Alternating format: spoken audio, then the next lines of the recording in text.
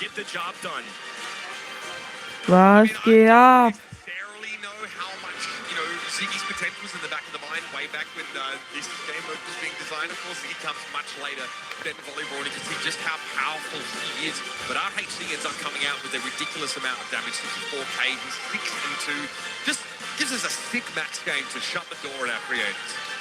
The crowd is already Lasst gern ein Like und ein Abo da. Danke für euren Support. What the pros have to say, they just won this show match. It's a huge win for them. They have indeed taken the win to kick off day 2 of the Brawl Stars World Finals. Congratulations, guys. A lovely show match. Some wild maps that we saw. Adrian, you have a perfect record as a coach now in professional Brawl Stars esports. How does that feel? I mean, it feels great, but what feels even greater is OJ was talking trash and he's going home, so that feels great. Oh, you see, you've already got that vibe already as a coach. You love it. I love the competitive nature of it. Look, have you enjoyed Stockholm so far? How's DreamHack been treating you?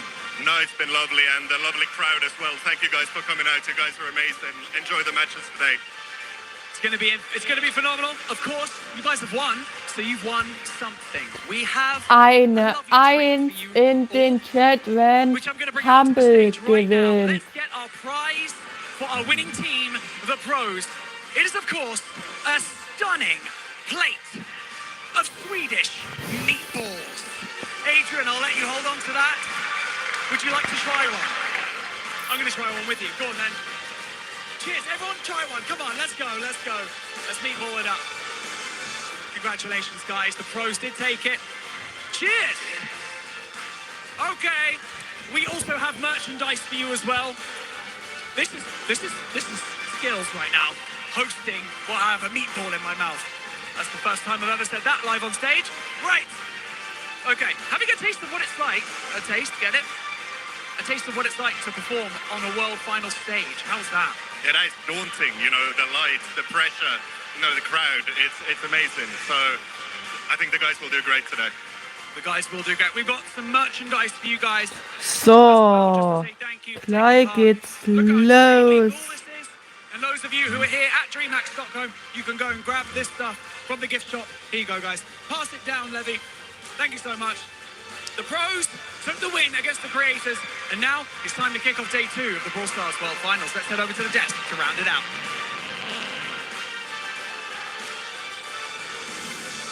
I hope you also got your meatballs. We had a pin on stream, so if you missed it, maybe go back 30 seconds. There was a little QR code right here. It was a super exciting match to kick off the day. Now it's gonna be a little more serious.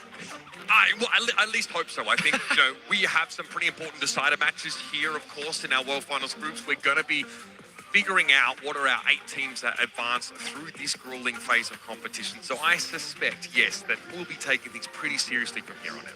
Yeah, I think the pros from now on won't be necessarily taunting and spinning and pinning and all that jazz. I mean, they will, but not necessarily to the degree, and they're not going to have as many easy opportunities. Both sides of competition across the board are going to be incredible. Whether you're watching on YouTube or Twitch, to participate in chat or on event.brawlstars.com, make sure to lock in your predictions. Then up next is going to be our very first match of day 2 of the Brawl Stars World Finals. We're going to head straight into SK Gaming versus Novo Esports. A unique classic now here live from the DreamHack Stockholm. Make sure to tune in again. We're going to give you a little bit of time and plus a little bit of a breather. We're going to be right back.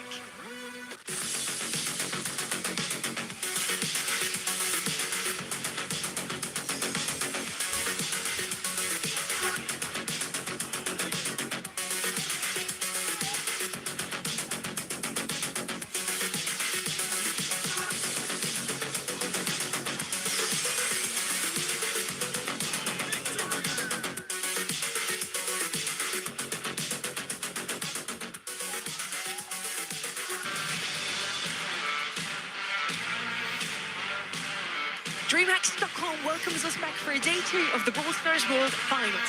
16 teams entered, 12 are still alive after a brutal opening day. They are now staring down a set of decider matches that will shape up the entire bracket for tomorrow. I'm Sunny, joined by two brilliant voices next to me, built for those game-winning moments. And gentlemen, with a really chaotic day one yesterday, what were those defining moments for you? I mean, there were plenty here on the main stage, also some backstage. Defining moment for me was honestly having Juan Carlos fall on his face in front of me after running and celebrating and jumping and screaming after they managed to beat Zeta Division in a very, very close game. Seeing the elation on the face of these guys who admitted that they maybe didn't feel like they deserved to be here, but taking down a top team from East Asia, fighting for their lives in this competition. That's what Brawl Stars is all about. It's great to see the energy and that passion from our players. Despite how they may have felt about being here, they more than earned it at this point. Clearly, it was not a mistake, and several mistakes. So, die erste Runde beginnt SK Gaming gegen Nova Esports. Eine 1, wenn SK Gaming gewinnt, und eine 2, wenn Nova Gaming gewinnt. In den Chat. I mean, this is the World Finals. Nobody is safe. We have 4 GSL-style groups, which means we drop 2 teams out of each of those groups by the time we get to day 3. So today, we're sending another team from each group home and also firming up our seeding for that 8-team single elimination bracket, of course, for all the marbles, Kenny. All the marbles, including $1 million on the line. And out the gates, too, a lot of good teams. Some surprises along the way as well. Like we mentioned, several LCQ teams surviving. But more importantly, each region has lost a representative. The only one that didn't, of course, is little old SEA. Good for them.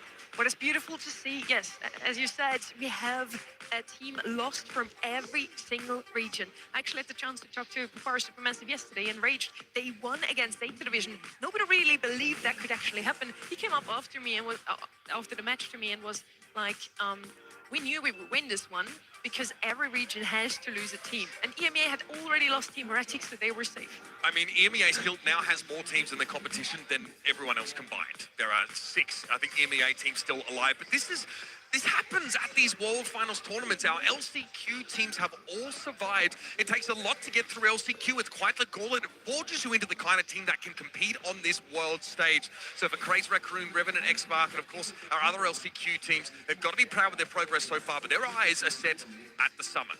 Not to mention, too, it's not just that there's different regional teams that have been lost. There are 1 seeds, 2 seeds, 3 seeds. So sieht die Tabelle aktuell aus. Jetzt spielt SK Gaming gegen Nova Esports. EMEA did not lose to the number 1 seed from East Asia, a world champion on that Zeta Division roster. It's fully chaotic. I don't know what to expect. The only thing I do know is to expect the unexpected. The only thing I know, my predictions are in shambles. I hope yours aren't. If you haven't locked in your predictions yet, do so now over at event.brawlstars.com. These are ours for today, and that can't be good, right? That can't be a good sign. I think we had a couple of copycats today. Yeah, look, this usually heralds disaster when all of our talent team are aligned in our predictions. I think there's a couple games that really could go either way. That Group B winners matchup, Tribe Gaming, still yet to really see what they're capable of, I think.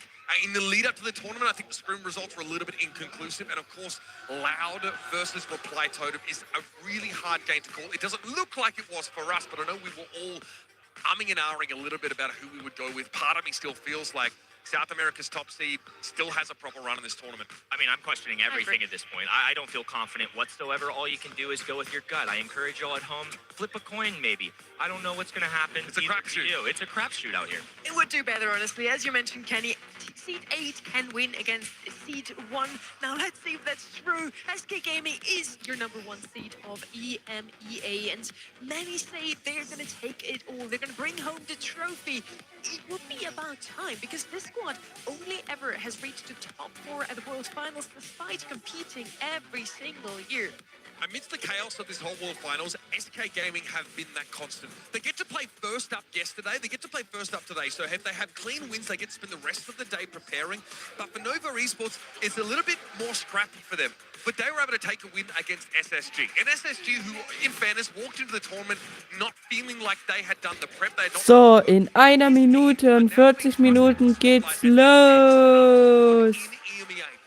packed with potential, this Italian squad. Sabine, Marco, and Biso could be future kings of this region. For now, though, they are facing down SK Gaming at the #1 seed. No LAN experience leading up to this, and of course, yesterday, they were one of those backstage matches against SSG. Of course, credit where credit's due. That's a big victory. That's the second place team from a couple years ago. I am excited for this match, not only because SK Gaming is on stage, and again, many of them have them down as your winners of it all, but also Novo for their first time ever on a big stage like this one. They only got here because SK Humble did so well at the Brawl Cup. Those extra slots, was good for them. I mean, and they relied on, I think, SK Gaming and Humble to make a splash, but this is EMEA. It doesn't matter how deep you go in terms of seeding. This is their, 7th to 8th seed. There's still a lot of potential. This region is so competitive that there are a much larger number of teams that can compete on the world stage. As Doch, das geht mir was an. It's tough to win a monthly title, but you might be able to get yourself a spot. Gleich in 30 Sekunden geht's los. Definitely an interesting one too. Novo's resume very different from some of SK Gaming, who won several grand finals. Meanwhile, Novo's grand final win came in that month too. And for me, that was one of the most interesting ones, very different meta. So I want to see if they can do it on the big stage. I hope Novo's not too nervous. Of course, they know their match against SK Gaming. They've faced up against them every single month. They did take away one of their monthly final wins. I think SK has won the most, but they still won one at least. Let's see if they can win today. Teams, this is your stage.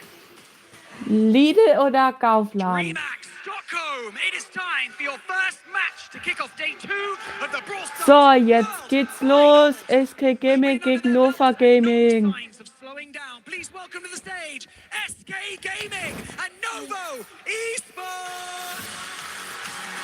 SK Gaming have Joker, Yoshi, and Ope. Novo Esports are Marco, Biso, and Subi.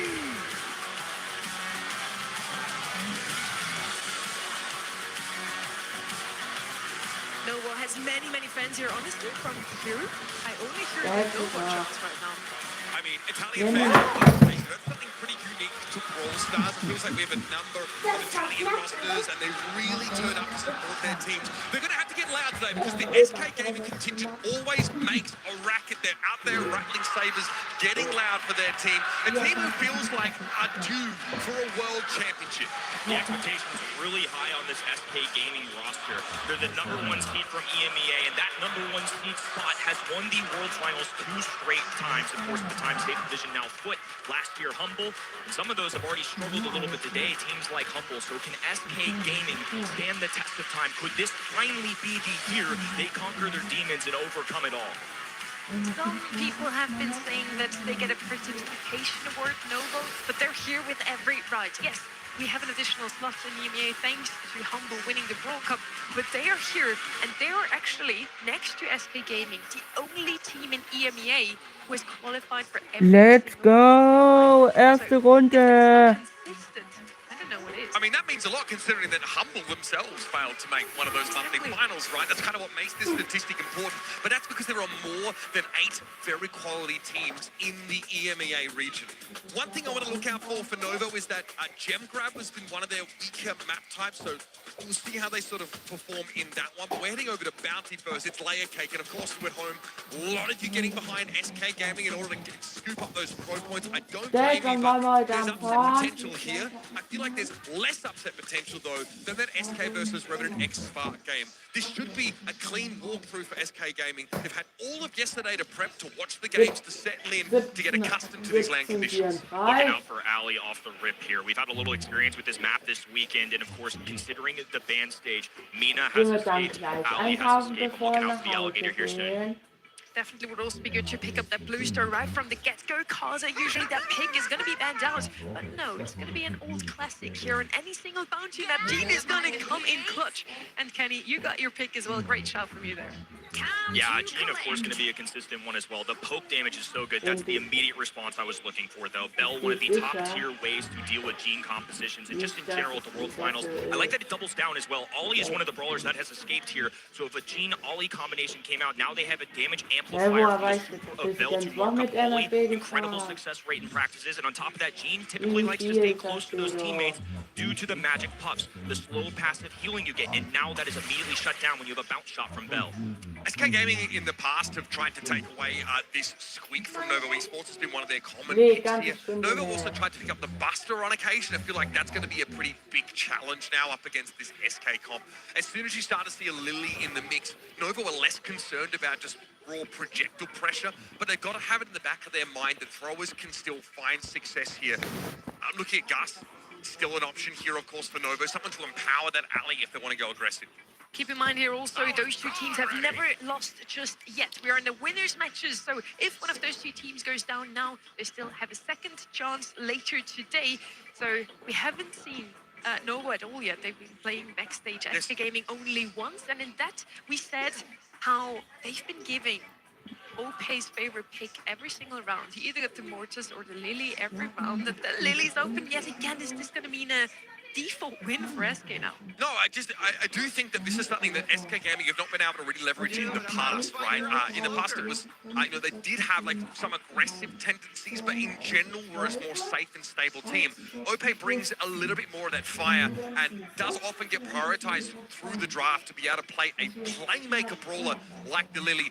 And here on Bounty, it might seem a little less common, right? There's some risk associated with diving in, especially now into this last pick, Doug from Nova Esports. Nova Esports, first W at the World Finals just yesterday, but how will they handle the pressure of the bright lights, the big... So, let's go. SK Gaming gegen Nova Esports. Number one seed from EMEA versus Dark Horse number 5. And for Nova Esports, this is not just a final boss matchup, it's a big brother from EMEA. OP already trying to tease Sabemi out of those bushes. That's going to be quite the matchup here with the alley who has that additional mobility when inside the thickets. Marco wants to step up, doesn't know Joker's going to be there, and Yoshi's able to clamber over towards him with a bubble pop. A very strong start in the neutral here for SK.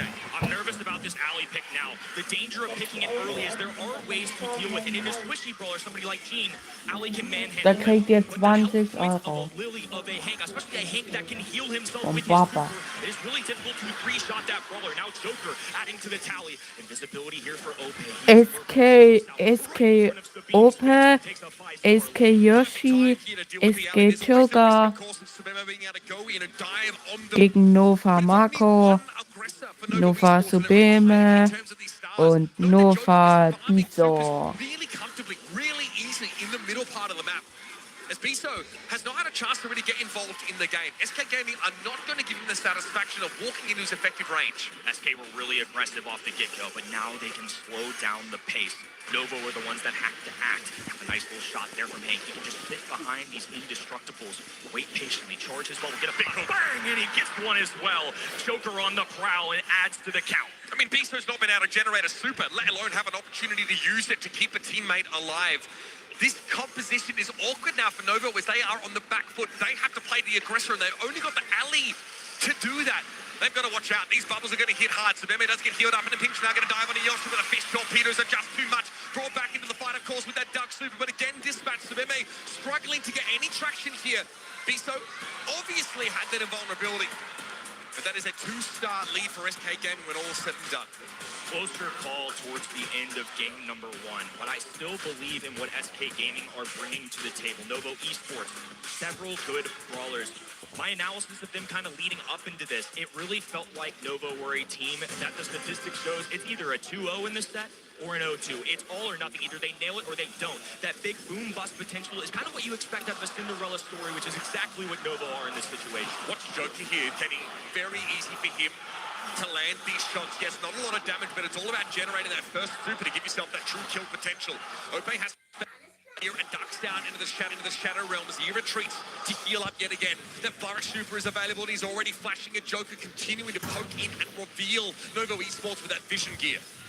Blue Star wrestling with Sabine makes things interesting as well. The aggressive brawler is typically the one you want on the front lines. Instead, though, has to rest beside Doug and wait patiently. It's going to force SK to get aggressive, and I don't mind that for them. They have a Hank and a Lily. Being aggressive is no problem, but Joker from the back line makes a pull once again. This man simply cannot miss. Yoshi is trying to ward an Ovo away here, trying to stymie some of that aggression with the threat of these bubbles, and for the most part, it works. But no kill off the magic hand there for Joker. It was just Doug supered off. So they were able to return to the fray in a pinch. Now, though, that's available once more. Hypercharge up there for Zuba, but here it is. Ope going to dive on in. Can he get out? That's the problem. Just walks away from it. Subeme trying to chase him down. Ope's healthy enough and dispatches the alley. Fortunately for Subeme, he had Doug super. The Doug himself, though, was taken out of the game. 4-1 in stars. Subeme dives in. That's what you're looking for. Gets a 2-star lead for Novo.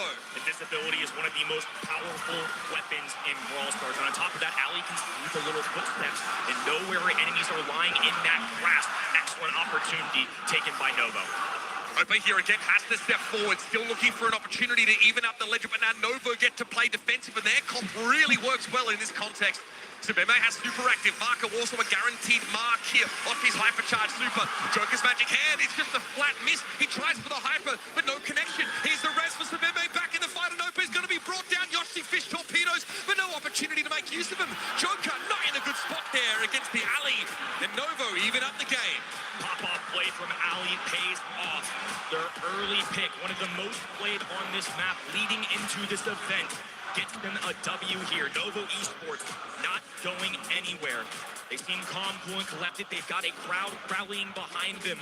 This really looks like one of the bigger organizations in SK Gaming on the other side that you'd expect. Yeah, the crowd really getting behind this newer team, the Brawl Stars. Once again, it's about this interaction between Gene and Doug. If Joker can get a magic hand before Biso's able to develop a super, it's almost like guaranteed start lead for SK Gaming, but Blue Star was picked up by Novo here. Team playing with his food, really forced to use Gadget. I think that's a good trade for Novo. All things considered, they're still holding position, branching out a little bit now, and the nest eggs are slowly but surely building up. The more of those they can get down, the more that they can hold on to this lead for as long as possible, the better of a defensive stance they can have. Joker's looking for a pick, but mindful, of course, that Doug Super is in play. That revival will be pretty important. Maybe tease it out, try and bait it out. Nova would be the play, but Biso, man, ice cold. Uses it at just the right time. Biso, though, hooked in after the fact. Great response. The Doug now dealt with. Bebe still looking for more, though. Gadget used by Ope, and Joker doesn't have such a luxury. So Bebe's only going to be able to find that one kill, but that's enough to keep Novo in the lead. Now SK, once again, have to respond. Less than a minute on the clock, still plenty of time. They have to find the aggressive factor. Right now, they've spaced the floor. A hypercharge for OP, though that is something that will be deadly if it makes contact with any Novo player. No super for Biso. There's a window here for SK Gaming to play a little bit more aggressively. Subeme close inside those bushes. Yoshi mindful of this now, charging up another bubble. Magic hand connects, and no opportunity to save Marco. Biso, those threatening, coming forward, wants to get that super on Subeme, but there's no opportunity for Novo to go aggressive. They have to wait for Marco to return, and he's got a mark to deliver. The red roster now has to progress forward. Down the map they go. Pull goes through. He's going to come back to life, though. Up in the faces of the enemies. Not enough to grab anything. Yoshi gets the kill. Okay, on the other end. Blue Star residing with Yoshi. They need to get a tag. Not enough, though. Biso, even if he claims this one, has more work to do. Ali doing her best, but into the tanky Hank. It's not going to be enough. Kings of EMEA will take the opener. Pretty solid draft from both sides. You could really start to see the game plan emerge for Novo in that second round of Bounty. It's high risk, though. It requires the Duck Super to be active and Subeme in a position to go aggressive. And we saw Ope do his best Cordelia's cosplay there by actually supering onto the Doug just to take him out of the game. Not trying to assassinate him, just trying to remove Biso's healing and damage in close proximity. Null Likes und null Zuschauer. It wasn't exactly, a spotlight performance for the Hank, but that consistent damage and also just the threat of, being burst down by getting too close to SK's lineup was enough to keep Novo at bay for most of that round. I thought the tankiness of SK Gaming was going to be enough to repel the alley. I thought just the sheer amount of health points is the biggest thing to kind of deal with her. Instead, though, I really feel like it was the chain pulls that made all the difference in the world. The fact that Joker was so on the money every time, and even if it didn't grab a kill, it isolated somebody. It separated them from Doug, or it pulled Doug just in the nick of time before he could send out a super heal himself. Really well played. Longtime veteran Joker certainly came through. And you can see how important the raw stats of Hypercharge is to a brawler like Lily. That 20% speed increase is massive. That's been brought down, of course, from what, 25% that it used to be. But it was important there for Ope to be able to walk away after Hypercharge supering in and denying the potential to trade. This is quite a technical matchup as these drafts interacted there on Bounty. So SK did very well to navigate that with a degree of SK grace. Gaming hat die erste Runde gewonnen. For him, this is just another hurdle in the road to claim glory. Da kriegt er And besonders finally get that Karten. world's title. On the other end, Novo Esports, nothing to lose. I like seeing them being frisky. I like the aggressiveness. I like that they went with their competition regardless in the face of something like a Hank and a Lily. I think you have to have that just sheer level of confidence no matter what into a team like this, because otherwise you don't feel like you belong. You have to fake it till you make it. There is a mentality to that, right? I feel like Novo are going to be able to play a little more free. SK Gaming, this is business as usual. SK are no strangers to having that pressure. They put it on themselves, the fans, of course. The expectations are always high. They never have the luxury of being an underdog team. But what favours them is that Dueling Beetles is their best map right now. A 71.4% win rate through the lead up to this tournament. They are very potent here. Often drafting comps that revolve around Pam and Gale, also making great use of Charlie here. Nothing too flashy in terms of their brawler preference, but they are very solid here. In terms of top picks, it's got to be Pam and then everybody else. That's why she's going to get a double ban in that stage. Finks is an excellent mid as well to throw out. Mina, a great brawler overall. So now I'm looking to brawlers like Hank, who are still left in the equation. Kaze, if you're looking for a flare of aggression. Maybe not this early in the draft, but I think those are responses later down the line. If I see Lou, I'm a little scared off going something like a Tank and Hank. Yeah, it's pretty dangerous. Easy to farm, those loose supers up, especially a Hypercharge that will instantly freeze you in place if it is made use of. Also, that Lou gadget to increase the amount of freeze on enemies. You really can't linger too long inside those slowing zones. They're very effective zoning tool, even if Lou doesn't have the ridiculously high damage output. Would have loved to see Kaze at the Joker special, but there always carries an element of risk. Draco here, very potent, very popular on this kind of map. I think the Hyperchargers really catapulted him into ubiquity, a very powerful brawler, especially with that last stand gadget. B going to be the other brawler here as well. So I think B in a head-to-head matchup against Lou is a great call. And then also if SK Gaming elect to go for a tank in themselves, they at least have something to deal with that. I wonder if the Draco is just an early pick for Hot Zone, or if this is more preventative into something like a Hank coming out of SK Gaming. Because now that they know that SK Gaming have the Lou, Novo Esports likely aren't going to be picking the Hank. Maybe they're anticipating the Gray Hank combo coming out of SK Gaming. Been one of the most successful ones on this map in general, I would say. And that's exactly what they're going to do. Yeah, I think that was a little bit of just heads-up gameplay from Novo, just knowing what was coming their way. Yeah, Hank, of course, into Draco. It can be difficult for Hank. We don't often see a change of star power for the Draco. The mark and sort of knockup can pop that Hank bubble prematurely, but usually their health increase, or rather the heal when you switch over to Drag. Los, alle mal den Stream liken und abonnieren. A great tool to really set this Draco up for success. That extra sustain means extra percentage on the point. And that really goes a long way in matchups like this, where both teams are really trying to drag out these fights as long as they can. Poco is going to entirely cancel out Lou as well. The gadget allows you to not take any freeze, so it's just going to neutralize that entirely. So Lou's going to have some work to be done. Novo Esports down one. The underdogs looking to take down the #1 from their region. It's going to be a tight one. B still up the middle of the map. There to assist the Draco. B getting pulled, working the long and left side. B should have a favorable matchup with the Lou. I'm looking out for that one. This has been Joker's best brawler in the lead up to this tournament. The Grey in his hands has been very potent. He's almost won 3/4 of all of his games on that brawler.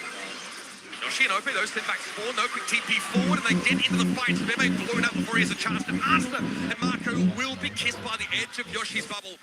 Now the door is open for SK Gaming and for Ope to step forward now and start to harass with some of the this longer range damage. You're going to have to rely on Draco to have any kind of comeback potential. Once they're on these walls, we have something like a Gray that can teleport, Walking Cane. Of course, Yoshi as Hank is just going to be able to press forward. This is a great comeback, though. They already had a lead, and now they're extending. Ope able to cycle these supers, be so close to being slowed up. Joker wants to try and chase him down, but it's going to be a Poco hypercharge here. Bit of shield for Sebeme. Goes a long way, but it might not be quite enough here. In that super form, he's got the DPS, though, to burn Yoshi down, and Ope can only dip a toe onto the edge of this point. Nice pass coming out of Marco. They're going to need more, though. Yoshi now up in their faces, super being pop, but a hypercharge and a flamethrower coming out of Draco. All three members of the red roster standing tall in the hot zone. Ope's next super that will be hypercharge empowered, which means instant freeze potential. He opts not to make use of the hypercharge in this situation and might have reconsidered that here as Sebeme surges forward yet again. This is a tough matchup for Yoshi, but he knowingly picked the Hank into it. There's got to be a longer game plan here for SK as they finally regain possession. Still an opportunity for SK Gaming. They have control of the middle of the map. Now they're working the indestructible on the left. Marco going for the hypercharge. They need to act now. The freeze going down on the right-hand side. Ope getting a dangerous amount of damage, and they're climbing their way up to 100. Number one from EMEA, unfazed by the spunky upstart. That is about as clutch as you get. Ope, instead of choosing to use that hypercharge super defensively, sees an opportunity to freeze two Novo players in place. And that's with SK down 10-15%. That's enough to give them the win. Very heads-up play from the playmaker himself. Great creativity with the Poco to try and deal with the Lu, but Ope, unfortunately, is playing way too well. He's cycling in so many supers to the point, landing so many shots that you can only pop that gadget so often. It's not an end-all, be-all. It's just a short freeze-frame moment that you can gain the advantage. Sebeme had that gadget faded out of it perfectly, but Novo are the team with carte blanche. They get to stand up on this point until SK Gaming can move them. They ask the questions. SK had to come up with the answers. And a Lu super does a pretty good job. Very proactive approach coming out of SK Gaming. And once again, Novo are going to fall back. Several swings in this first game. A nice blocking team there. Marco going to be in trouble. They're going to leave him alone for now. Yoshi tried to get up in the faces of Novo, but they shut him down. But SK can't do too much inside that Draco super. It's a terrible matchup for the Hank at the best of times. He'll be able to TP forward, of course, benefiting from the shield of that Grey hypercharge. Now SK have now to get back into the lead.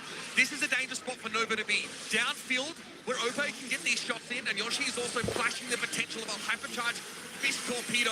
That's a lot of healing, a lot of sustain, and Yoshi off the back of it gets a bit more aggressive. SK Gaming, a little more relaxed right now. Well over 40% in their favor. Draco without a super can't move forward. Poco just desperately trying to heal up his ally, but it's not enough. This is Novo's last chance. That's such an early gadget use for Sebeme. That's not really where he wants to make use of it, but they have Alle to mal make the move. Ope's gonna be forced back. He'll have a chance to heal up, but here comes Yoshi empowered through that TP get again. Joker hitting so many shots, generating so many hypercharges. SK too tanky to shove over. Ich hab A grad dominant geguckt. showing on Ich doing hab beat. grad geguckt, wer es Poco war. Gambit just did not work out. Close game number one, but when game number two, SK Gaming made adjustments, landed even more shots somehow than they already were, and they take advantage. 2-0. Really difficult spot if you're Novo to be in. You are in a regional rivalry. Both teams have played each other before. You've played the same teams all year long, and it's just impossible to say any otherwise. SK Gaming have the better results. They have the better stats here as well. Joker came to play today. Well, we were looking at the composition for Novo when honestly, it looked very potent against what SK were bringing. They were able to get their Draco really early, round out the draft with the Poco heals. With all that extra sustain, that shield from the Poco hypercharge, the gadget, of course, to shrug off any crowd control effects, that is still not enough when Joker and Ope get rolling and Yoshi spends the round doing damage constantly. Over 500 DPS from the Hank. I feel like that was pretty well thought out from SK. I think once we see the Lu, you know, we called it out immediately. You can't run the Hank if you're Novo into the Lu, or at least it would be really challenging. But I think Novo had the idea of the Poco on the back end. They would have prevented a Draco pick as well, so I think they were fully anticipating it. Unfortunately, SK Gaming just believed in it enough. That Gray Hank combination is deadly on a lot of maps, not just dueling Beetles. In general, just having Hank be able to quit on the front line so quickly in just a blink of an eye, all it takes is one super. It's just impossible to overcome. overcome. I think Novo had the right idea, the right mentality. They're clearly showing that they've hyper thought about this draft, but unfortunately SK Gaming just continue to be one step ahead. There aren't too many teams in Brawl Stars that have scaled these heights, that have been on so many stages, that have honestly faced so much disappointment and heartbreak in their journeys as SK Gaming. Games like this is another brick in the wall. It's another stepping stone. They've been back against the wall. They've been down. They've also had moments of great exultation. I think back to Jönköping there in 2023. These guys have seen it all. And right now they are cool, calm and collected. This is another day at the office. And yet another foe dragged out in front of them. Coming the king, so best not miss. Novo Esports have been good so far. Obviously a win yesterday, but this is a different beast, a different breed. Higher expectations with SK Gaming's #1. They'll keep having an opportunity here to prove the world wrong. Moving on to New Horizons. This map, a very interesting one. We've been able to mess with it a little bit this weekend. I'm once again looking out for Gray as one of those top picks. Ollie, a tank of choice here, and some long range / support brawlers in something like August and Angelo. We've also seen at times some throwers brought in. I think Juju can be pretty potent here. There are enough bushes to make use of to start to put a clock on your opponent, or at least deny the strategy of grouping up and playing for the late round. There's really two distinct directions that go in. Now, what the draft implies is, honestly, that SK Gaming don't want to have to deal with Kaze. They don't want to be first picking that kind of brawler. They are normally going to opt for the more stable strategy with that element of variance that OP can bring. At least give themselves an option to go up a gear, go aggressive. Squeak's going to be locked in really early. There's a ton of combos for this. The Ollie Squeak we've seen in the past a lot before, but that's already been banned out. So there's going to be another plan here.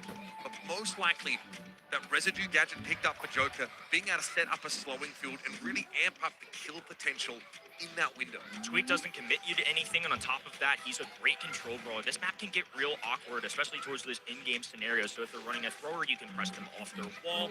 Especially brawlers like Ziggy right now. Some of these more interesting throwers are really starting to show face. So I think this week early pick makes a lot of sense. Bell for a long-range opportunity. A damage amplifier if SK Gaming want to get aggressive and go something like a Hank combo. We're no stranger to Gray Hank already today. Byron Hank could have made an appearance, obviously being banned, but just in general, something like Gus, something like Jae Young, those are still potential possibilities in terms of outlines of strategies. Yeah, and these two teams need to ask themselves if they want to try and draft some wall break in the event that maybe there are throwers involved. Obviously, that wall break would also really, benefit sharpshooters here. So Novo Esports might want to head in that direction. Or you can just pretend the walls don't exist with Meeple. That's a pretty reasonable pick. Very popular on this particular map now. Hypercharge that not only allows you to shoot through walls, but to walk through them as well. Very control-oriented so far. I think we're so used to seeing tanks and assassins run rampant in our meta, but right now this is a legitimate win condition. Meeple is somebody that is so strong, and of course one hypercharge can shift the entire game, especially in something like Knockout. If your enemy team's on the back heel, they're in their spawn, all you have to do is drop a hypercharge and you can just walk forward, shift shots through those walls. There's the Gust that I was talking about, so I'm curious what SK Gaming pair this with. It's a long-range option, so into something like Meeple in a head-to-head, I really like that for Gust. But will they take advantage of the shield on top of that and pair it with a beefy brawler? And a team like Humble here would almost consider something like Nani if they want to try and fight the sharpshooter battle. They brought Brock in, so they now have some wall break potential to some degree to nullify the asymmetry that can be caused by Meeple in turning off those walls, at least for Novo entirely. And of course, someone who effectively works at very long range. Also, the danger of walking into a rocket rain, especially as the map starts to close late in the round, gives SK Gaming a ton of levers to pull here. I wonder if they go something like a Hank Meeple combination here and just get aggressive, because the health points on SK Gaming's side are certainly lacking. It's hard to go a thrower at that point as well. Instead, they're just going to go Angelo, which I think makes sense too. Angelo is a sharpshooter. He's going to do quite well into somebody like a Brock. Brock's really good, but I feel like it's more for the strategy side of things, the utility side of things, and taking down those walls. Not necessarily him as a sharpshooter and a deadly dealer. And also, I think it makes the reality of opening up the map a little less desirable now for SK, allowing, forcing yourself to play as two sharpshooters that sort of virtually outrange you, or definitely feel advantage there.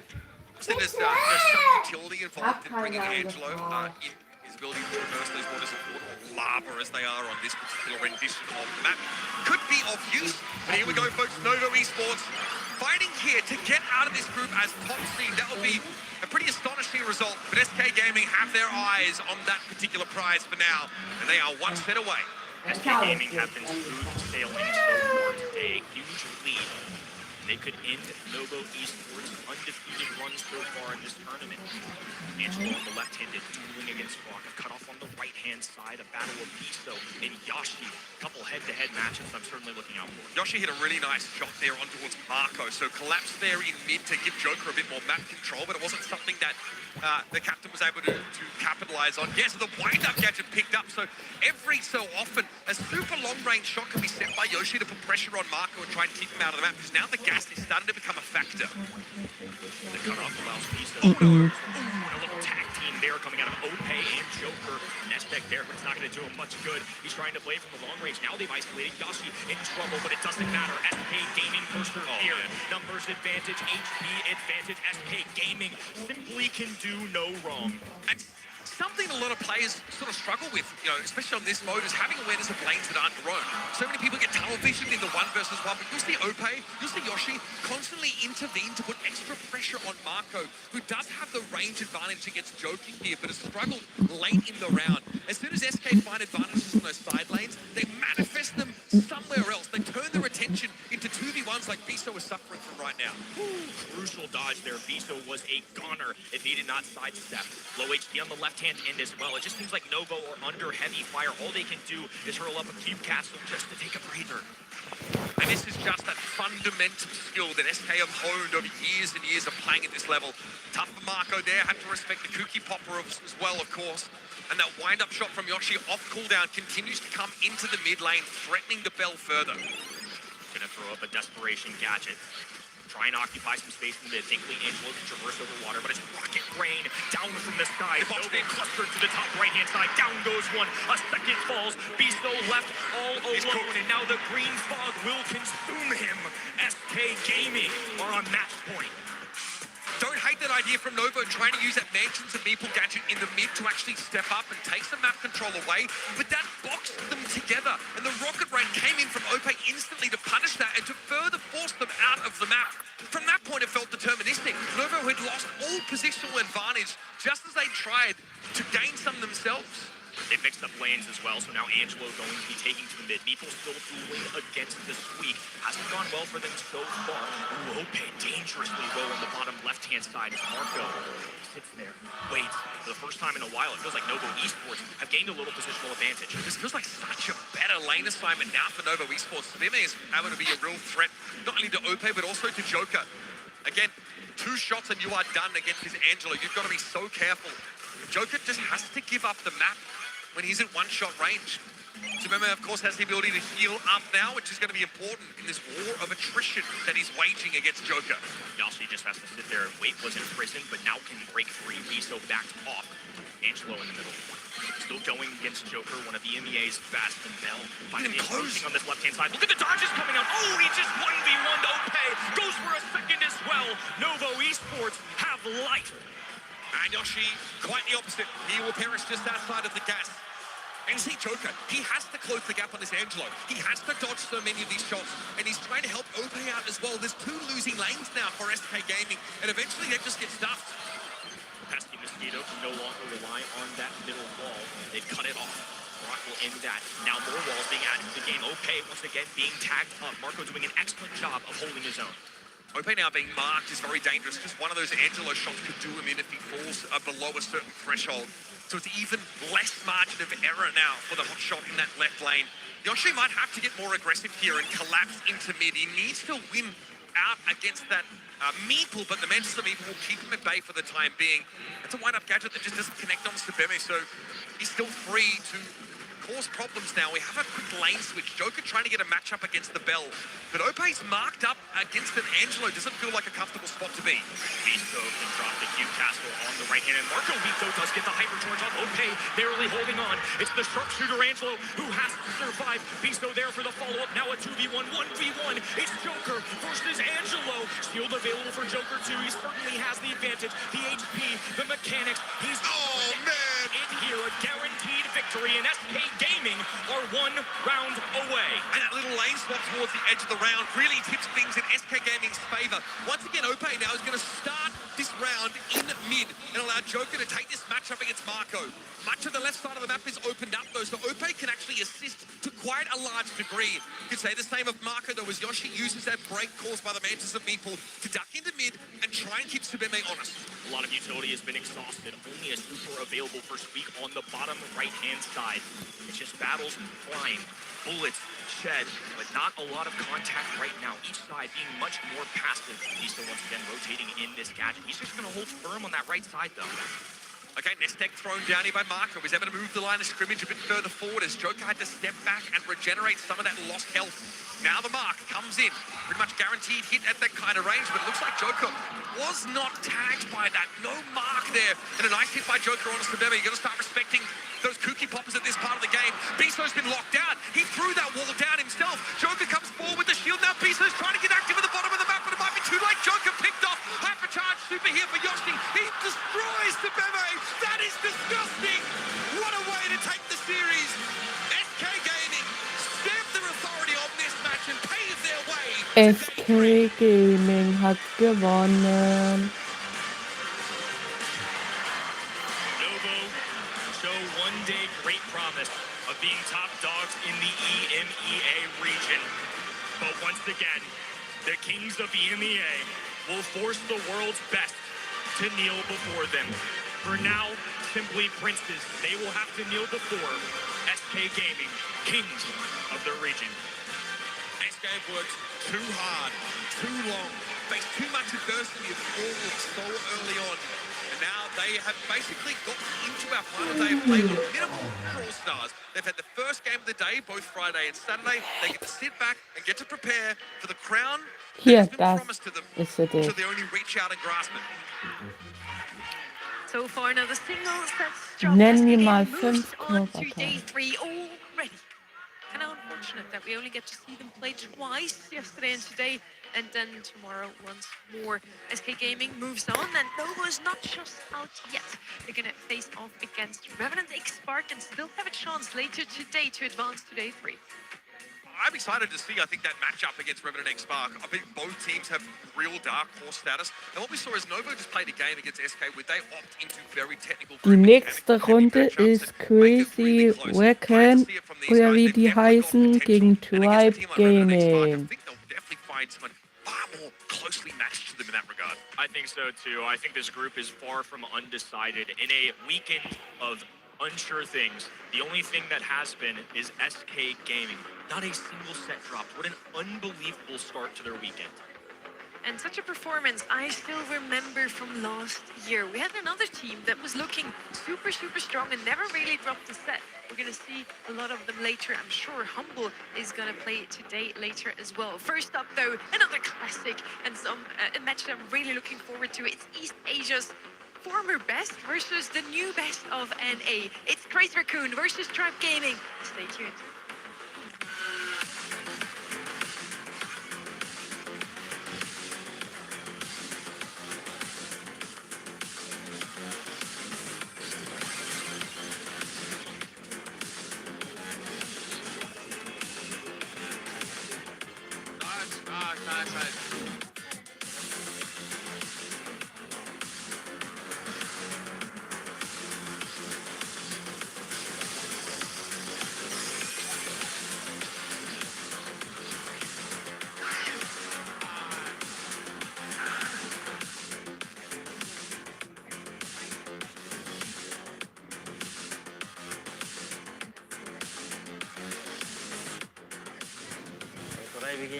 Nice. I think Crazy Raccoon are like a solid team. They got a two-time world champion, and that's like the key of their success. I think having Tensai in a team is a power for them. So it's a solid team to face.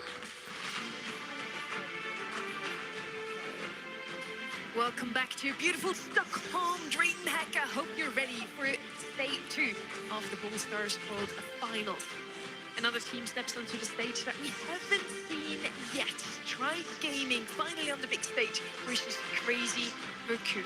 Both of those only won their matches so far. We're in the winners match, so each of those teams still has a second life if it doesn't work out just now. I'm still here with Uber and Kenny. Doing fine? Absolutely. We only got 3 sets in the previous game. Fair point. Bring me another, I say. I'd definitely love a challenge. This is a rematch of a 2024 quarterfinal between then Elevate and then Crazy Raccoon, of course, that did have Statampo on the roster. That went to 5 sets. It was an absolute banger of a game. And Statampo is no longer here, one of those players eliminated yesterday. Teammate Milcreo is the new guy here. He was at World Finals last year. This will be his 3rd World Finals debut. Look at the team synergy as well. I hope they can show that in the field as well. Such an interesting match coming up next. Statampo and his team's 8th division got knocked out yesterday. First seed of East Asia. And we were very quick to judge NA once their first seed got knocked out of a LAN event recently. Does that mean East Asia is the new NA now, or how do we interpret that? Oh, look, I don't know. I think NA is really hard to call because if you think about how SSG struggled this year and compare it to honestly how comparatively smooth it's been for Tribe, it's kind of hard to sort of make that same comparison. This is the very best from NA, and they demonstrated it time and time again. It was a tough Brawl Cup for them, though, getting knocked out by Toxic Lotus, but I'm glad we're sort of bringing this back. Yeah, it was a pretty sick game at that World Finals. I think me and Reddy covered that one, where that Elevate team really earned out respect against a Crazy Raccoon that everyone expected to be like top 3 at that tournament. Now they're going to take a step further. If they can down them here in groups and lock up that first seed from their group heading into finals, they'll be very pleased. Last year, it was the end of Tribe Gaming in the playoffs. Now they have a chance against them in the group stage to get revenge. And in the end, Crazy Raccoon is a formidable opponent. Yesterday, they knocked out Humble. And if they lose now, they have to face up against them again later today. They do not want that. Let's bring them out on stage. I hope you're ready, Barney. I sure am. Can North America silence the naysayers, or East Asia slay another enemy? One team smooth sails into the quarterfinals, and the other fights for survival later today. Make some noise for Crazy Raccoon and Tribe Gaming! Crazy Raccoon are Milcreo, Moya, and Tensai. Tribe Gaming are Luffy, RBM, and Zeus.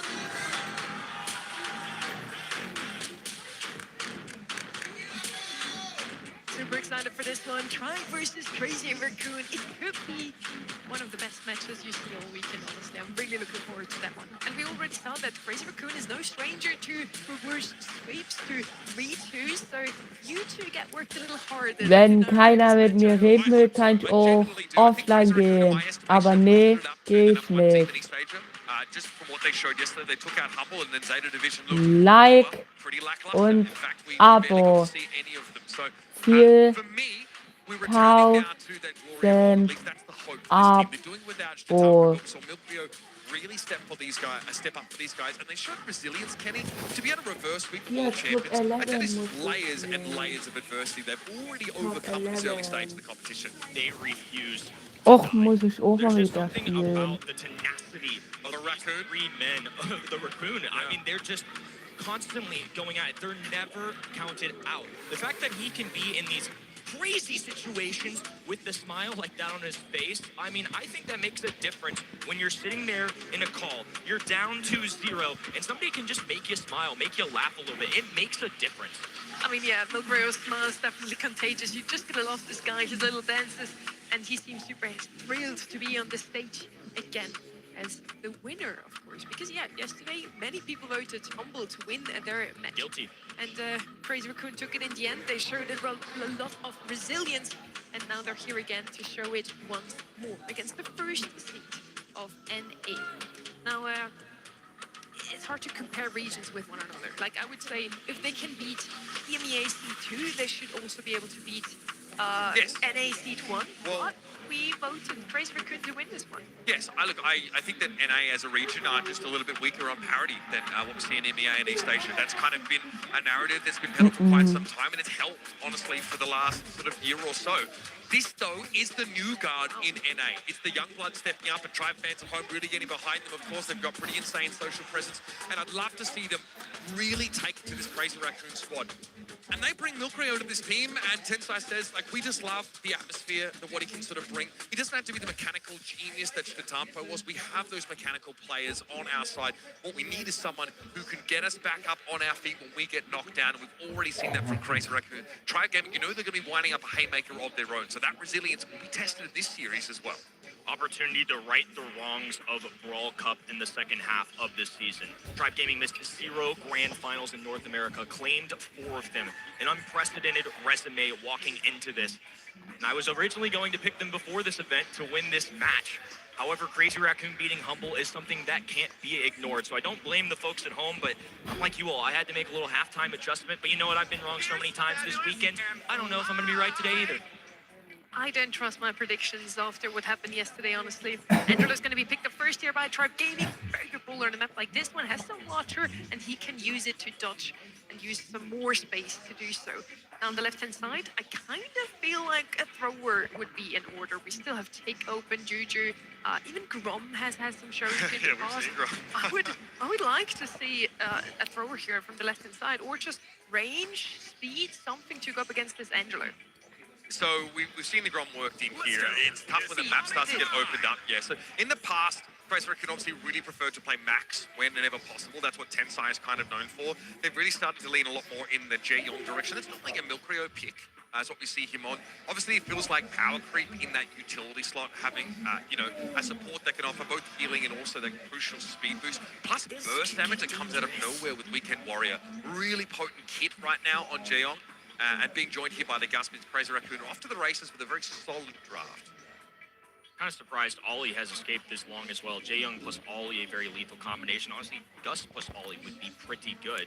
But obviously, Bro's it's the advanced stage, yeah. It's the hand up. I just kind of missed that one. I looked at Gina, looked at Mina, just a little skip there. Hanks can still be applied, though. I think the little shrimp can do some damage here. I'm curious to see what they pair this with, because I feel like it would be a little over-committal to go 2 support brawlers. Gus is just good in his own right as a long-distance range to kind of keep up with Angelo, but that's more where my brain went. Tribe Gaming going to go in an exact opposite direction. I mean, are they though? We mentioned the Hank already. A Meeple Hank would definitely be a good comp here. Base. Okay, Base. never mind. Never Base mind. alert. OJ I did handed not him his see draft that one coming, to be fair. Shelly, definitely a good brawler in case Crazy Raccoon picks up a Hank now. I think, I would recommend them not to do so. Do you want to play a thrower into this now, or are you still scared of the Meeple super? Can you punish like this Shelly play? I think so. Yeah. If they go Hank now, they basically sold the game to that Shelly. On the right-hand side, I'm actually surprised to not see the Meeple Hank comp themselves, but picking up Shelly there definitely makes it so Crazy Raccoon can't go tank themselves. Thrower last pick. I think Crazy Raccoon has really good comp in their heads here. I don't know. I tried gaming with the base award for me, bro. That Shelly pickup is kind of where I'm at. Obviously, Juju now with that hypercharge, Gregory becomes much more powerful, much faster, tankier, and also hits a lot harder. So that damage starts to become relevant. Here we go, folks. A rematch of our quarterfinal in 2024. It's a retooled Crazy Raccoon up against a now grizzled roster of Tribe Gaming, leading the way for NA. Can they put their region back on the map?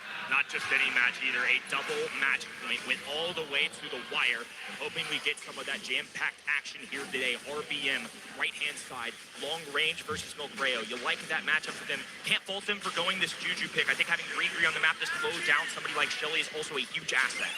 Okay, Tensai, though, caught inside the mansions of Meeple, but Tribe Gaming don't really have a way to punish this without a Meeple super. So it's simply just going to be a timeout for Tensai, and he'll return to the fight. Slowly but surely, Tribe Gaming are being squeezed out of the map. This is getting a little dangerous now. See Luffy popping the gadget to give himself the extra range in a pinch, but all of those shots are avoided, and that Shelly's not done a whole lot yet.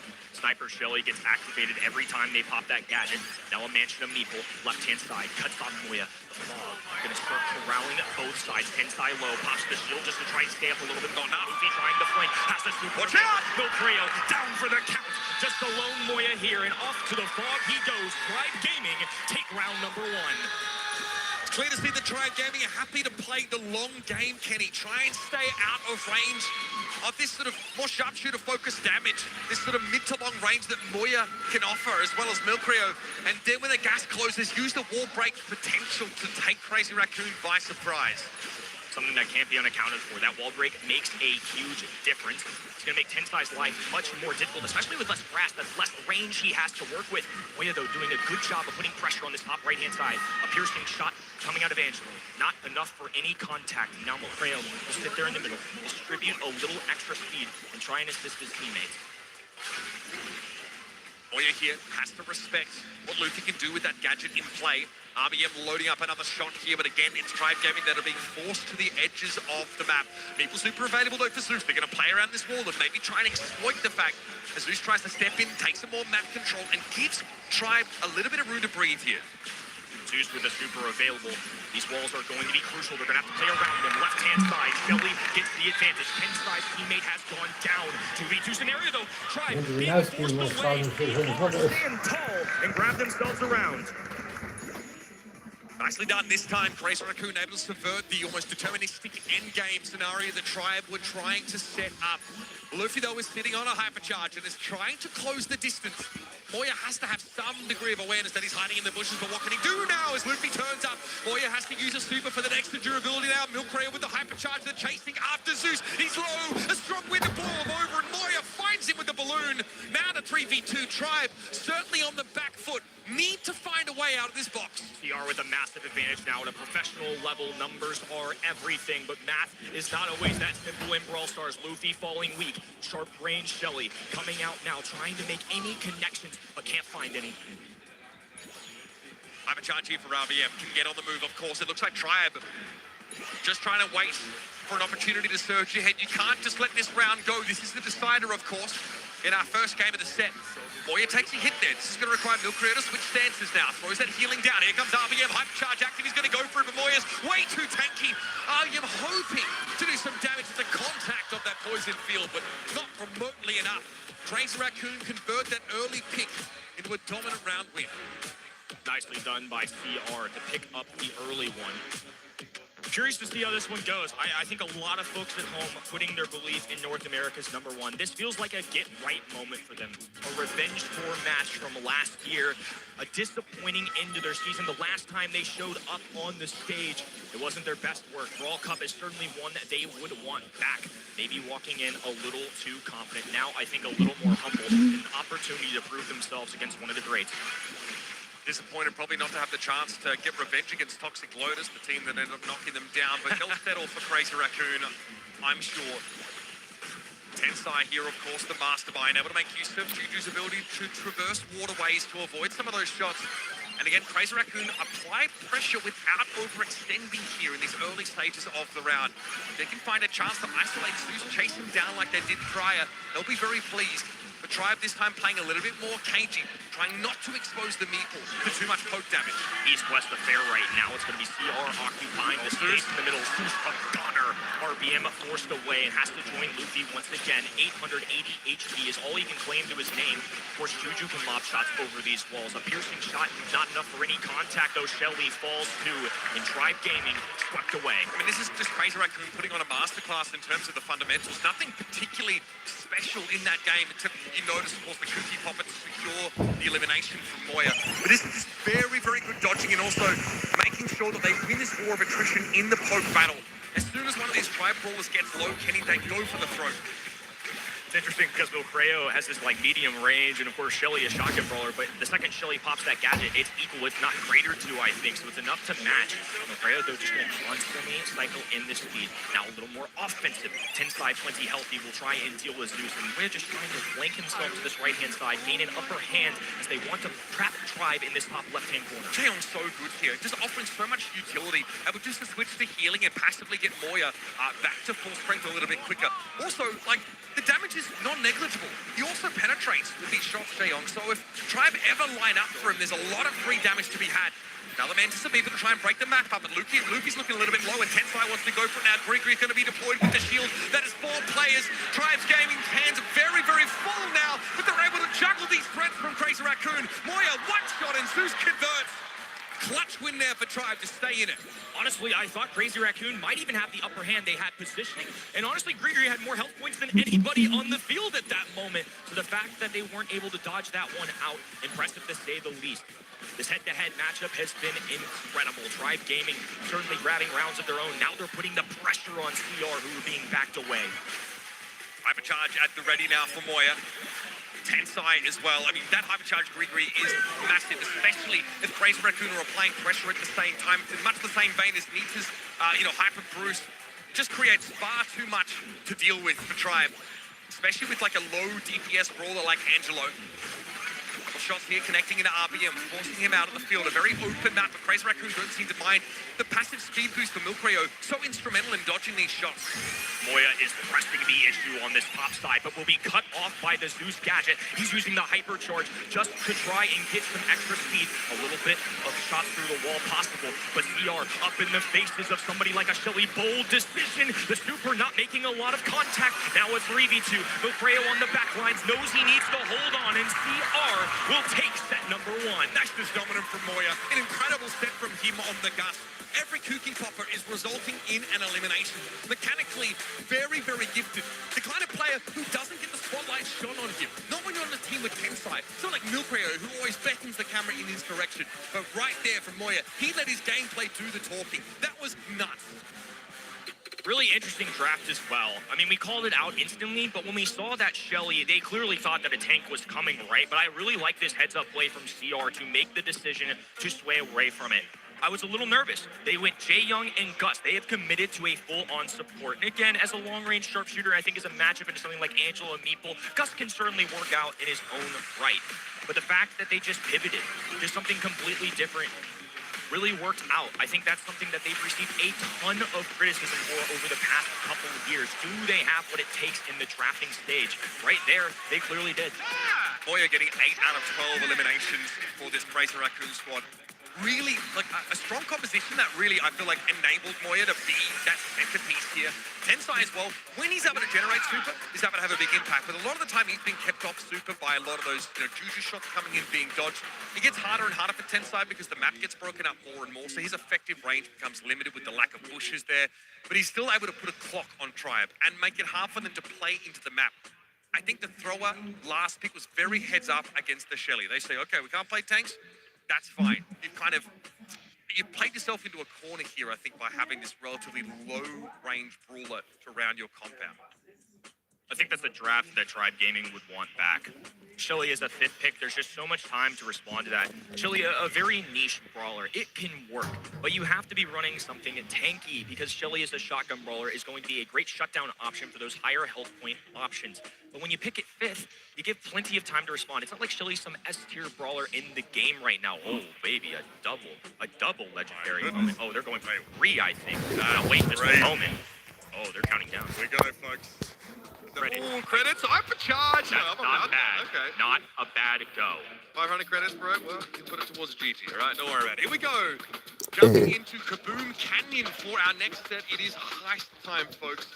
This one here, I really feel like the strategy you develop in draft shows up frequently in your gameplay. And again, you talked about it. We've got to get rid of this narrative that East Asia can't draft. They have certainly shored that up. And honestly, it was also something that even though Zeta Division struggled with yesterday, I thought they were okay with. Reject as well have become a very good drafting squad. So Crazy Raccoon now can stand on even footing with the rest of the world and allow the mechanics to do the talking once they navigate this first phase of the game. Curious what this first overall pick is. Yesterday we had Finks even be a double ban on this map. And it's not necessarily for high save damage, it's just slowing down those projectiles and also allowing your team to just progress forward. It's a real back-off kind of moment. I think Finks as a brawler individually is very solid. Of course, we have Chuck out of the way, so that's one of our more aggressive options that people would go with. Amber, safe, stable, can do high safe damage, can play defense, a little bit of everything here. Yeah, honestly, it kind of doesn't imply too much about what your plans are with this composition. It's a very middle-of-the-road brawler, but someone who's really good at making it costly to get out of the middle of the map. If you want to really establish control, set up shot, allow your longer-range brawlers to go to work, you want a brawler that lets you get into the middle of the map and maintain control of that space. Tribe Gaming obviously had to be mindful of this now. There are some chokes on this. So it's really dangerous to play into Amber and sort of walk in a straight line against her. She can nuke you in a matter of seconds. So you've got to, pick ways to sort of work around this. And the Finks gets through. Snapped up Finks more of a control-oriented option because that has to be your damage dealer. You need to be up in the faces of enemies, either to the numbers advantage, or more importantly, to the objective at hand, must be on that heist safe, can dish out plenty of damage onto it, especially with the Fan Storm Super. If you line it up just right, the outside of that circle makes contact with the heist safe, and it'll slowly over time do those 1200/3000 dish shots. I mean, there's just so much modality when it comes to Kaze. The Fist of the Brawl Stars Super as well allows you to close the gap and potentially, secure those eliminations. So many different ways you can take that brawler. She's very technically complex, but with a high skill ceiling, she's right at home in a pair of hands like Luffy's. Tensai, I mean, we have not seen Colette on a heist for quite some time, but still that hypercharged super, very, very good for free, unanswerable, safe damage. Real old-timey Brawl Stars coming out of our blue end, right? I mean, Colette's not even directly answering, I don't think, anything. Kaze, technically an assassin, has some health points, but nothing to the 10,000, the 5-digit kind of range. It's just more meant for that hypercharge, I believe. Lola, somebody that doesn't show up too much outside of a mode like heist, and even then, I wouldn't say it's a common occurrence at this point. It's a fun one coming out of CR. Yeah, Lola, really scrappy brawler, right? I think if you want someone who has some staying power in the middle of the map, then being able to use your ego in front of you, maybe even use freeze frame to eat up some of those shots. She also does a pretty filthy amount of damage. It's a very high damage composition with, some pretty safe methods to get damage on that enemy, safe from afar. But they've got to contend with this Kaze up close, which is always going to be scary. Milcreo does not want the gap to be closed on him. It's not where he shines, and Luffy is able to pick him off at range. Moya left hand in, going to be battling against RBM. So high-flying shots there while Tensai operates from the back end. Milcreo, longer range against the Juju. I think burning this grass into Juju actually is super helpful. I think that's going to be a necessity, so keep your eyes out on Milcreo here. If he gets those supers, it's going to make Juju's life a lot trickier. Milcreo has to deny this Juju's ability to attack the safe from the middle of the map, and that means clearing those bushes out pretty darn quickly. Just scouting right now is Milcreo, trying to see what he can find, and there it is, that central patch of Hi Milo, Ronex, was geht? to throw damage on the safe from a relatively long range. Milcreo will need to continue the deforestation efforts. There it is, the first time to collect of the game comes out and shaves 10% off the safe, but Tribe Gaming have already done their due diligence Na, was here. geht? 14% onto Crazy Raccoon's safe now as Luffy wants to challenge Na, Milcreo on the nichts. right side. Bei dir? Wake up pretty early in the morning if you want to get the better of that man. Moya and her spawners and Grigri to the graveyard rather quickly. They weren't able to gain much out of that. Luffy now has a lot of work cut out for him. It's still close in terms of percentage points, but it really feels like CR have just been slowly marching up. Was machst du so? Now Milcreo getting in on the action just a little bit more. There's a little cut off of that grass too, again, just making Zeus's life trickier. And this is what Crazy Raccoon's comp was designed to do, is set up shop in mid and be very hard to shift. Tensai's able to deal with Grigri on the backside, but Luffy's going to very quickly. Ich spiele kein Brawl Stars. Ich gucke mir hier einen Livestream an, hier Brawl Stars E-Sport. Just ceases to exist there, vaporized by the Lola damage, and Moya's got more where that came from. Now it's time to talk with the safe. Tribes, safe got knocked down to that 75% here. Wenn das vorbei ist, können wir gerne noch eine Runde spielen, wenn du magst. But the offensive side of Tribe just has not gotten off. Now Tensai to put up plenty of damage here. Look at that hypercharge put in work. All they need is a couple taps from Amber, one more, and now they have gotten through that next layer of the safe. Okay, even that gotcha gadget, though, not enough for Tensai to stay alive in the face of Green. Here come Tribe now. Down to 50% is their safe, so they need to knock 2 stages here. Tensai going to use that super offensively to try and take down some of those enemy brawlers, and eventually Milcreo is going to be able to clear out the interlopers, but all the while, Moya was across the map, continuing to stake his claim to an MVP performance on this Lola. Tribe Gaming are going to need adjustments and fast. It was close for a while there, but it just never really felt like Tribe Gaming had a go at the heist save. They didn't send their Kaze to the other end. Kaze is not necessarily going to be the best on defense. She's a medium-range brawler with those daggers, and otherwise just has to run at the enemy side. So unless she's getting a huge numbers advantage, like I said in the draft phase, or she's getting there with a... Du kannst mich auch gerne adden. Meine ID ist Kaspar bei Georg. He's on a clock. Needs to really make an impact before this game gets away from Tribes it did previously. Luffy now is going to tuck himself into the corner. Crazy Raccoon don't have a great way to actually address the threat of this Kaze. The Tensai's going to be drawn back, at least with the sustained power of the gotcha gadget. He might be able to defend, but not against the Grigri as well. This is a problem for Tensai. Milcreo back off respawn, but Luffy's already knocked the safe down a notch. And Moya's not been able to break through yet. Luffy surviving too. A significant change up from game number 1. The fact that Luffy was able to break through the defense, get to this bottom right-hand side, and he's still juking his way through. They have 30+ percentage points, a whole layer of that high save. They're about a halfway there through yet another one. Now RBN working this left-hand side. He doesn't do the most damage, but with Luffy alongside him, sure, they're going to pierce through that 50%. That fist of the Brawl Stars super there for a bit of mobility. Now Tribe Gaming look like they're playing to their strengths. They're the ones that are trying to ask the question. Tensai there, able to come in with a super, clear Luffy out, and finally, Crazy Raccoon could go on the offensive. Zeus now has had a lot of that grass clear, but Luffy quickly got to get back into position and try and pressure Milkreo's spot here on the right. But now Tensai is here to help. Hypercharge Super comes in, and now that safe is starting to feel the pressure. Quickly only down one high stage. Alles gut. RBM left-hand side. Alles gut, nicht schlimm. Against Whale, low HP, and Luffy is going to march forward. This is bold. He's only got limited space. Kann ja mal passieren. He knows he has this RBM there for backup as well. The cavalry has arrived. Teleports away. No contact though. Moya with some great jukes. Now this is nicely done. Ja, hab ich. An ego in play. That Fanstorm going to clean him up though. Luffy hits him with just the corner, and like you mentioned earlier, you see that tick damage going on at the stake that is quite extreme. And Tensai and Moya might not have the juice here to clear Luffy in time. Nicely done. There's that hyper charge, and it's going to get a ton of work. Now down below 25%. Just one layer of that high save left, and CR has so much work to be done. Gregory comes up to test the safe yet Na, again, ich bin jetzt gerade mitten im Stream. Das wäre jetzt gerade ein bisschen ungünstig. Ah ja, können wir später gern machen. It feels like Crazy Raccoon don't really have the tools to dig him out.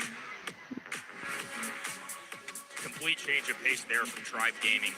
This Kaze is clearly the key. If they can move down to this bottom right-hand side or grab some kind of angle, they're able to put so much pressure on CR. Sure, they can dish out damage, but they're all DPS kinds of brawlers. They don't have great mobility. They can't get across the way quickly unless it's Colette super, but then she travels back Jo, to where she started. kannst du machen. What's going to dictate how this game 3 goes? Will we see more of game number 1, or Tribe Gaming going to be able to grant the numbers? And I think we just got the answer to that equation. Yeah, Milkbear was trying to clear mid, trying to clear that grass away, but exposed himself there to Luffy's damage. This Kaze is starting to run away with the game. Moya with a chance here to get into the middle of the map. Ego not placed in the most favourable position, but he can obviously adjust that by moving up against the wall. Luffy down, and here's a window. Milkreo wants to continue to clear this grass and put Zeus on the back foot, but this takes time to build those supers in order to clear the shrubbery off the map. Tensai almost gets a freebie here too, so if he can just break through and step up far enough with knowing Jo, mach ich dann. Mach ich dann. Bin jetzt gerade mitten im Stream. They are burning down this high state. Already 16% removed. Early game considered, this is great for CR. Big Swoop is going to allow RBM to get some of that map control back. Du kannst auch gern mit im Stream bleiben und wir gucken uns zusammen halt das an. Das geht eine Weile. Back on the field. 89% on Crazy Raccoon station. It's suffered its fair share of poke damage now, as there is some grass for Zeus to play in to get that range increase. And Luffy, man, he's just too good. Kaze just too busted in this situation. Crazy Raccoon stake knocked yet again down to 74. Tribe Gaming definitely fighting here, being down to Ja, den kenne ich. Der hat heute auch einen neuen Song rausgebracht. Den habe ich auch schon angeschaut. like this. It takes miracles, and now they're doing their best. Move up this map, and Gregory will certainly help the cause. The hypercharge going down. They use one of their own, a super, just to break through that. Tensai still quite low. Clearly doesn't have availability of the gotcha gadget, so needs to be careful. Trying to throw out those shots and be defensive. Now at least can make use of that. But the clips are coming in from RBM, keeping Tensai quite low, and Moya still has them now to get Luffy out of the corner. Finally, RBM is down, but look how low they are! And this is tough. 18 seconds left in the round, Kenny. There's a lot of work to do for Crazy Raccoon. You're not just fighting 3 members of Tribe Gaming, you are fighting the clock. They have to get through multiple layers of this high stage, but Luffy wants more. He's hungry for revenge. Now down to the bottom line, 3K shots raining in North America's #1, showing a little... Tribe Gaming hat gewonnen. And just as we're determined to put the narrative to bed, Crazy Raccoon throw a look we haven't seen for quite some time. It's a bit of a janky draft that obviously has a lot of application on this kind of map, but it feels power crept in that game by Juju, by Kaze, by these brawlers here that we've seen out of more recently that are so oppressive and hard to deal with. In fact, the Crazy Raccoon don't have the answers to the Kaze at any stage of the Hä? game. Was Only meinst Luffy du able to mit get the most bitte? the most safe damage. He spends the most time in Crazy Raccoon's side of the map. all things Ach considered, so, too, I was ja. a little bit hesitant to see how this Ja, ich Juju hab's would turn out. gecheckt. Down so much grass, it's really difficult to get the range that you're looking for out of Juju. But honestly, look at that distribution. I mean, 5 kills is great. You don't expect the most out of somebody like a Juju to be your top killer. But the DPS was there. Had a little splash of heist damage. I mean, just all around, this was good. Milo There were several Ronex, chances I was kind of looking out for. spielst du But auch let BS? hold her own as an individual lane. Could they get Lola to be more than just a defender? And the answer to that, unfortunately, was no. Lola really couldn't get on the other side. The problem is Lola's range Krass, is such du hast that she 4000 Abos. close to the enemy safe in order to Mein damage Ziel it, ist es, in many of these situations. So Moya, mein Ziel ist, dies Jahr die 1000 Abos zu schaffen. trying to clear out enemy brawlers through the middle part of the map. Ja, weil wir könnten uns hier adden und dann eine Runde spielen. Meine ID ist auf jeden Fall Kasper bei Georg. Can't regain control, or if you have to double back to defend against the Kaze, you actually can't execute that game plan at all. Mit großes B und großes Y. Change in energy on the Tribe Gaming side of that stage. And Zeus is fired up. You could Ja, deswegen habe ich ja gefragt, ob wir uns adden, weil da können wir dann noch ein bisschen Pokale pushen. better feeling than if they had been down 2-0. The name of North America has been Eis dragged in mit the mud großes for the B, last 2 großes years. Tribe Gaming Y. put their foot down and said enough is enough. We are Kein going to B, establish ourselves Y, E. here in the brawl hierarchy. And I take notes. That has been the Na, message Discord much of the jetzt, weekend. They na, have been, make no Discord mistake, jetzt nicht, a very similar weil draft. ich bin Yes, jetzt Tribe gerade Gaming mitten out im of that second Stream. step with a dub Wenn and they're headed dann heute into Abend. North America Weil jetzt ein alive bisschen and well right now. ungünstig. They certainly want revenge against the team that ended their tournament run just 1 year ago. Tensai, though, Ah, du kannst mich schon mal adden, dann nehme ich es später an. three-time champion. That is an unbelievable feat. Would put him in the rarest of air in this game. But right now, he has to deal with North America's #1. We head over to Undermine Sandy, one of the obvious choices, I think, to ban. It's just showing up so much in Gym Grab in general, especially on this map, Hard Rock Mine. And because of the Sandy ban, I think that was a little telling. Na, heute Abend irgendwann kann ich dir jetzt gerade nicht genau sagen. Granted themselves a win condition and removed 3 of the brawlers that would have been best to match against it. You know, you've got a side laner that really loves to Ah, bully, du that kannst really mich schon loves mal to push adden. up, Meine basically ID always generates ist a high degree of Kaspar threat. mit When groß Evan B, Super is groß available, the enemy Y Gem carrier has to play und that much more Georg. safely, especially if they've lacked information about where the Tara is on the map. The Tribe might want to try and clear some of these bushes, but it's very difficult to do without that Amber. They'll have now their own threat mechanism against enemy gem carriers. Of course, the Lily, very, very dangerous and has very good self-sufficiency in the gadget, being able to drop down to the Shadow Realm, and frankly a hypercharge that if it hits, you're guaranteed that elimination. And if it's on a gem carrier, it's as good as done. So it's a tough decision. So Crazy Raccoon elect to go with Tara over Lily. I think it makes a lot of sense because in a vacuum, Tara should be able to counter. Lily, of course, has the pull as well. And then it's left to Tribe Gaming to make the hard choices. Do we still Warte, commit to ich Lily kann knowing dies that Tara's actually gonna have a good buchstabieren. matchup and just know Großes that her C, mechanic, her super, kleines her A, ability to get to the Shadow Realm kleines can still S, save us the kleines game? P, Or do we let it go kleines back A, to kleines where we R, are? It's an impossible großes choice, B, but one that Tribe großes Gaming just commits to Y, with Brawler plus kleines Lily anyway. G, kleines E, kleines O, kleines R und kleines G. In terms of their draft, we've actually seen on this map in the past things. Okay, As schade. a side laner, it's definitely an option. Being able to throw that super field down, like gives you a huge edge in any of those projectile-based matchups. Na, bei Brawl Stars, dass du mich adden kannst, wollte ich dir gerade buchstabieren. Nothing to say about that, I won't lie. Crow getting picked up to round out the draft. Crow is a great pick. That's what we're going to focus on. Crow, an excellent decision here. Look, Jay Young is somebody that wants to heal up teammates, and obviously the speed comes to play as well. A choice of gadget could matter in that situation, but nonetheless, the trickling poison damage will impact the ceiling of Jay Young. If they elect to go for the shield, great. That's used a lot of times. But if they go for the other one, where you're slowing down enemies, now you've rendered the speed useless. Okay. This is a really good way to scout bushes into somebody like Lily, who's going to be lurking. Dann hol dein Ladekabel und steck dein Handy ran. Pearl is somebody that I haven't seen a ton, truthfully, but just off quick glance, I kind of see the vision for it. Is this anti-crow tech, for example, with that super? Obviously, you add full heat if you take the correct star power, you get that extra shield. It makes me feel like Tribe just want to try and keep their... Jo, bis gleich, Milonex. Pearl needs to fight. She can hit really hard, especially with the gadget, obviously, that adds that burning tick damage over time.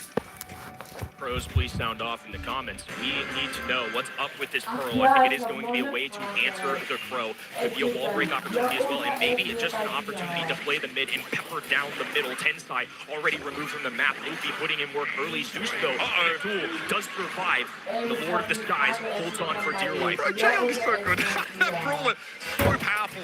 What you saw there, of course, was the Weekend Warrior gadget getting popped. There's initial AoE damage around Jaehyung, and then his main attacks are empowered.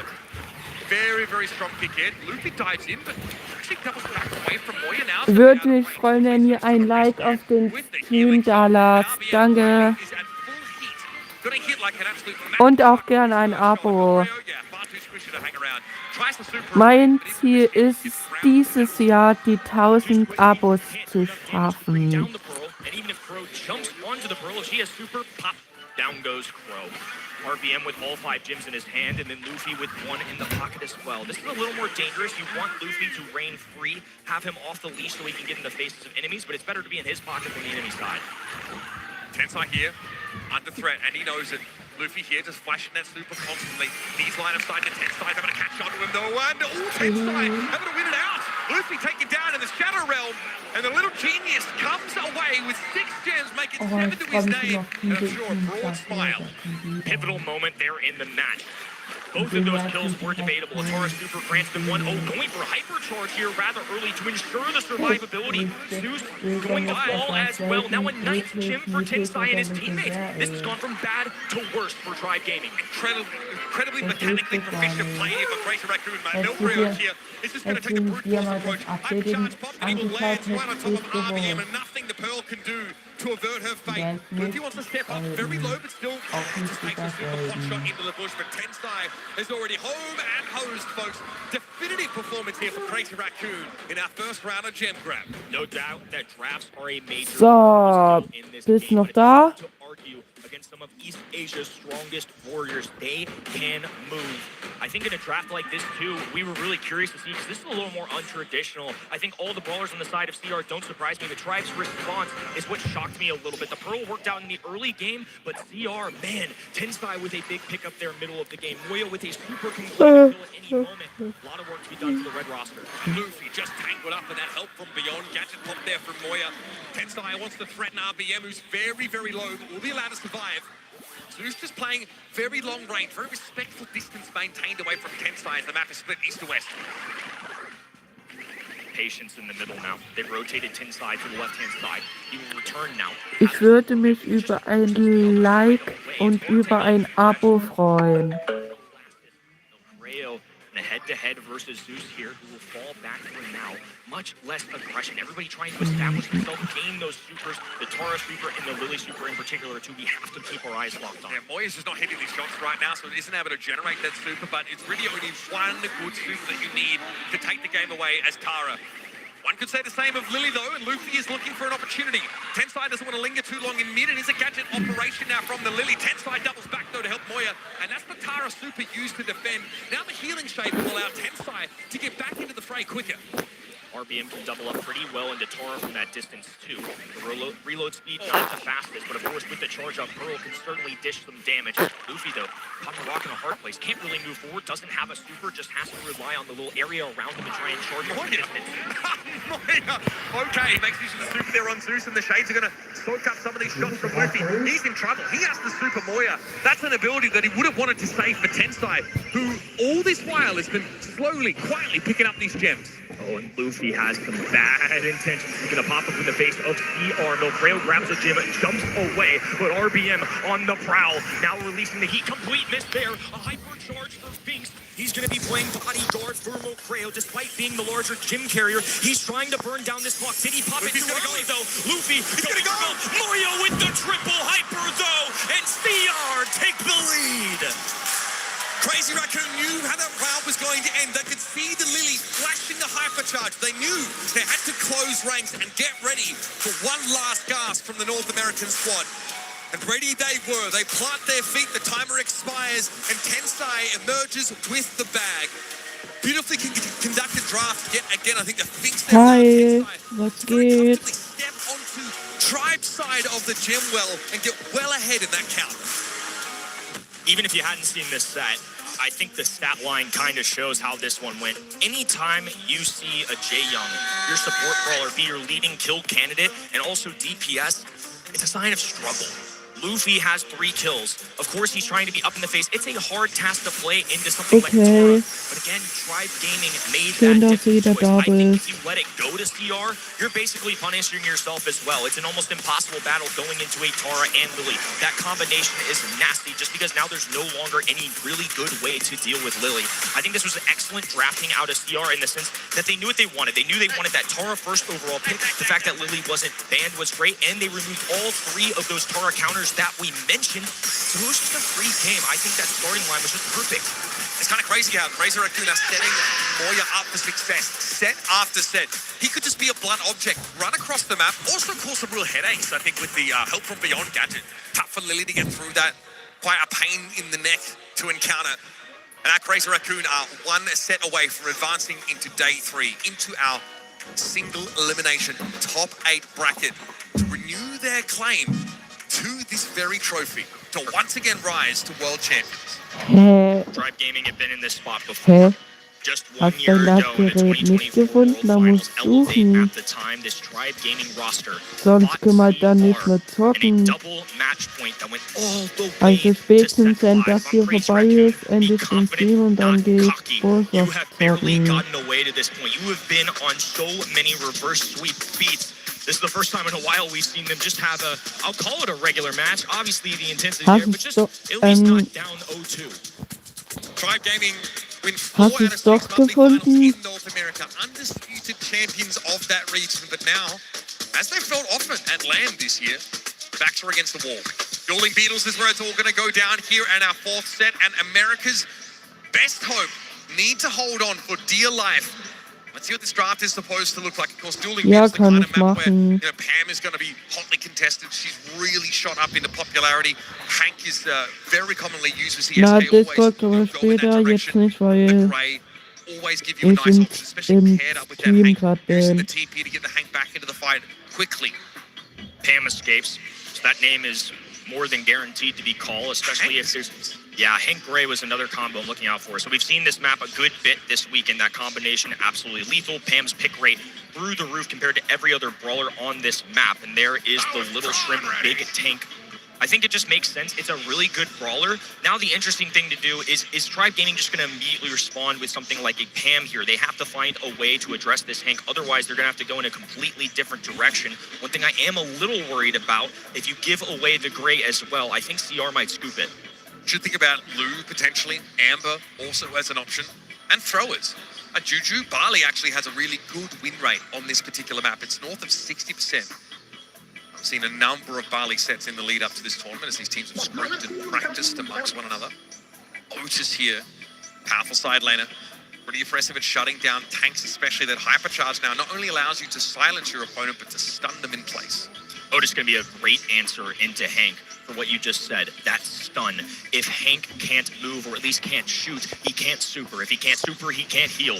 And that's where the DPS of somebody like Otis or the team focus of Tribe Gaming could really come to play. You mentioned throwers as well. I think we could see that later down the line, because Barley as a 6-pick is really good into some of these other throwers in particular. When you see somebody like a Juju or a Barry show up, Barley is typically that 6th pick. They get a nasty combination, though. This is a pretty great 2-3 turn, I would say, for Tribe Gaming. It's going to be a great Papa, here, mach surely, ich for Razor ja. Raccoon, and then you can consider a thrower at Gib mir meinen towards Papa. the end, or you go for like a late sort of blue pick potentially. The Pam is going to be really hard to shift Nee, off, eigentlich darf er especially gar if she nicht can set hier up a healing turret in a bleiben. safe spot. Stand on the edge and have that level of sustain. Very okay. This one is a little bit of a curveball for me. It used to be really popular on this map, especially to really supercharge a tank that you want to use. It gives him that staying power, but his win rate has been pretty average in the lead up to this tournament. It's like in the 40s on this particular map. A little bit short ranged. Obviously, he has a very powerful hypercharge, can blanket the map with that healing ice cream. Boah. Has not been really So, in favor. Chat, was Early geht round ab? opposition for CR. I think this might be a green light opportunity to go. Barley, sure, it makes you a little squishy, but I think you just have to rely on the fact that you have a Pam and an Otis to hopefully deal with CR. You just need to make sure that you have enough damage to pierce through what is the healing of Barry, and there's that Barley that I was talking about. So this is why his win rate is so high. If teams feel like they have a really good head-to-head matchup into the enemy side, especially for Barley, if he's going to go unpunished, in a one-on-one, it's just typically going to be a better thrower. Barley's going to do quite well into Barry. That's why I was just so confident in that response. Yeah, Barley outranges Barry, right, which is always good. He can play from further back in the map. He has a super that doesn't actually require him to physically be present to create those fields of damage. Obviously, last call is a ranged attack, whereas Barry super requires Seid him to ihr actually denn noch am be Start? thrown into the chaos. Plus another layer of healing, right? With that healing tonic, Zeus can make use of that for extra sustain on top of what Pam already offers. But Crazy Raccoon have bullied their way into the map and already have Milkreo setting up some of these healing fields. Some great picks coming out of Tribe Gaming, and already a last call on the ground. Moya muted, Moya stunned, Moya dead. Milkreo the only one left alive, and it's going to be the red roster swarming the middle of the map. Yeah, we've seen that Barley difference emerge already. Penny, if he's able to build super so easily, Zeus is going to be able to become very oppressive very quickly. These Spiderlings, pretty trivial issue to clear when you've got Pam in play. She can cut them down awfully fast, and yet another last call will create a defensive zone now for Tribe. But in come Crazy Raccoon, Milkreo flashing a hypercharge, but uses it backwards to try and set up a red carpet for Moya, who is still flattened by Zeus's damage. That has the rack for sure. Didn't do much. It was great patience out of Milkreo, but still not enough. Look at this ball from Zeus. Such a good draft. Dropping a hyper charge, and now there's just nothing that CR can do to climb up. They don't have the berry heals. Moya just has to sit there, and Pam is at the wait, ready with a scratch sucker if you do pop out. The Charlie, I'm not sure I quite see the vision yet. I think it's good into the anti-tank kinds of bowlers, but I think Tribe Gaming were smart enough. This was a great setup for him in the draft. Milkreo's unhinged, bro. This is crazy. He's going to super straight up the side of the map to get himself within range to start to pressure down, but he's not supposed to be the tip of the spear here for Crazy Raccoon. This means they've moved on from plan B to plan C at this point. Tense time, muted up out in the open, eventually going down that tick damage and the healing tonic to make sure Tribe Gaming end the round in comfort and in style. Ich CR weiß are auch going nie, to dass have to wir rely on mechanics here, I think. I just feel like they're going to have to find a way to get the numbers advantage, somehow claim positioning. musst du early and just herkommen und ich never dir let it go. They're zeigen. going to need every cocoon, every berry super to count. The damage has been good from Tribe Gaming, and honestly, that Muss early er 6 kommen pick, und they dann made it halt count. Barry was rendered. Oh. We didn't see Hank have any pop-off moments for how good CR have been. This feels like Tribe Gaming could push us to a set 5. I know, I love what Killer's put together, I think, in this game for Tribe Gaming, and they are making great use of a favourable draft. Again, Crazy Raccoon get to be on the front foot early, but as soon as that first super comes out from Zeus, they'll be able to step forward and start to assert themselves across the map. Moya here, being denied much purchase of those bubbles. RBM does take a hit though and needs to use that healing turret to get ready. Tensai wants to wrap around. This is the adjustment here for Crazy Raccoon, trying to put Tensai in a more aggressive position. Again, Milkreo comes forward, but that hypercharge super does very, very little until now. Moya steps up, fish torpedoes respected by Tribe as RBM gives him a wide berth that eventually brings him down. Tremendous start for CR, but Tribe Gaming are alive and well right now. The Cocoon will be patient. Finally, Luffy will Schade. top out. So 3 members of the Red. Brauchst eine Telefonnummer. Rating on his left-hand lane. Milkreo, I think, trying to expand. Was hast du? Was hast du? It's a tie ball game. I mean, Otis into Hank is just far too good a matchup for Tribe Was Gaming musst du tonight. noch laden? He's looking for the little shrimp every time he turns up on the map. Here, Tribe Gaming can just take that damage from those fields. They had the healing tonic still in play, and they got themselves a 17% lead with yet another super available to Luffy. He sends it. Herbal tonics being cycled, healing stations being cycled, and now yet another hyper charge from Zeus. Dangerous stuff. Ach so. Expand their lead.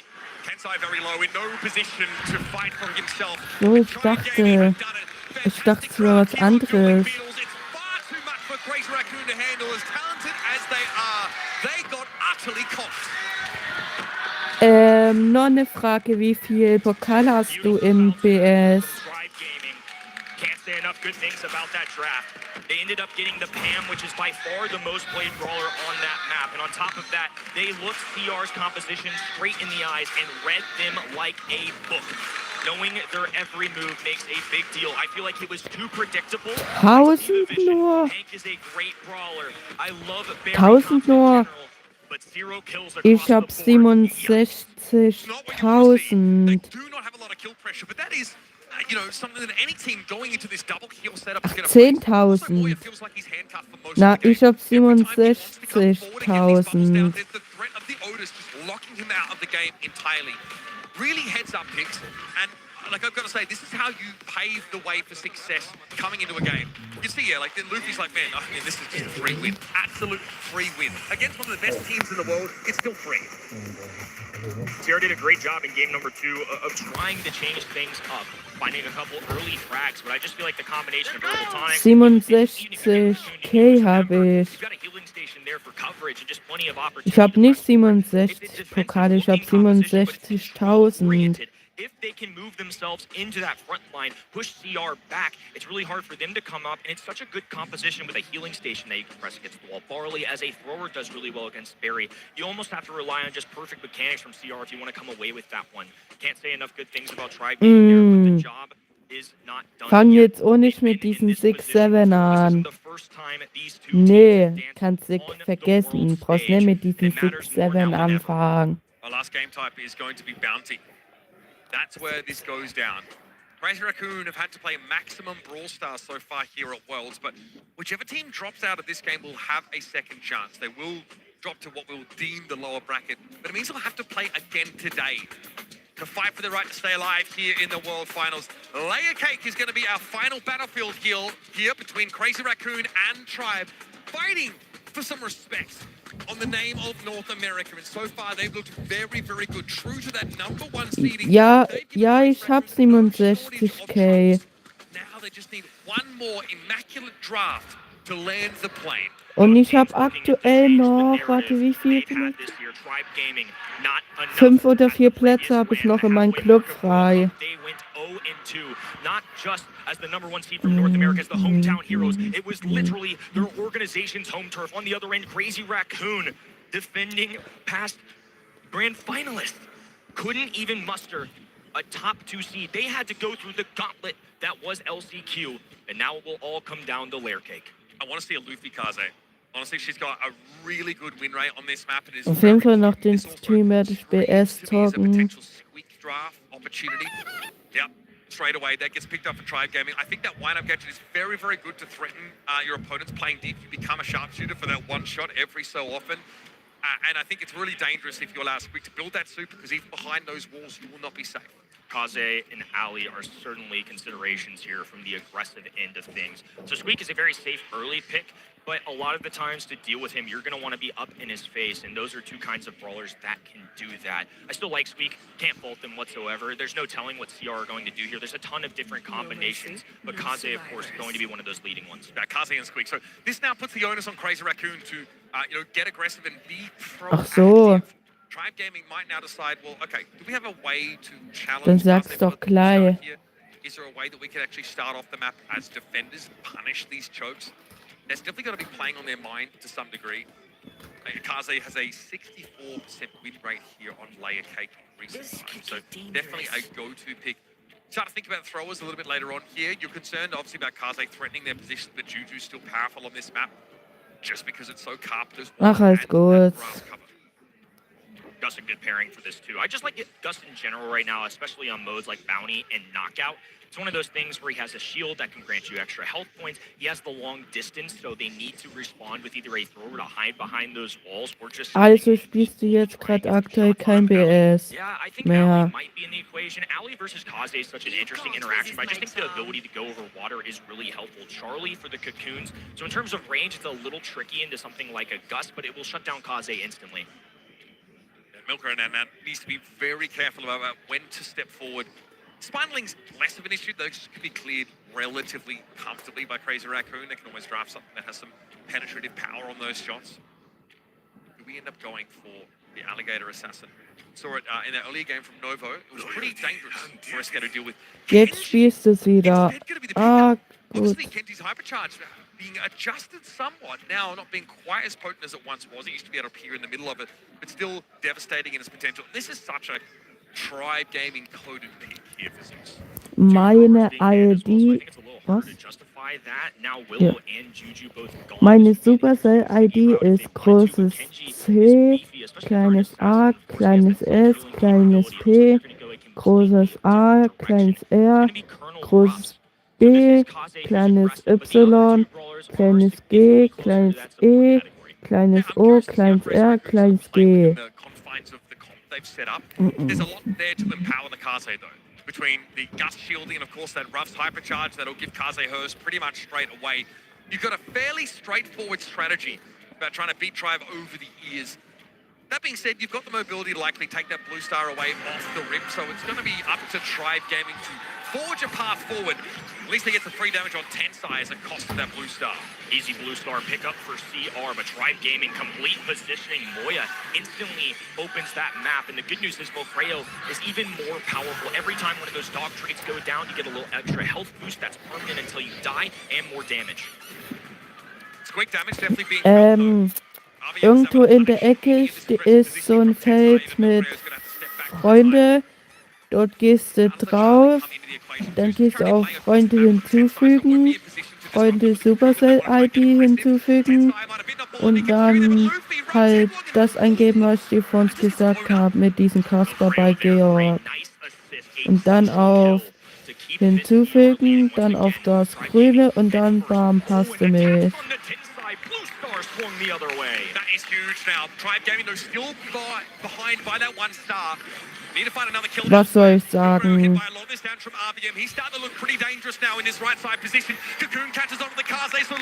Meinst du, soll ich Supercell-ID sagen oder was meinst du? They become defenders with that one-star lead, and Crazy Raccoon need to step up. This is a difficult roster to have an offensive push. They exhausted so many resources, so many Colonel Russ supers to open up their side to make it much more difficult for Kenji, who has to slowly swipe up the map. Squeak, who doesn't do well in the open space. Of course, Charlie is by no means a long-range guard. They're committing now, though. Tensai drops a große it's not enough to gain a little coverage. It's only going to push Tribe getting back, though. No guaranteed kills. Okay. Großes C. Kleines A. Kleines R. Kleines P. Kleines A. Kleines R. Großes B. Kleines Y. Kleines G. Kleines E.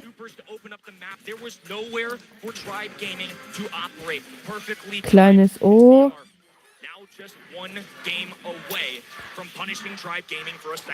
Kleines R. Und der letzte Buchstabe ist ein kleines G.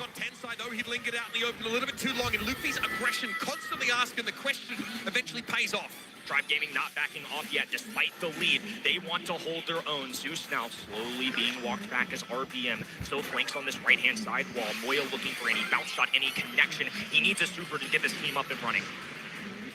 Tribe have a tenuous lead. They know now for real how quickly that can swing the other way if Crazy Raccoon are given an opening. Good pressure on Moya though. He's forced to get out of the map, play safely now. Get a supply drop though to empower himself for later use. Luffy, now low HP. Ooh, a couple taps. The Charlie spawners will be there to help out. It's happening again. Invisible. Oh, and we are seeing a repeat. Yeah, CR with positioning. Moya low HP though does have to back off for now.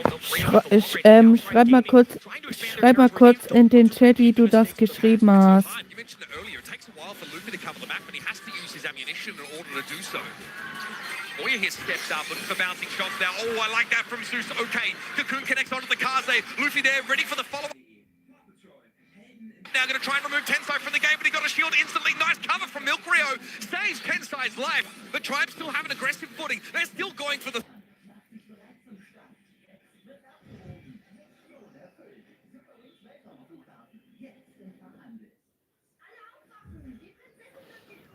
Oh, was ist denn jetzt?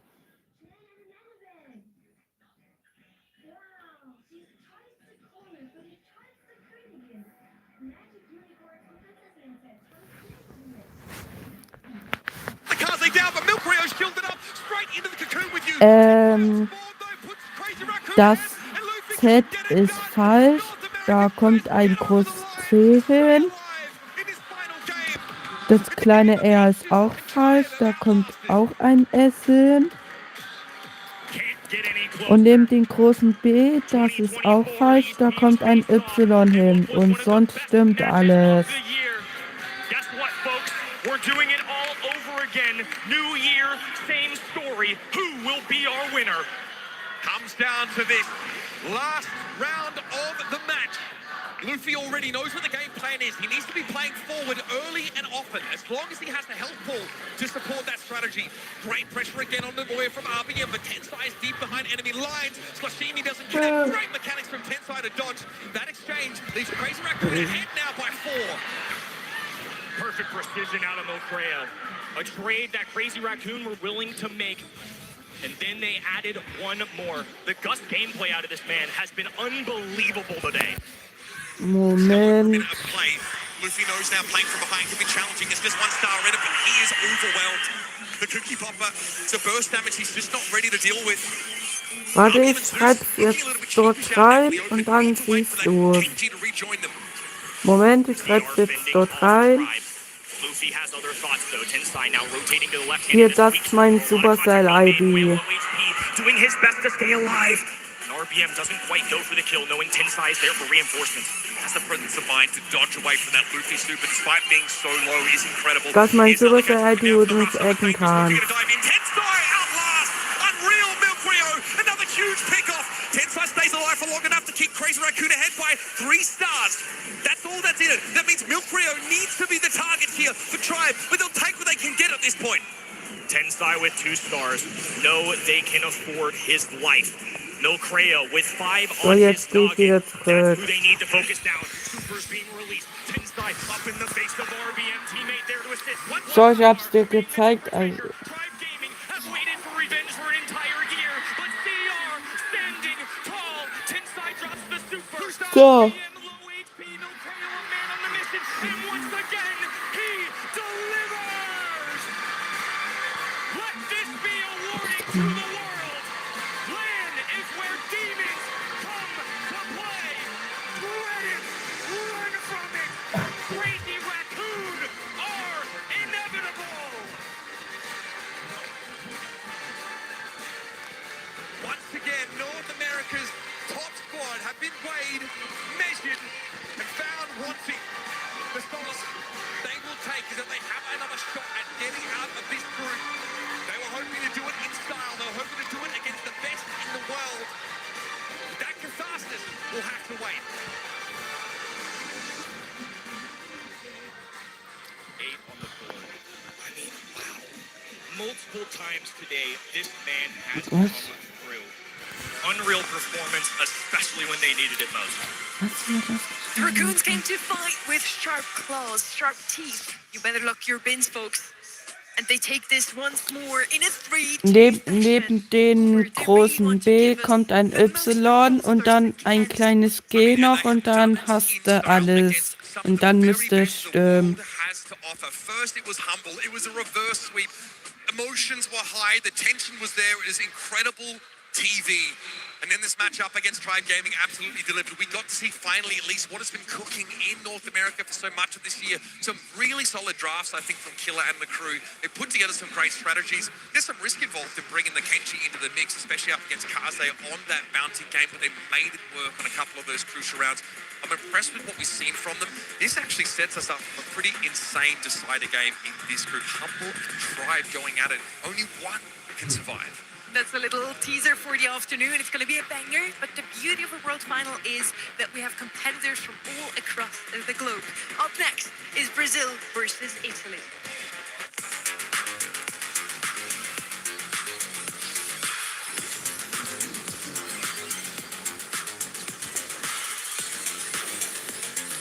Hast du dir jetzt das so eingegeben, wie ich dir das gesagt habe?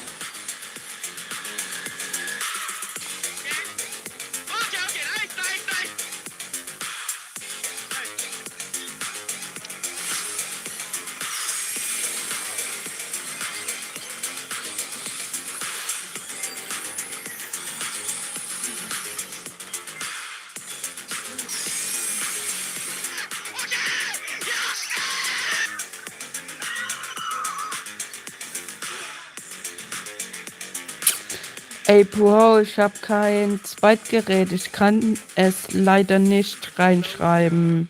Solid team in LAN. They have a lot of experience, but we already beat them last year in groups. The same exact roster, so we are confident we can beat them. We are really good friends with them, and I hope they can make it out of groups. A Totem é um time muito bom, porque eles têm bastante experiência e tem um Angel Boy também, que é um player muito diferenciado. Então, se a gente for jogar contra eles, vai ser um jogo muito difícil. We are in beautiful Stockholm here in Sweden, live from the DreamHack.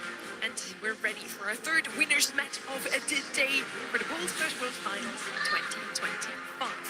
Up next, I already teased it, beautiful Brazil versus Italy. And yeah, I'm really looking forward to the next one. Also have some new faces on my Ach so, warte, Moment. Warte, ich kann es dir noch zeigen. enjoy the matches so far today? Oh, I'm not sure if we can top that last one, to be honest with you. I really hope we can, but that double match point was so tense and it really could have gone either way. So, warte, ich mach weg. So, hier, siehst du es? Packed here today, a fully sold out stadium. You love to see that for Championship Sunday. We're now heading over to Group C again. Reply versus Loud are the two teams we're going to look at next. And Trev, who do you have your eyes on in this one? I mean, I think I had to kind of go with these guys. Totem, just based off their performance yesterday, was really strong. It kind of felt Loud had a bit more pushback against them. And Totem, we know them, we love them. They're incredible at LAN. All three of these players are known as some of the best to do it in person. Yeah, and no doubt, Maru and Maori will be having a very comfortable sleep last night for the first time, knowing that they are not going to be running into the Tampa, who has stood in their way every single year since 2021. We know both of those teams since a long time. Hast du es? Also Loud have been playing since 2020, every single World Finals, always in a bit of different team constellations, not always in the same exact teams like they are standing here today, but they are some of the old guards of South America. Super interesting to see that those two teams are following a unique strategy. On the side of Totem, it's all about speed. They pick up a lot of mechs. Right-hand side, Loud likes to play those support brawlers, and honestly, Ham, Ruffs, super good into mechs, so they should have the upper hand in this one. Absolutely. I mean, it seems like their meta at the moment, and you can see that as we saw them play out yesterday.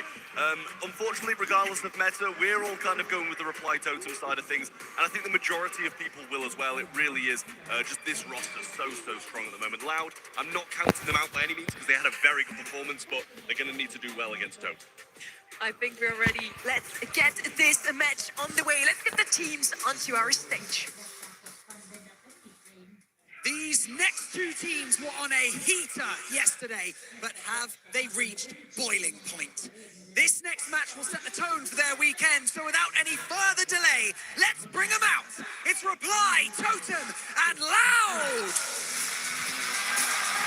Reply Totem on Maru, Maori, and Angel Boy, and Loud on Kyodon, Edinio, and Firecrow!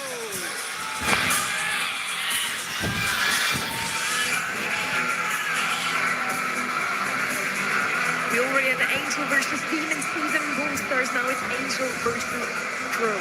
Why not? I'm turning into a dance here. I'm just looking at... Warte mal kurz, ich gehe schnell gucken.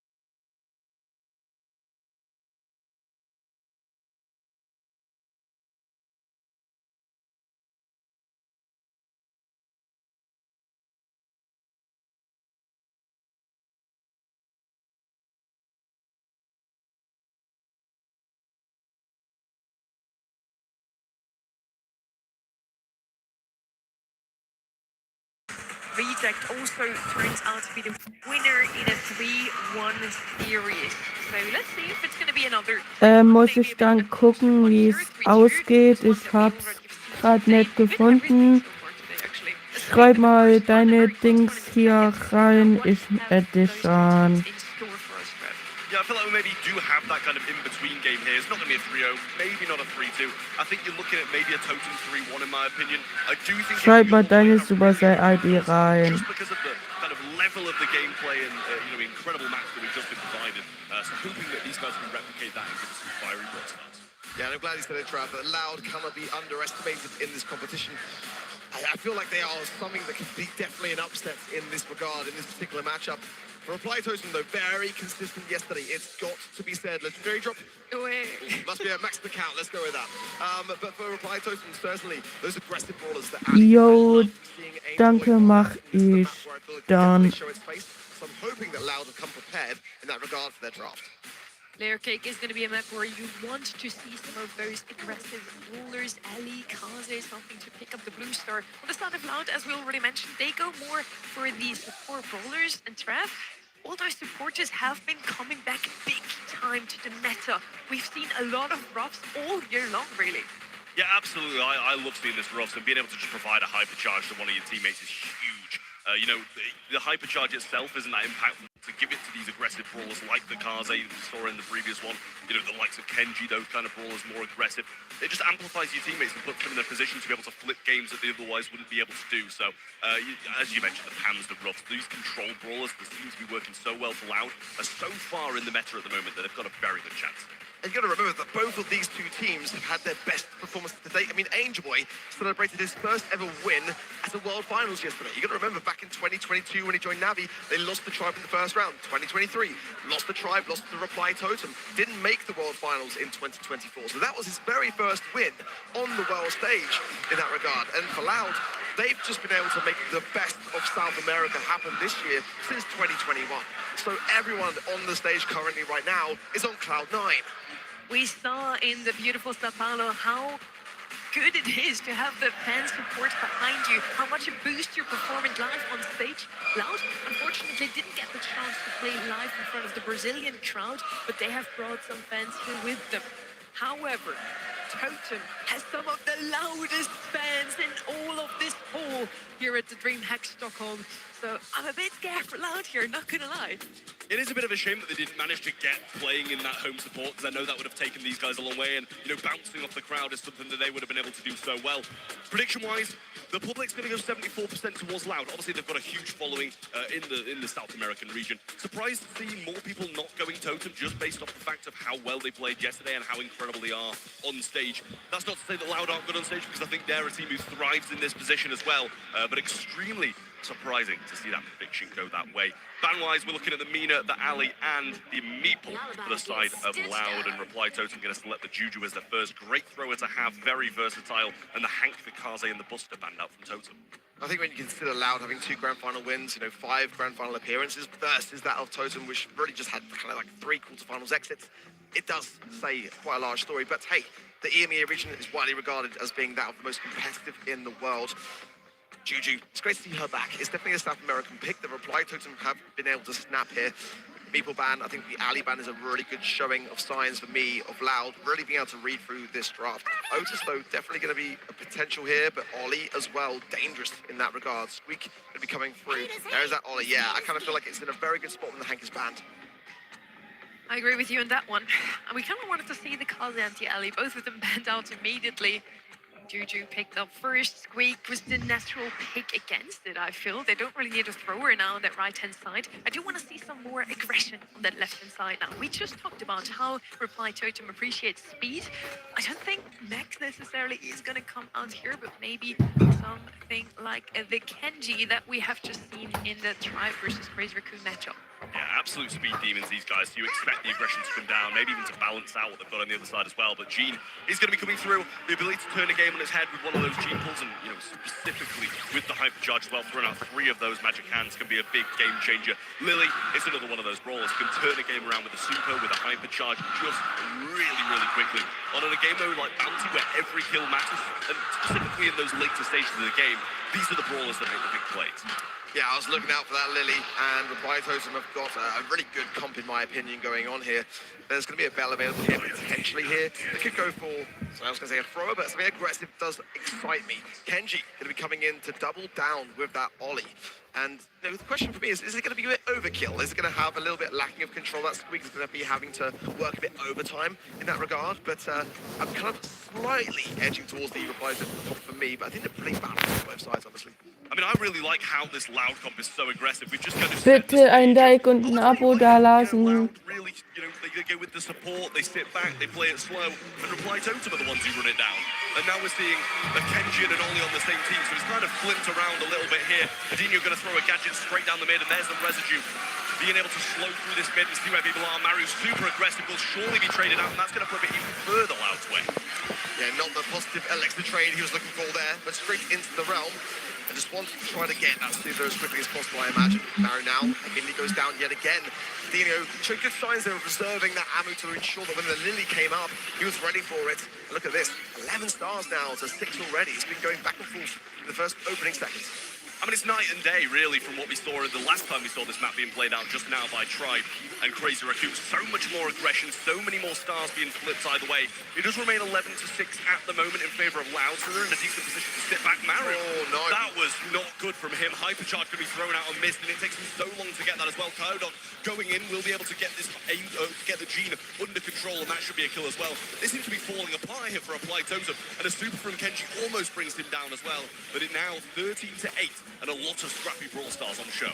Yeah, that early investment from Maru to go super hypercharge, wasted so quickly, but a nice magic hand there from Angel Boy to bring everyone back to ground.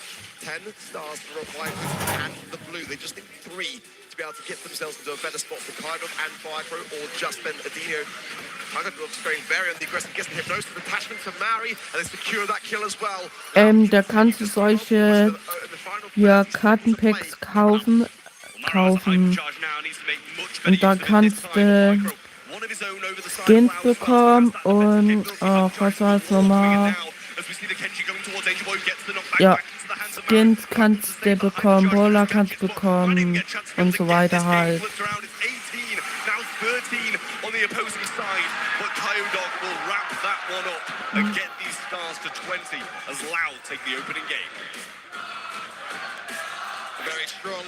Da kannst du ja Kartenpacks kaufen und da kriegst du Pins, Sprays, Star Power, Skins, Brawler und so weiter.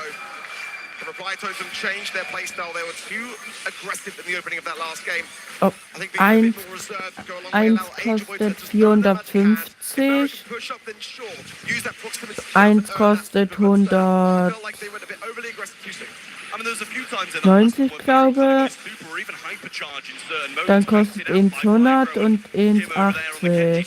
Really cautious that Angel Boy pull available now, and Firecrow still going super aggressive, gets pulled and killed by Angel Boy as Maru just drops down into that Shadow Realm, lurking, waiting here. Adinho not going to fall just yet, and that's traded out. Super comes in from Maru, might be able to get 2 and does, not sure whether to get out, but goes for another surprisingly, and Kyodok just left at one shot. Angel Boy unable to get the last. Wenn ich mich jetzt nicht vertan habe. Well, Firecrow taking a lot of these juju shots. Ui, danke für dein Deck. Wow. Hast du auch ein Abo dagelassen?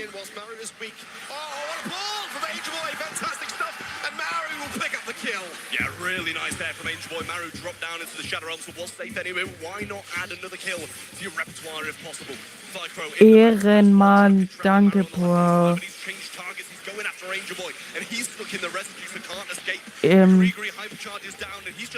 Chat, ich wollte euch hier nur kurz sagen, ich bin morgen auch nochmal on. Morgen ist auch nochmal sowas, Brawl Stars E-Sports, und das wird das Stream. Mary goes in, very only aggressive straight into the realm, but it's going to leave Mary on the ground, susceptible here to Firecrow. He's been able to escape just in the nick of time there. Oh, Totem gewinnt. Oh, für Totem sieht's gut aus. Ja, Totem hat gewonnen. GG. in the open instead. Two very different games played out just now. I like the adaptations from Reply Totem, but Loud have got a very dangerous comp. This Kenji and Ollie is really causing a problem. Angel Boy was getting a lot more value. We need to see that again from Reply Totem. But if Loud can really just get that early start, they can sit back. Residue just lingering in this mid here. Eventually it will go. Maru just pops a gadget there, evades some shots, and stays in around about the same place, not really managing to progress up the map too much. Now trying to go down the left-hand side, getting a bit of this supercharge thanks to the circle around him that's going to provide it. Over the right side, Fyco trying to get aggressive on more Maori, but he's doing a good job of just staying out the way. Keeping that control. Slow into the middle of the map. Will deter Angel Boy for a little while. Spike on this right-hand side. Mari's out of position now. Kydog knows it, getting the flank off, and he couldn't get into the realm in time. That's going to bring Loud to the lead with 3 stars and that blue. Yeah, he does just grab his super along the way, though, and that's kind of what he needs to do. I'm sure he'll take a death to be able to get that charge. So mal gucken, wie lange noch Brawl Stars E-Sport geht. In the residue on the left-hand side, can't get into a position to get the damage back. Super available now, and he's just being battered down by Adinho, stopped in his tracks and can't advance at all. Loud can just take this slow. But it's Totem that need to go. Angel Boy needs to get this full attachment to the right player. Kydog would not be that. And now low HP, he's out of position. He goes down. Maori's on his own here, but he's going to try to make something of it now with the hypercharged Grigri. He's getting immediately attacked. Kydog with a lovely catching yet again to evade those shots. That would have been enough. If Reply Totem landed that, they would have been able to risk it with the blue. Down 5, creeping forward, there is time. Maru there, going to be surely triggered out, and it is 15 seconds on the clock, and Angel Boy has a hypercharge. Super comes out from Fyco there. Angel Boy going way too aggressive, and the pushback not going to get that done. Pulled back into the mid to try and give his teammates a chance, but it's not looking likely. And dropping into the Shadow Realm is Maru in the back, but he's not going to be able to do it alone. And Loud going to claim the first set in convincing fashion in Game 3.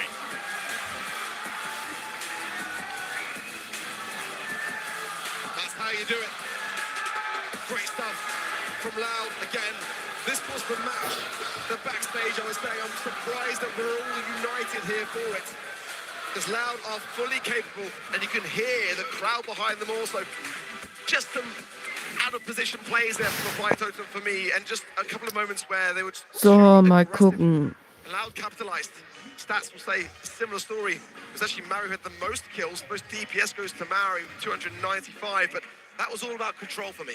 I mean, this is a question of what stats we don't see. I think Maru may have got 8 kills, but I question how many deaths he got. He was going in so many times, trying to get those supers, providing a lot of So, Totem. Totem. And you've got to question whether the balance of the 8 kills was worth it. Alles gut. Do get the job done here in set 1. As we say, coming into this one, we're expecting Reply Totem to be the favorite. Schön, dass ihr da bist. Chance to Loud get the job done. And a few supers missed by Maru as well, not waiting for those kind of get opportune moments to get the kills. Hypercharges used as well, and he just wasn't getting the value desired, I don't think, and maybe the draft was just a little bit wrong for Reply Totem in this early opening set. It was a great draft, but I mean, it was the way that for me, Loud were able to just get things back on ground, and Totem just went back to their old ways, it seemed. Like the first game didn't really work out, and they weren't really there for themselves enough. You see that moment there as well. Angel Boy was going to do there in that regard. I mean, the Kenji is just going to be able to hound him down. With no one there for support, it was only going to be going one way. There was that little moment as well. So, der zweite Zuschauer, schreibt mal bitte was rein. Schreibt mal was rein. Also nicht du, Milo, Ronex. Nicht du. Der zweite Zuschauer, der drin ist. Sollen wir was reinschreiben, wenigstens Hi oder so. A lot left to be desired for Reply Totem. I think the draft, I think it was okay. I think some of the gameplay was where I questioned it a little bit. Going on to Dueling Beetles next, Hot Zone is the mode. We'll see if they're going to be able to drag this one back. We had that graphic at the start where they seem to be the speed demons, wanting to go aggressive, go for this damage up close. Ja, kann ich machen, Milo. We kind of lead the draft towards the support, the PAMs, the roughs, stuff like that, that's going to be able to sit in the zone for a long period of time. And that's where Loud's strengths lie. my opinion, probably the toughest hot zone map. Very difficult to retake. I wouldn't mind seeing a Ruff's first pick from anyone, just to be able to open up the side. Pam will have a great time here, and that will just be able to deflate it slightly. Ruff's is banned. Pam banned by Reply Token. Great stuff for Finks also there. And Lou, yeah, coming back in. I don't trust this drop-off for Lou. A lot of pros are now sort of deviating away from Lou. I still think it's a worthy pick. Maybe not necessarily first pick, but I'm here for it. Gale banned as well as the Charlie also in the Mina, not going to be seeing any action at all. We're looking then for Crow. It's a very South American pick. You can wait in this Wie alt bist du überhaupt? Das habe ich noch nie gefragt. Things go on, Barley, Juju, that kind of thing would definitely be their kind of style. Yeah, I mean, a lot of the kind of control that will have been wanted has been banned out in this in the ban phase. So kind of might have a little bit of a different draft here and there. Juju's going to come on in. We saw this being played out yesterday, and it was completely countered by just a little bit of wall break. Get rid of the grass, get rid of the walls, and Juju doesn't have that extended range. She's got no capability of getting the buffs from other abilities, so it makes it a real tough time. So maybe that's something that Loud can go towards. But Reply Totem's still got a pick coming in here with 15 seconds left. It's going to be tough to go aggression, because you don't want to be feeding that Lou constantly. Maybe something with a bit more range to fight that, at length. Yeah, it was Revenant that just brought in an amber, and it just deflated Totem. Here's the potential here for Loud. I like that Reply Totem taking the Crow away from Loud. Ankle. Again, this brawler is really troublesome for many. B going to be the answer for Reply Totem. I really quite like it. It's definitely not a full meta brawler, but I can't not love it. Absolutely. I mean, no matter where B is in the meta, if you hit shots, you're going to be doing well. And, that's what we're going to be desiring here. Playing down the lane against that Lou, trying not to feed, hit the hank up, get the slows in, and allow your teammates to get the kills. You've got to be, hitting those shots, as I've said, though, to make this ball work. It's not firmly in the meta at the moment, but up against the hank, the Lou, at those ranges, you're going to be having a pretty good time. Naja, ich denke mal, Laut wird die Runde holen, weil Hank gut, Lou gut, Quay gut, Pro ist auch gut, B auch. Und ja, ich denke trotzdem mal, dass Laut gewinnt. Ich denke mal. Yeah, really nice from him, and this is not the position we expect him to be, to be honest with you. Pro trying to get some shots in, ice block used, so won't be using the other gadget either, so we'll find it a bit more difficult to get the stuns on the zone. Pros are super down to allow his teammates to come back in and try and get some control, but Angel Boy hitting some really nice shots here. Jump comes in from Maru, he's just going to be trying to go for this Grigri that's going to be causing some issues behind him, and Totem still hold on and have control. Krass, du bist 10 und machst schon YouTube, das ist ja krass. Und du hast 4000 Abos. Wow.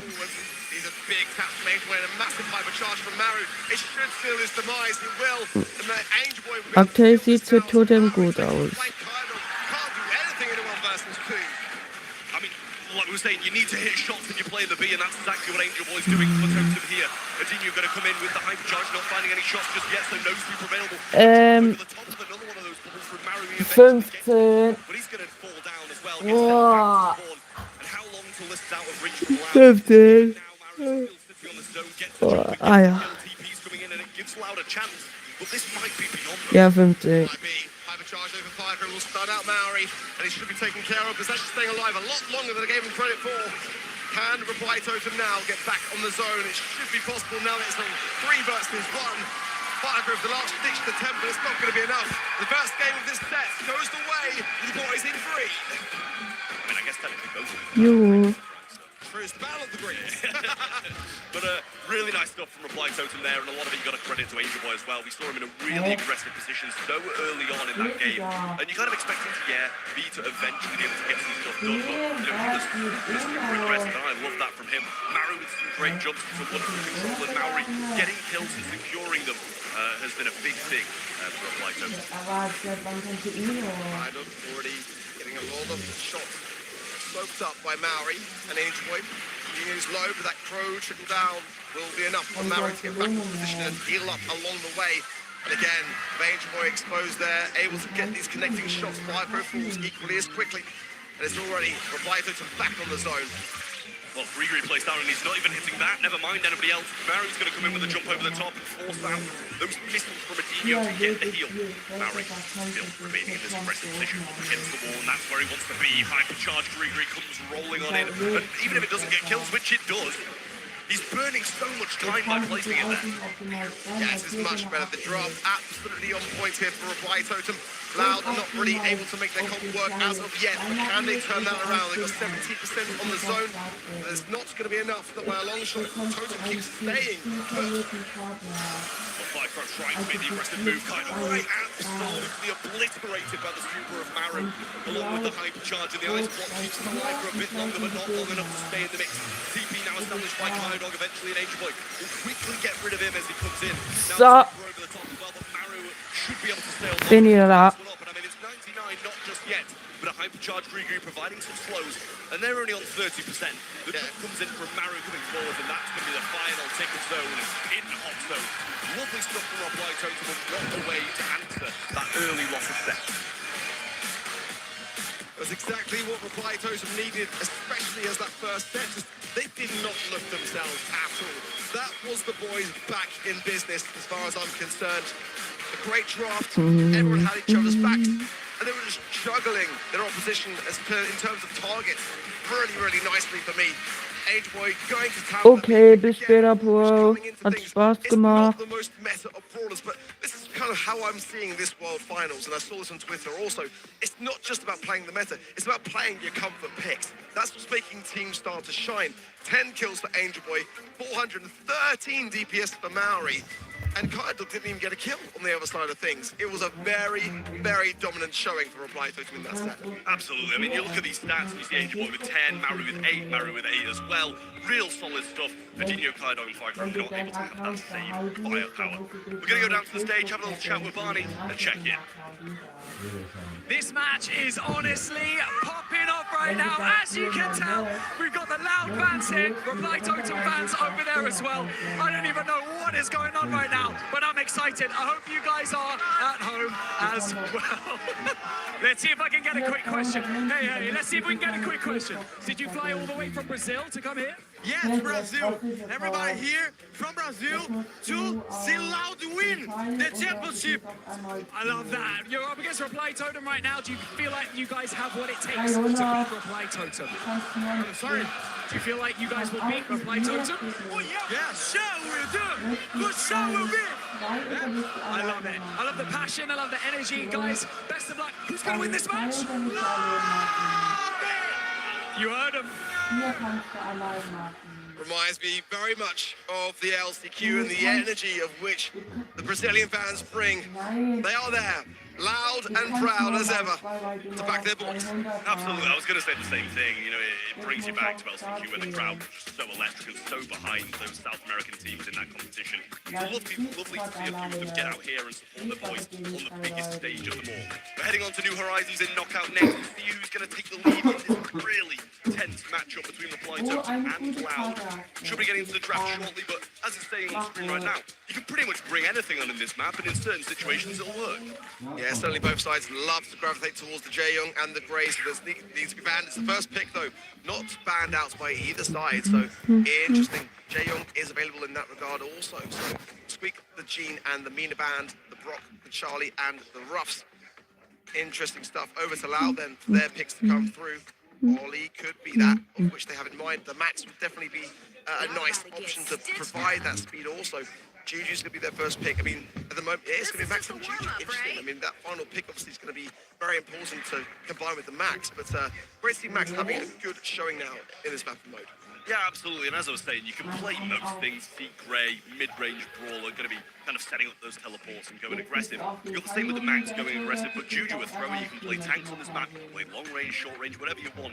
Give it a go, and it might work. Reply Totem back over to them for the next two picks now. Only 8 seconds left on this one. And with Grey, sometimes you want to take something aggressive, but you know, against the thrower, you might need to take one of your own. Kid's going to come rolling on in then, and I do like that a lot. It puts Juju at risk, especially when you slide into these cardboard boxes, your invis. You don't know where the jump's going to come from. You've got to stay with your teammates who can support you.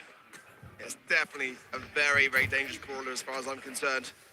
And it's whether they want to utilize the visibility and, you know, just run it down with a tank. Also, I mean, Hank is available in that regard too. I prefer the Ollie. I feel that's one that Loud would probably like to get their hands on also.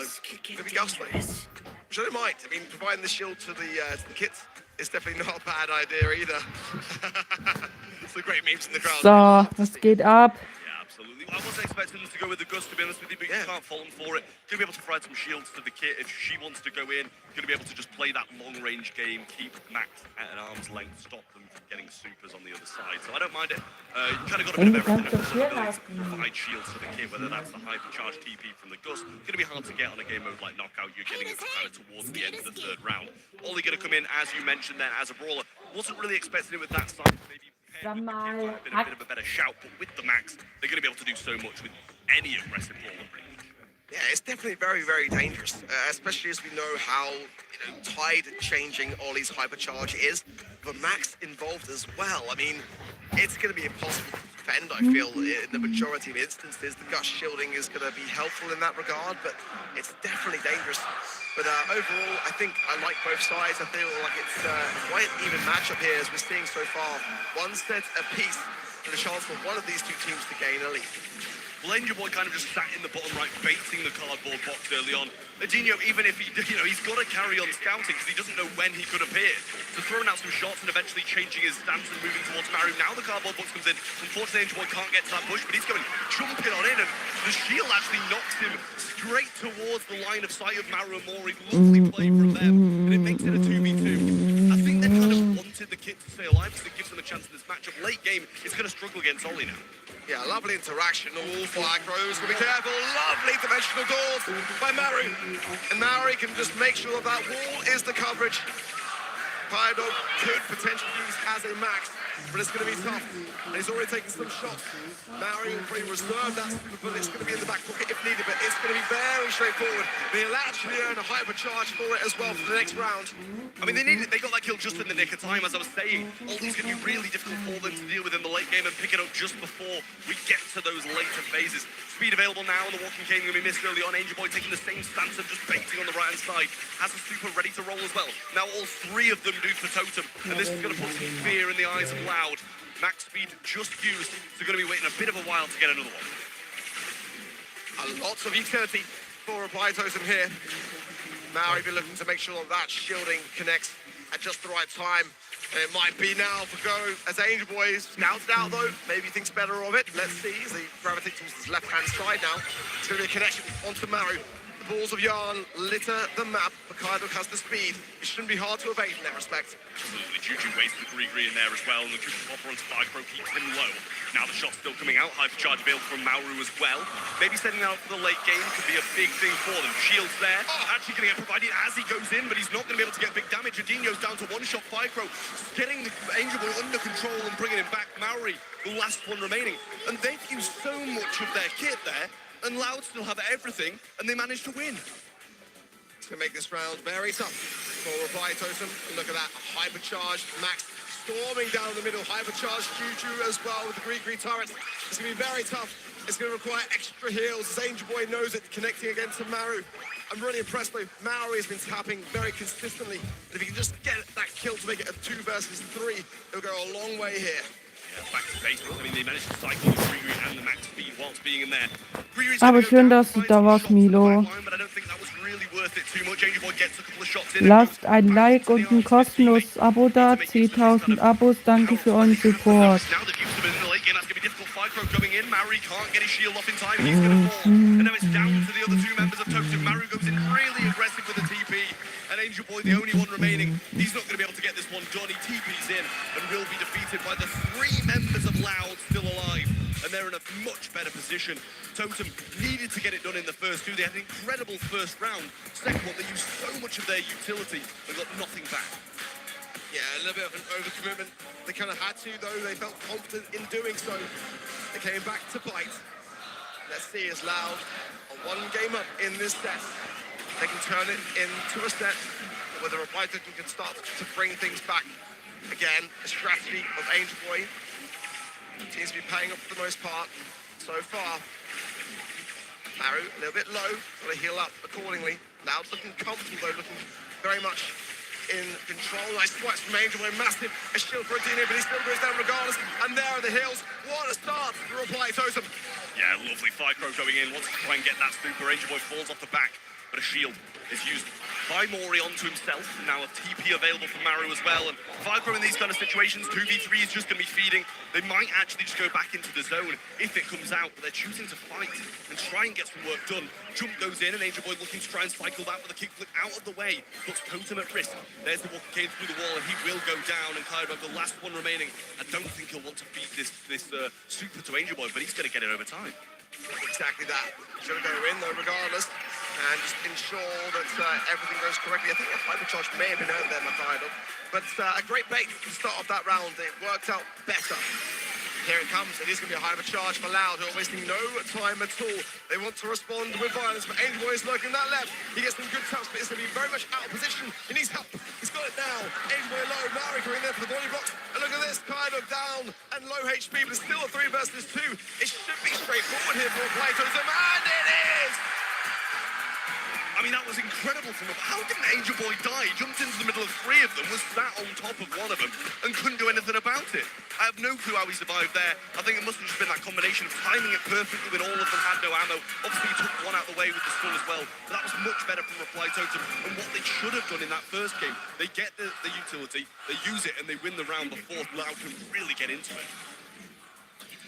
Angel Boy now changing lanes this time, but immediately has to rethink it. The taps early on from Maori, who's been instrumental for me so far in this set. Maori trying to connect to the Vulcan Cane, just a little bit too short for the range. Skydog obeys it. Vipro's dangerous here, pushing this left-hand side forwards. Here's the good taps. Maori forced the shield out. I think that's probably wise under the circumstances. Yeah, I mean, you've kind of got to use it there just in case they find some taps from somewhere a bit more rogue. Angel Boy sitting on the right-hand side now, just, as always, baiting the cardboard box usage. And it's like you're fighting lane without even putting yourself at risk. Kodok has a super now and will be able to provide the speed and put Ollie in a bit more aggressive position. But they're just waiting, they're holding on to it. Angel Boy's got a super of his own to try and stun someone out. And they're constantly having to scan this top. The paranoia is setting in. Loud are really starting to wonder, where is Angel Boy? And he's already connects to Maori. The missed walking came from Maru means Adino can survive on just a little bit longer here. Maori is low here. He might fall down. The Juju falls 2 versus 2. Kaido is low. It's left to be Maori versus Ficro, but the Grigri is there. He shoots the shot for the Grigri, and Ficro lands it. He stays in the middle. One more round or Loud away from this set. So difficult for Maru to be able to win this one. Has a TP now available. But might want to wait it a little bit longer. Angel Boy over the left-hand side doing the exact same thing as always. And as you said perfectly, it's the paranoia that sets in for Loud. They have to keep on scanning, wasting ammo. And it gives them a chance to take advantage of it when the ammo's low. Next to Maru. Also Yarn coming down, but the max speed is going to make things a lot more challenging. To land these shots with a hypercharged dimensional doors of Maru opens up something 19 HP above Kaidog's head there. He just about survives on, but that was almost a takedown. Yeah, I think Maru might be a little bit annoyed about that miscalculation there. Leaves him really low on HP, but can't quite get that last nail. And now, Angel Boy over the right-hand side. Same position as last time, wants a different result though. Will he jump on the back of one of his teammates? Maori going in, wants that Kooky Popper available, can't quite get it just yet. So he comes in from Ficro, will be able to get this hypnotized, but he can still shoot over the top. Angel Boy going in aggressive, not going to be able to get it. A genius shot on the prime target while still being low, but has the hypercharge popped. TP comes in and Maru can't get the job done. Wow, gonna go 2-1.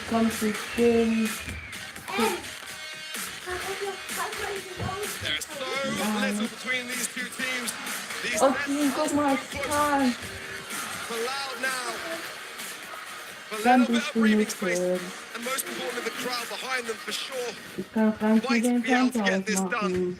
Look at that. I mean, literally across the board. 1 kill difference from Adino, but so similar. So chat. DPS for Maru, but I mean, everyone else is pretty much in that same spot other than Ficro. It was Kaidog on the Ollie, but I mean, it's a very tough brawler to make work. You know, it's very little chance that you're going to be closing the gap more often than not. So I just can't believe how close this is.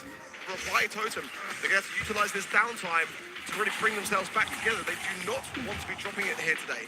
Absolutely, they bounced back in that second set, so looking to try and do the same here in the fourth, and coming next they just couldn't get the job done. I mean, I felt a lot of the time Angel Boy was jumping onto his teammates' backs when he could have maybe gone into a more aggressive position and used it, going forwards instead of staying on the defensive. Crazy loud fans here supporting the boys on stage, and clearly it's working as they're getting these sets on the board against a really mighty Totem roster. And this situation is so tough for Maru. He gets the Gree down, but just, you see, actually I didn't even see it at the time, Fycro gets a tick of healing as he teleports past him, so a bit of an unexpected there for them. So it's going really tough, and they really need to get a bit of a better stance here in this upcoming set. We're going to take a little bit of a listen in now with the teams. Nice. Eu seguro essa, Juju. Eu vou lá, Juju. Tá, mano. Cuidado, Caio. Volta. Volta, Caio. Tá voltado. Vai. Vamos, caralho! Vamos! Nice! A lot of distortion there on the gain. I'm sure the sound man definitely having a struggling time with Louder. They are very, very vocal, and it really speaks volumes for the region. So passionate, great characters all round on that team side, as it is in the entirety of the South American region. It really is a really nice sort of segment of the Brawl esports ecosystem that just continues to impress. Absolutely, I can't imagine what it's like in those voice chats when they're up on stage, really getting hyped. I don't think my ears would be able to take it at that point, but definitely gets them in the right mood, getting going in this series against a real tough opponent in Reply Totem, but they are 2-1 up, so they're in a very good position to get this one done here. Momentum on their side, wind in the sails. We're getting into the draft now. You can still see, is it going to get ripped up? No, it's going to get swapped. There you go, still supporting the Loud boys. Deathcap Trap is where we are now. Well, for me, this is where Reply Totem can thrive. Under pressure is what we saw at LCQ versus Team Electros in a much tougher scoreline than this, and they were able to reverse sweep that.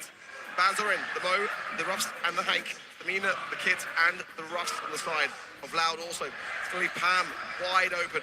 I would suggest they highly consider it. Crow also could certainly make an appearance here. Lily, really aggressive ideas already coming out of the woodwork of Reply Totem. A chance that might leave things a bit open. There's going to be maybe even if we'll use the hard counter this, but Kaze, Ollie, these are ideas that Loud have shown already, which they could definitely bring in now. Yeah, they're the kinds of things that will work. I do like the Lily though, and especially when you put it on someone aggressive like Angel Boy, he's going to be able to get a lot of work done on a brawler just like that. Loud on the flip side though, we've said multiple times they like to go for these kind of more support brawler things. Pam, not a bad shout. You're looking towards the Ruffs as well, who's going to be banned. So, do they stick with that aggression that Pam is going to come rolling on in? Good shout from them. I do like it. I think they really champion that brawler to a very good standard too. We've seen it a few times from them across the last couple of days, and it's really worked. In a much, much better place with a very strong hypercharge also. Stu for Loud. I think there's a great time for it. When you've got the Pam on your side, it opens up that doorway. It's very hard to play into a Pam as a Stu, so combining the two is smart, and Kaidog is so fierce on this brawler. It's very scary stuff. Back over then to Reply Totem. Wouldn't mind seeing a Sandy from them. It's shown its face a couple of times this weekend. I don't mind it. Don't mind it at all. Shade could be an option as well if they really wanted to go for that, but certainly a thrower wouldn't be the worst of ideas for the Pam healing station. That's it. Might be on their minds here. Tara coming forwards. And I really love that pick, and Trav, I know you love it even more. Absolutely. I mean, they've got two brawls with massive turnaround potential here, and in a game mode like Gem Grab, that's exactly what you need. And they're going to be able to hold their own for the majority of the game as well. So really nice stuff. Support from beyond should be able to stop Stu in his tracks quite a few times, prevent him from cycling that super and keeping that mobility high. And Pam, you're going to be able to cycle your super so well off that brawler when you're throwing Tara supers towards it. So I like that. Janet going to come in then for Reply Totem as the mid. A solid gem carrier just because of the fact, got decent range, good escape possibilities. And, if you get towards those last 10 seconds of the game and you're holding 10 gems, it's done. I still have some reservations on it, just because it can really work out well, or it can be the thing that makes you lose sometimes. You leave your teammates on the ground whilst you take to the skies. We've seen it before. It can come back to bite. Ollie is the final pick for Loud, and it's given them some good grace so far, some good wins. Will this be one more to add to it? Reply Totem are behind. They need this. It's a must-win scenario for them. They want to go to bed tonight feeling very much easier about going into the final day. Yeah, I mean, this is the thing. If they don't win this, they might not be going into the final day. So they've got another game to fight. And obviously, you want to get these wins done nice and early on in day two. Just put your mind at rest. And then you can start thinking about what's going to be happening tomorrow as well. So as we get into this fourth set, it can be done here if Loud do a good job. Or Reply Totem trying to drag it to the fifth and final. Ready, very aggressive start here from Loud. All still standing. Speed zone as well as can help with that maneuverability. Anticipates it now. Good pitch between Maori and Maru. They do find Firecrow. Angel dancing his left-hand side with Kaido. Now Maori comes in to try and support it. Bit of a tough spot, but he can take to the sky. It's nice support from him. Yeah, really nice stuff. And I mean, Angel Boy doing, what Lily does, kind of going in, dying, getting supers, waiting for those big moments. Loud, though, absolutely laughing. They've got so many gems on their side, 6-0 now. Angel Boy has a super in hand, so Kaidog at risk here. He's coming out straight on top of him. But Adinho there to get the refrag. Angel Boy will go down now, but has the hypercharge ready to roll, and they're going to need it desperately. Hypercharge for Maori. Getting some connections, but maybe not as much as he would have liked. Really, a lot of bombs missed, in my opinion. Now, coming out of it, Angel Boy will help hand the situation. There's a lot of time to make up for here. It's going to be a couple of gems on the ground. Kai looks actually going to go and dash forward. Loud only need one now. I mean, this is going to have to be a hypercharge super from Angel Boy, or the Tara will come back. He just missed his super completely. And with these kind of seconds dwindling down as the countdown starts, he's going to have a tough time getting it back. Going up towards Adinho now, trying to find the super somewhere. Hypercharge there, so he will get the reset. Doesn't need Adinho, as he just goes for the stew instead. Good choose to leave the gems there, though. And that's going to be another countdown already for Loud. They're going to be targeting Angel Boy big time, who's a prime candidate to be able to reset this push. 2 Stunden 38. What's he going to be able to do? Try to get a super, but it's just not going to happen. No one's there for this push. And Loud, they're going to be moving on surely to match point scenario. It's up against the wall, and Reply Totem needs to answer the call. Well, 100 HP decides that one. Will that be a position that Reply Totem can come back from, bounce back, and get these games on the board to drag it to a fifth and final? It is match point now to Loud, and they're looking the much better team in this set as well. Totem just look absolutely all over the place. Back to that first set, stuck inside their own heads. Nice, they've made for lurking, and nice for a takedown. This is better. Firecrow's going to be pestered by that pet of Maru. And now a nice pinch from Maru from the side, but those are shots you can't really miss. And it's quite easy to land, and I say that, because it's what it is. At the moment, Reply Totem are really not looking themselves. I mean, Maru actually dropped some really nice bombs there. Shouldn't be too far off cycling that one out. Angel Boy has a hypercharge ready to roll now. And Kaidog trying to go aggressive, knows he can kind of bait and switch on Angel Boy. No, go forwards, go backwards, tries to stay out of the way, but Maori should be able to score that one. And he does waste the speed zone as well. There's the hypercharge coming in from Angel Boy, gets the kill, but I don't know if he'll be able to get out. But the gems now are on the Ollie, which is a place where Loud won't want them. Maori had to think those guys just in time there. Na, mal gucken, wie lange kurz das E-Sport noch geht. Look at Maru. The gravity could be really quite crucial here. Pets coming forwards as well will push him even closer to this mid. And this is the best chance Reply Totem have had in this set. They cannot blow this. No, Maru, just as you're saying, he doesn't want to blow it as well. He misses his super, completely baited by Firecrow. But in the flip side, everybody else on Totem's doing a good job. But Firecrow's still able to just come in, swoop up these gems and make it 8. There's a 3 difference now, and Reply Totem just wasted a Tara super. You've really got to have one man with you in moments like that to get the gems back on your side. In 1 versus 1, it's a tough situation. Maori going to be targeting the healing station now. He's already bringing this home for his team. Kaido going on the aggressive, trying to land some shots. To no avail is this left-hand side Firecrow. He just cannot go aggressive. It's a bit of a hindrance having 9 gems with that Ollie. I mean, Maru just holding on to this super now, doesn't want to waste it again. Needs to use it in an influential moment, and it is only 9-8 now. They can still win from there. There's the hypercharge. Maru going to go in, get a lot of damage in, but he's not getting much back from it.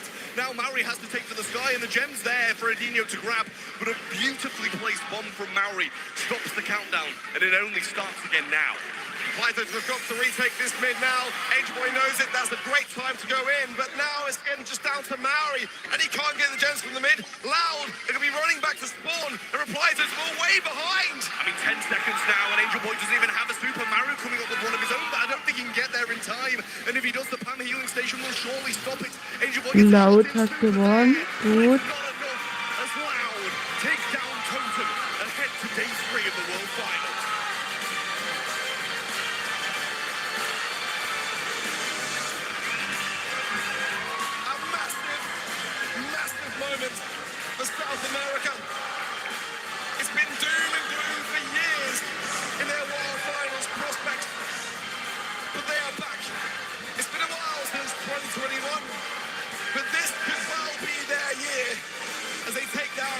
some titans of EMEA. The South Americans' finest prevail. Huge moment for them. It really is. Loud getting this win on the board and heading to day 3. It forces Reply Total to go a bit more of a grueling route. And you could see it on his face. He looked defeated after that one. And I mean, yes, they had just lost, but that is not the performance Maru will have wanted to see in that situation. 0 kills, 200 DPS. Maori putting in a shift. Angel Boy getting kills when they were, when they needed to, resetting things. And a couple of pretty poor Tara supers towards the end, and entirely missed one. He then saves his hypercharge for a bigger day, and then throws it on top of a Pam turret who's got a hypercharge. 8 teams will go through to day 3. 3 of them have already been found so far. SK, Crazy Raccoon, and now Loud joins day 3 directly. That means, unfortunately, we won't get to see them again today, but we still have 5 matches for you. 1 more winner match. So both of those teams that are going to come up next have not lost yet. Make sure to lock in your predictions at event.brawlstars.com. Our predictions are in shambles once more, Ark. Yeah, I mean, to be fair, it's just the one. It's just the one. But, hey, there's a lot that can go wrong still today. Let's be honest. Look at yesterday, for example. I mean, I love that. This World Finals for that very reason. We have no idea how this is going to go. Now the next one, you two are going to stick with me for that one. Foot versus STMN. Who's going to take it, Trev? I think it's got to be Foot, surely. I'm going for 2 Foots. That means Stamina's going to win because the cost is always wrong. We're going to find out after a quick break.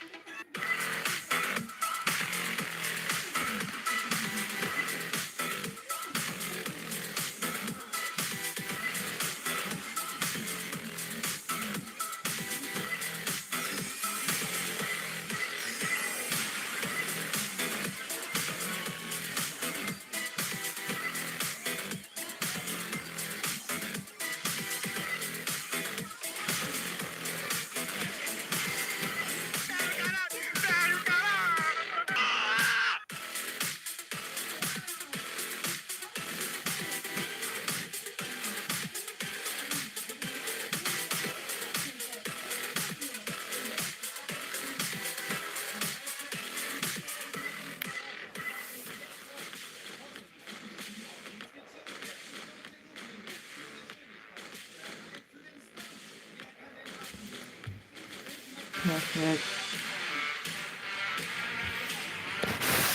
No, that is a statement, Garo.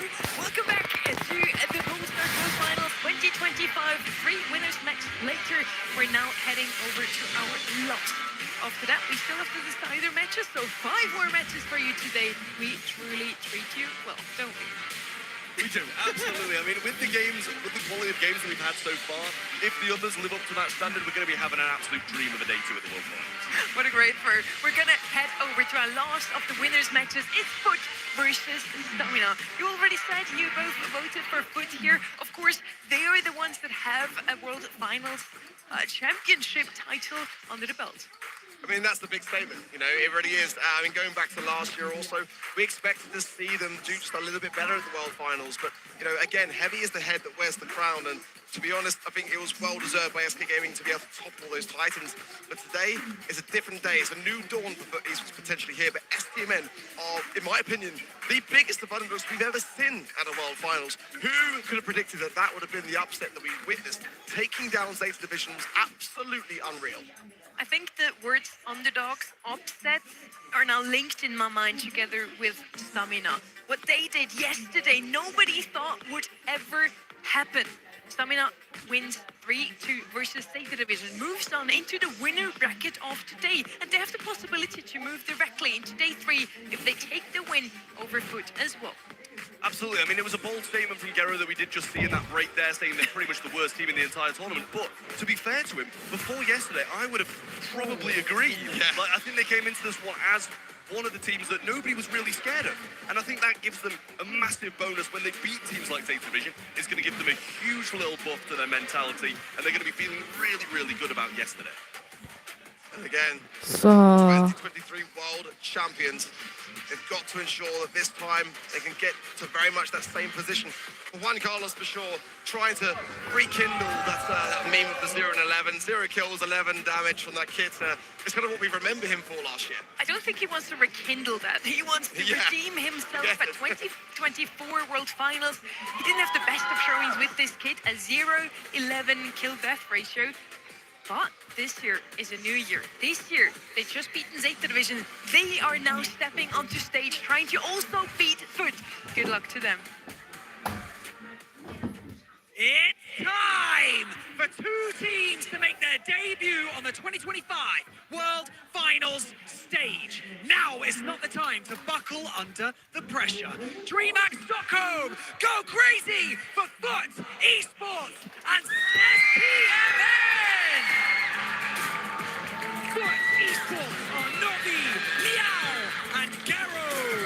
STMN are Pain, Tacos, and Juan Carlos!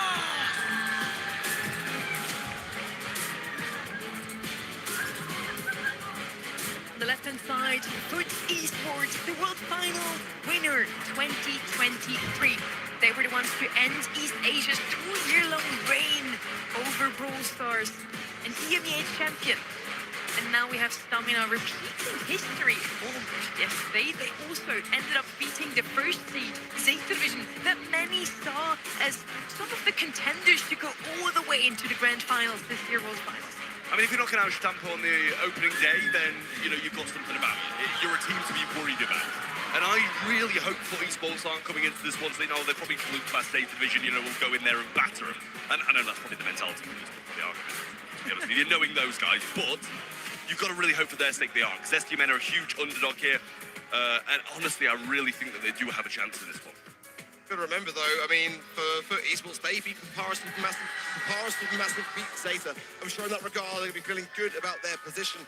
So, got to go back to, you know, the origins really of STMN Esports also, you know, back in 2021, you know, Vectra Gaming, you know, 2022, Juan Carlos Payne, they've been together for a very, very long time, and that's the kind of synergy that makes magic on the World Finals, for sure. Fast forward to last year, and of course, they suffered that same misfortune on Pioneers making top 8. But this is a different year for them. I mean, I think that going into the World Finals and having low expectations of, you know, the surrounding community of what we kind of felt they were going to be able to achieve, they've been able to turn that on its head. And we're talking about how Juan Carlos got memed last year. Still, there's plenty of fans here with them today that are going to give them some energy. They're playing actually for the first time on stage today, Trev. You feel like they're going to be a little more nervous than backstage. Can they beat Foot Esports with all that pressure, a redemption on the line, and again, another upset? Yeah, I mean, this is the thing. I'm really hoping that it's not me and Ark who tend to curse Juan Carlos when he's on stage, to be honest, because you know, we were the two casting when he went 0-11 on the kit. So you just got to hope for the sake of them that we're kind of not the bad luck charm and he gets some work done today. I do think they have the capability of taking down a titan like Foot Esports. Clearly, they're the kings of being underdogs and coming to this one with very low expectations, I think, of themselves and people also having those low expectations. It gives them a chance to kind of, they can't really do anything wrong. It's like a superpower, isn't it? It really is. It's you know, one of those things where you can see how elated Juan Carlos was yesterday after that victory over Zeta Division.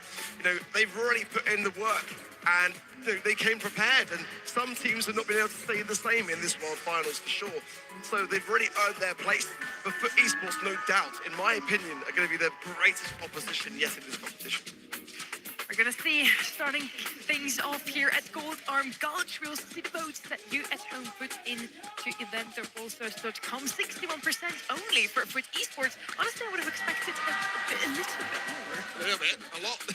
Yeah, I thought this would probably be one of the predictions that went, you know, majority of the way to Foot, something like 90%, but you clearly see people start to have faith in them. And, you know, if you're just going onto the event site, you're looking at who STMN have beaten. Oh, Zeta Division. Fair enough. All right, we'll probably predict them then.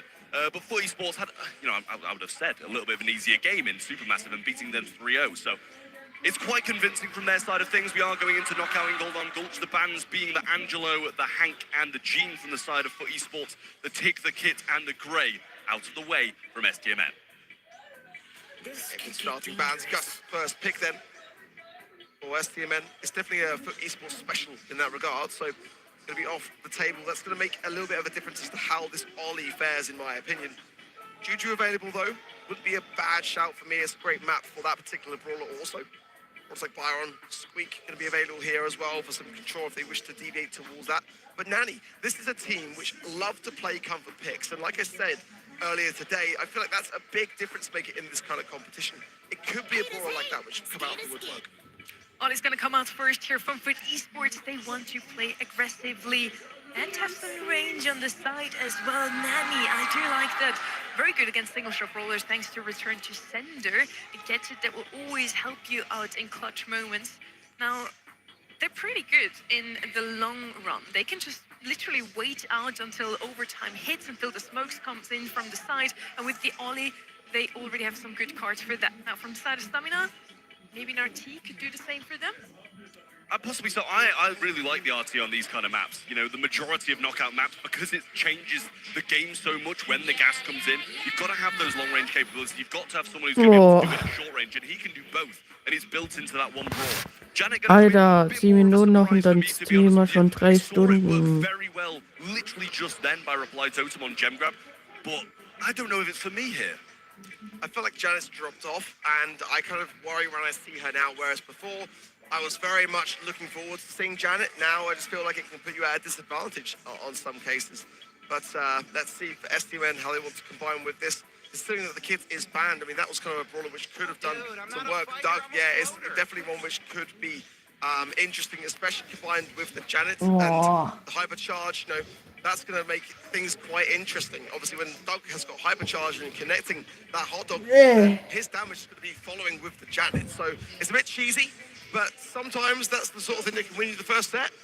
Definitely cheese come here from the side of Stamina. I like to see it even at World Finals. We get to see some more interesting comps that we don't see too often. Last pick now from the side of Foot Esports. Naja, You were too slow. Squeak is going to be the last pick here. I do like it, especially against the Tacos and Pain combination. You can still throw a Squeak blob after the Janet whilst she's already on the way up in the air. Yeah, I mean, it's definitely cheesy from STMN. I just think, in my opinion, the stars have to align so perfectly. You've got to have the Janet hypercharge pretty much, or, you know, a normal Janet super. The Doug hypercharge and the Doug super at the same time, and everybody on Foot Esports has kind of got to be in a position to really make use of that. So, although it is good when you can make it happen, but it's at best going to be happening once throughout the set. Nice wind-up gadget there to start things off from Meow. Hallo, Chat, was geht ab? Geru getting some big taps there on the Taco. Pain is found by the Squeak as well, and so far Foot Esports are looking firmly in control. Already an early Peep's going to keep connecting there, but the Dog will heal it up pretty quick. Yeah, well, there's a super coming in from the Squeak. So great taps, and Pain's going to fall. STMN not looking good at the moment. Back in spawn, they do have a couple of sweepers on their side. Doug and Gus, both with them lingering over their heads. Foot Esports surely going to be able to get this first round in the bag. With this position, if STMN do it, then, you know, fair enough. Yeah, Tacos really wants to just kind of bait out some shots. He's already got hypercharge from doing just that. The plan was always to go into the gas, but coming back out of it, STMN are going to have a lot of utility to work with. Absolutely. I mean, there's the hypercharge. Now they just need the super of Janet to be able to try and get that real cheesy strat going. And they've also got like Gus Shield as well to be able to get them in a bit of a better position. I mean, what a tap early on from Meow again. Just getting the shots connecting, and there's a peep throw out again by Gero. Just trying to cycle that and maybe get another one for a bigger situation.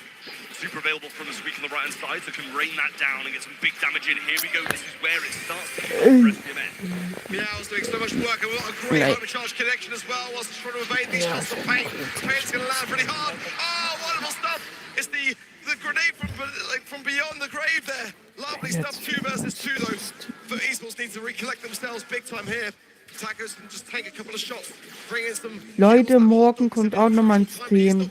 Das streame ich auch nochmal Brawl Stars E-Sport.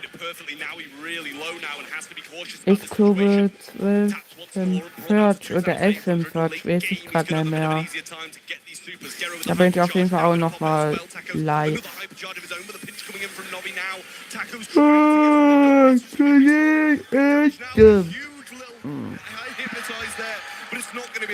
And STMN do hold on.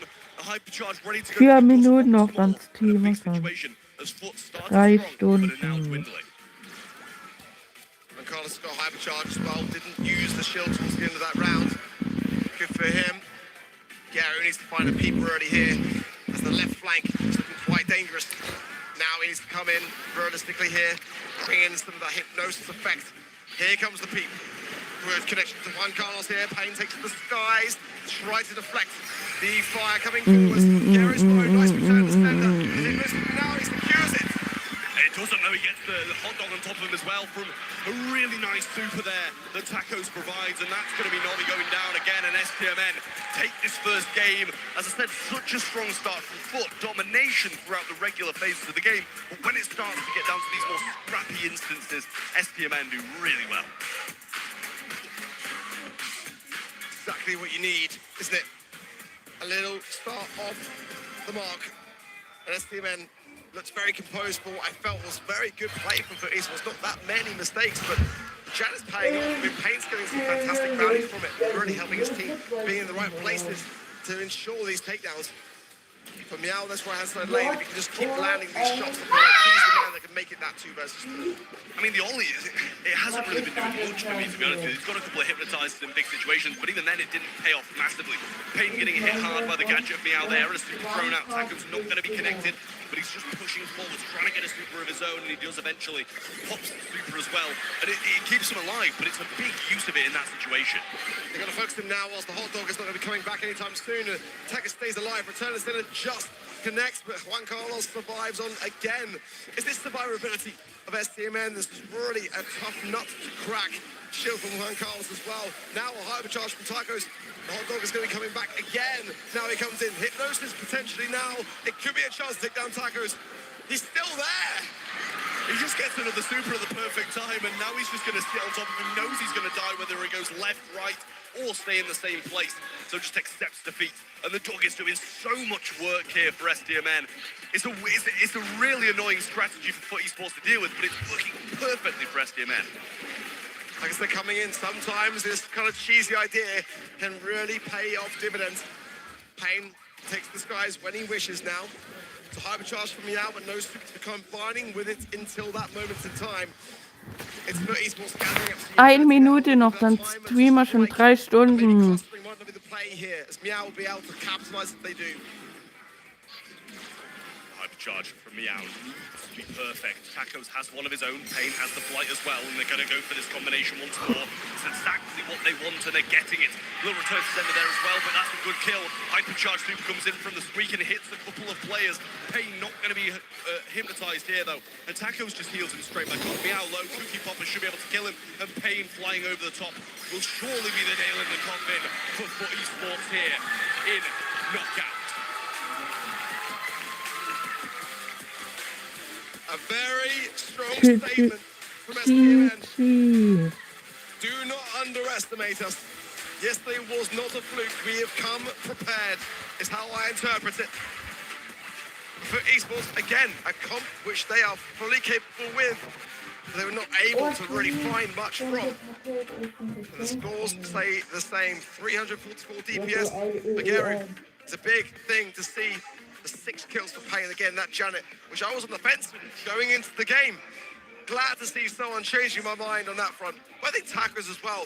That survivability which that Doug brought to the match just made him a real pain to deal with. And despite the low stats, he really did his bit.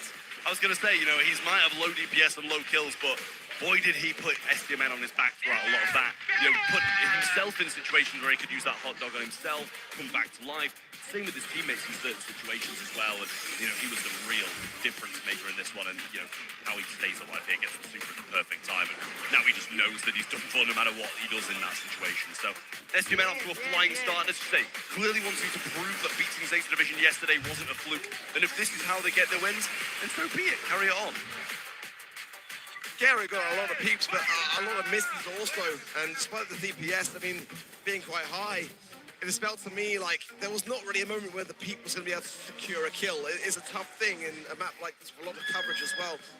It's only a matter of time before you run out of steam. Going in then to Kaboom Canyon up next. Wide open map, another nanny map potentially as well, which might gravitate towards. The STMN are looking really fierce. They're not looking nervous whatsoever. They've come prepared for this. It's really quite exciting. I mean, STMN, you know, for Foot Esports at least, if you're getting beaten down by compositions like that, you're getting the kills, but they're just coming back to life time and time again. And, you know, we've called it a cheese strat a few times. It is a little bit of a cheese strat. If you're getting beaten by those, it can really grate you down and put you in a position where, you know, that mentality starts to waver a little bit and the games get away from you. We are into Boom Canyon and Heist, as you mentioned, so a bit more long range, still a possibility here, and that kind of capability to slow things down, maybe for Foot Esports, bring the tempo back to where they want it to be. Definitely looking towards that Kaze, the Lily as well. Angelo will have a very good time in this mid here. Definitely potential bans. It's a strong map for brawlers like Finks. Lola's coming back a little bit, and there's the dunk cosplay in the crowd. Perfect timing. Great work. So Lily banned, Angelo and the Cordelius. Chuck banned as well as the Angelo and the Ali. Pleased to see that Chuck band out of the way. Still got those kind of likes of the Melody, which does a similar thing of just diving towards the safe and trying to get the damage. Has a decent amount of range there as well to be able to earn the supers. Finks comes in, and I do like that. Pretty solid pick from Foot Esports, and I think it is probably one that they pick quite a lot. So I like it. Finks going to be good against the majority of things. No real incredible matchups, no bad. Mina open here as well. It's quite a rare thing to see. Could be a follow-up pick for Foot Esports if STMN don't consider it for their own. Brawlers like Crow, very North American. Work out well here. Bell as well. That Mark and the nest eggs certainly in this mode going to be able to slow the advance down. It is going to be the Crow going forwards as that first pick. Great thing to have vision in those bushy areas. That poison trickle over time. Certainly do wonders. Wonderfully well. Melody as well here. Often forgotten about by a lot of teams I've seen over the World Finals this weekend, but it's still, in my opinion, just as dangerous as the Chuck. Yeah, it really is. I mean, with Cordelius out the way as well, it's one of those brawlers who's going to be able to have that kind of getaway capability. Eve coming in, and it's STMN who seem to be going a bit more of a calm, composed route where they're just playing for the control.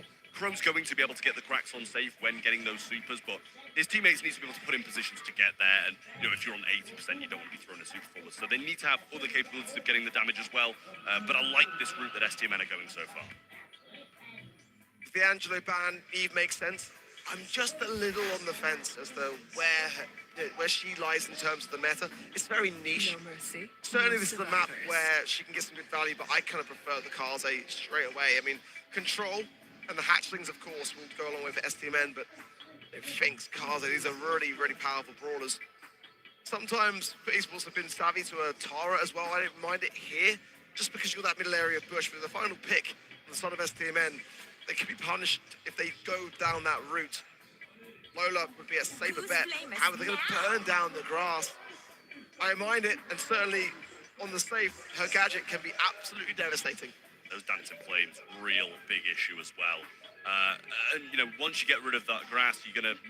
to be fair, they don't have that long-range balls that are going to benefit massively from the grass being down. But at least you'll be able to see where the opposing brawlers are, maybe where this Melody might be lying. I think that's a really nice pick for STMN to pick up as the last one. Leaves them with no chance of, you know, having that real big counter to something so aggressive like that. Yeah, Amber can do something similar with the gadget, as we've mentioned, but Melody's going to be able to get away at certain points. Really love this draft, though, from STMN. Curious as to how the Eve is going to work out. And Kaze should be able to shred through it for the most part, be able to switch between, you know, Ninja and Geisha forms. So let's see. Straight down the left is Naui, and it gets a massive amount of value and the takedown. Surely with the end of that pop, it's a trade nonetheless. Can Gary find pain here? That's the question. He is low. Meow taking any chances from this throw range. But so far, it's put that straight out the gates and in that mid control. I mean, the thing is, they can have all this control in the world, but if they're not getting the damage, then they're not going to be winning the games. Juan Carlos and Payne, regardless of their teammate falling quite a lot, are still in this defensive position. The Kaze super will be trickling down this 2% at a time and gets it only 9% down. Taco's now going aggressive and gets the kill. Super there as well, and that'll already be more damage than what Foot have got in the 1 point, and it's the whole, like, tick of safe. Yeah, one crack stage down.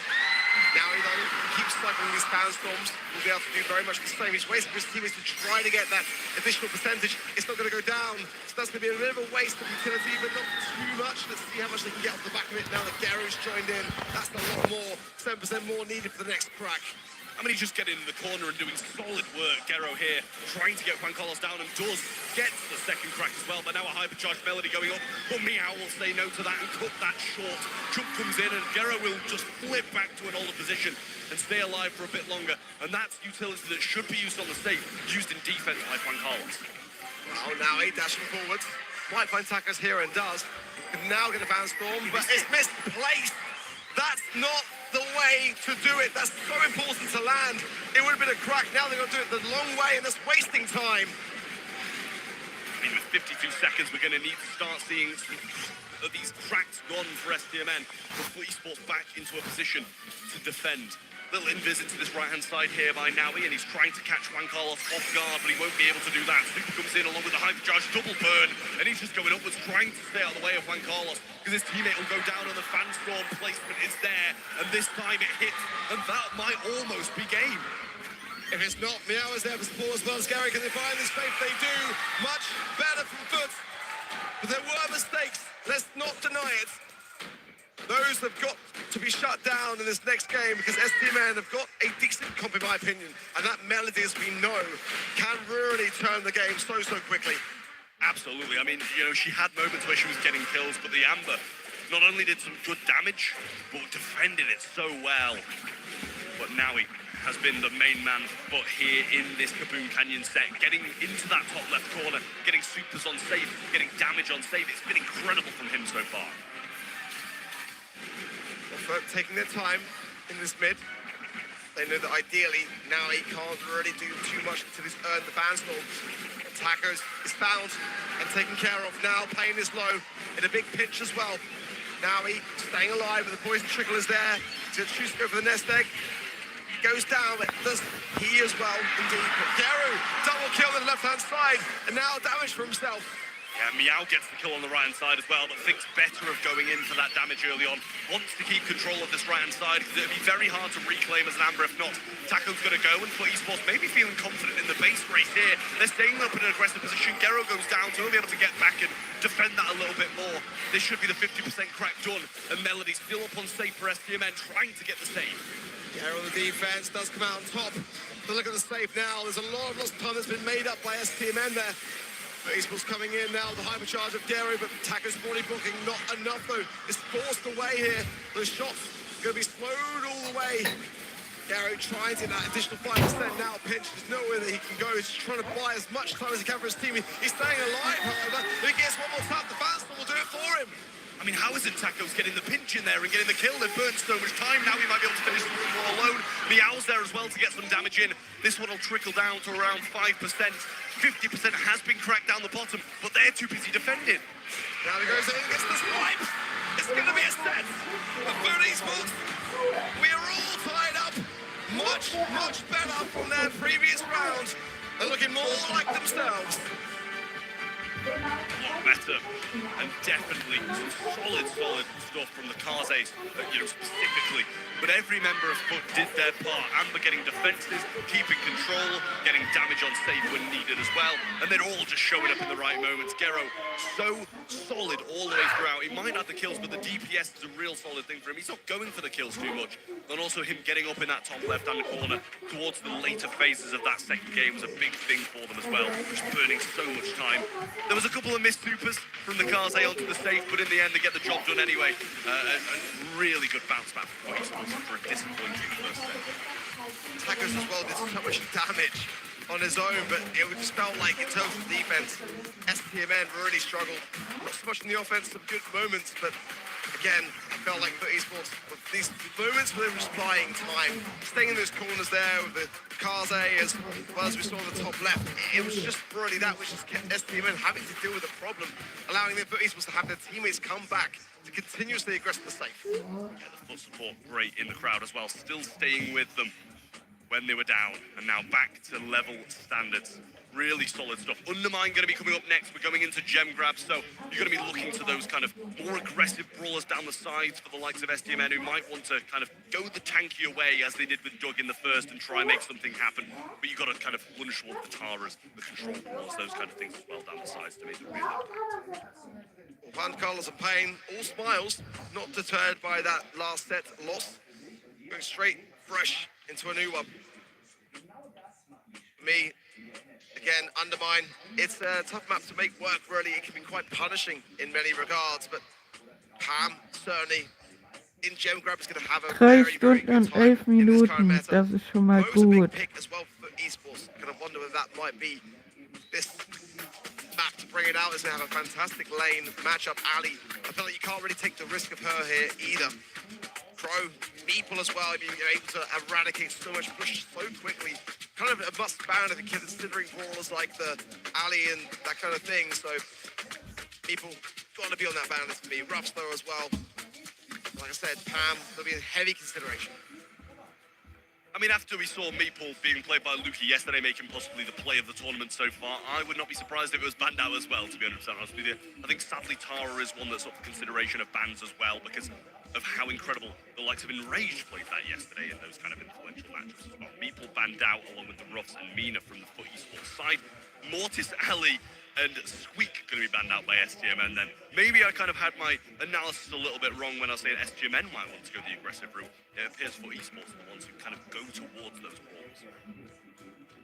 Is it worth a ban though? No, it's not. It's not, is it? You know, there's maybe not Mortis. Ali has been known to make some real big splashes here. But Mortis, I feel like there's always a way to defend it if you don't ban it. Exactly. It's like, obviously something which STMN just want to ensure is out of the way, but Janet first pick for STMN. They've been playing it really well. I'm warming towards it. Back to Foot Esports, and again, Mo could be an option here. Crow, also Lily. You know, it's going to be dangerous on maps exactly like this. Many places to hide behind in those back spawn sides or any of the bush on either side. So I definitely like her prospects. I'm the boss of bosses. It's going to be the Crow as well. I don't mind it at all here. Get some very, very good value. And hypercharge combined with the gadget, also the defense booster. You'll be able to survive a lot longer when you land. Yeah, the Lily is a really solid brawl to have here for esports.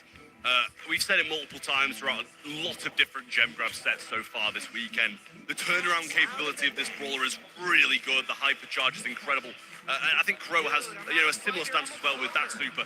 They're going to go for a little bit more Alter, cheese again. Chat, It's seid ihr worked noch for am them in the past. Start? Why not bring it back? Kind of failing in the previous sets. They're going with the Doug, they're going with the kit, and they're just going to run it down.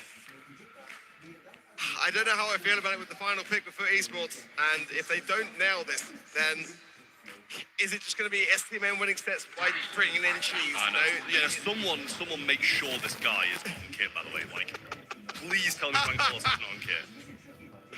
I expect the opposite. I want to see it twice. Redemption arc, the next World Finals. Hopefully, if it is, that we see a little bit more kills. One even would be... It wouldn't be hard to do more kills, to be honest with you. And more DPS. Okay, there's no skill. I, for one, agree. I think that is definitely a low skill cap brawler. But it's working, and you can't deny that. And for STMN, going back to their roots of that first set, it might be the play. Absolutely. Well, underway we go. It is. Right, here we go. Let's see if we can do a bit of a better job. One kill will make it even better than the previous year. But Foot in the middle. All members of STMN on the left-hand side, just waiting for this kind of opportune moment to make the big move. The problem here is the Crow's going to be feeding the Doug continuously. So they want that poison trickle and the additional heals coming in continuously from the Doug. The more that they are able to soak up damage on the side of STMN and continuously heal, the better for them. And now Juan Carlos goes to strike. It's going to be a kill for Pain. They're going to be hunkered down here, but the Gems still, so far, doing pretty well on their side. There's two for Foot Esports. Yeah, a little bit of a misjump there from Juan Carlos, but he does get that hot dog to be able to come back to life and get the heals from Doug as well. He's got a hypercharge ready to go. Now he's going to go in and actually get stunned out here, and Tacos will come in and get that kill. Meow takes Tacos into the realm, leaving Pain and Gero in a one-on-one. But STMN have a big gem lead. It's just been pretty much eradicated there, as it's 5-4 now after a couple picks up from Min. Tacos is the hypercharge now. This is so dangerous with the Janet. Pain going straight for Gero, gets one big bomb. A Foot to survive on. Meow needs to force into the realm, but it's a miss. Can't do that too often. Gero has the hypercharge. It's 7 gems to 6. Juan Carlos goes into the strike. Gero gets some big taps. Meow into the realm. He's going, but the hypercharge of Gero's fierce. Tacos surviving in this mid, but it's Pain who's dangerous. Yeah, now he just wasted super and hypercharge in there as well. Not the best of circumstances for him. Has one gem over his head and enters the realm. Gero going forwards and a jump from Juan Carlos will put him in a good position to get the reset, but he goes down as well. And the countdown remains for Foot so far. SPMN are not having the same luck with this brawler. And Meow's just going to hypercharge Realm Tacos, take him out of the situation and not let him get Pain back into the air. Now the super comes forward from Pain, Juan Carlos as well. Now he can get the reset. They do. The gems, I don't know if they're going to be able to get him out as now he goes in and he might die as well. Meow, Realm's Pain, trying to get him down, but Juan Carlos hypercharging his own. Doesn't get the stun as Meow times the jump perfectly. An unbelievable save for 30 Esports. You don't rarely see that. Normally the gems are going the other way incredibly quickly. But can they continue on the final seconds? They look like they should be safe and sound as Meow is in the realm. 30 Esports held their own. It's normally daylight robbery, but they were able to maintain composure. That is a godsend for them. Well, I mean, that could have gone very differently if Meow didn't get that jump at the perfect time there. And it was a very scrappy fight for those gems in the end. I thought SDMM were going to run away with them all, but a good defensive hypercharge used by Meow to slow them, stop them in their tracks, get the gems back on their side, and have the calm of being in the lead again. 1-up now in Gem Grab, and Foot Esports looking to extend this lead to 1 second. I mean, now he's single-handedly brought back the goods, but then almost sent them back to the side of STMN, so got to ensure to keep the gems away from himself so he can go on the aggressive, but I'm loving this Cordelia's play into this Doug. I think Foot Esports had a really good answer, but STMN are playing so dangerously. That's the problem. Good taps there from Gero.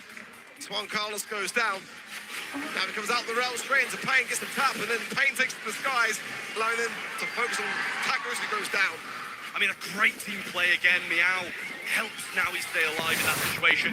He's going to miss the super, though, and the jump backwards is full stack 3 by Stunden Pain. Dog has 18. super, but not hypercharge at the moment. Pain just uses flight as well, so won't have it for a little while yet unless he gets some big connections. It's 7-1, and that might be the last blow needed. Meow gets Pain into the realm, but he should die upon exit of there. And Tacos picks up another gem. Juan Carlos going in, but a little gadget used by Gero, and Tacos just trying to run them down, but he'll get killed as well. And all the gems on Foot's side once more. Yeah, massive plays here again from Naui. The gems are split. Juan Carlos has not got super yet. 10 seconds on the clock. Pain pushing forwards from his right-hand side. Tacos now weak in the mid. Juan jumps in, but Gero jumps over. What a takedown from him! It's going to ensure the step for Esports in a massive Sehr gut. in this series. I mean, incredible. First time it works for SPMN in knockout. Takes them by surprise. But in this one, they've got the countermeasures. They can drop into the realm. They can stay away from it. They've got Cordelia's to get those refrags. Lily can turn it around if there's an upset. And a really well-managed set there by Foot Esports. There were some scrappy fights in there, but it was always Foot Esports coming out on top. Well, it was a better kit performance from Juan Carlos in the World Finals this year. Marginally. But it wasn't enough. And this is what I was concerned about going in, is like, can STMN keep relying on these cheese comps? Especially when the final pick lands on Foot Esports' side. They were able to read it so much better and thrive on the Lily, thrive on the Cordelia. Scary's just there for support.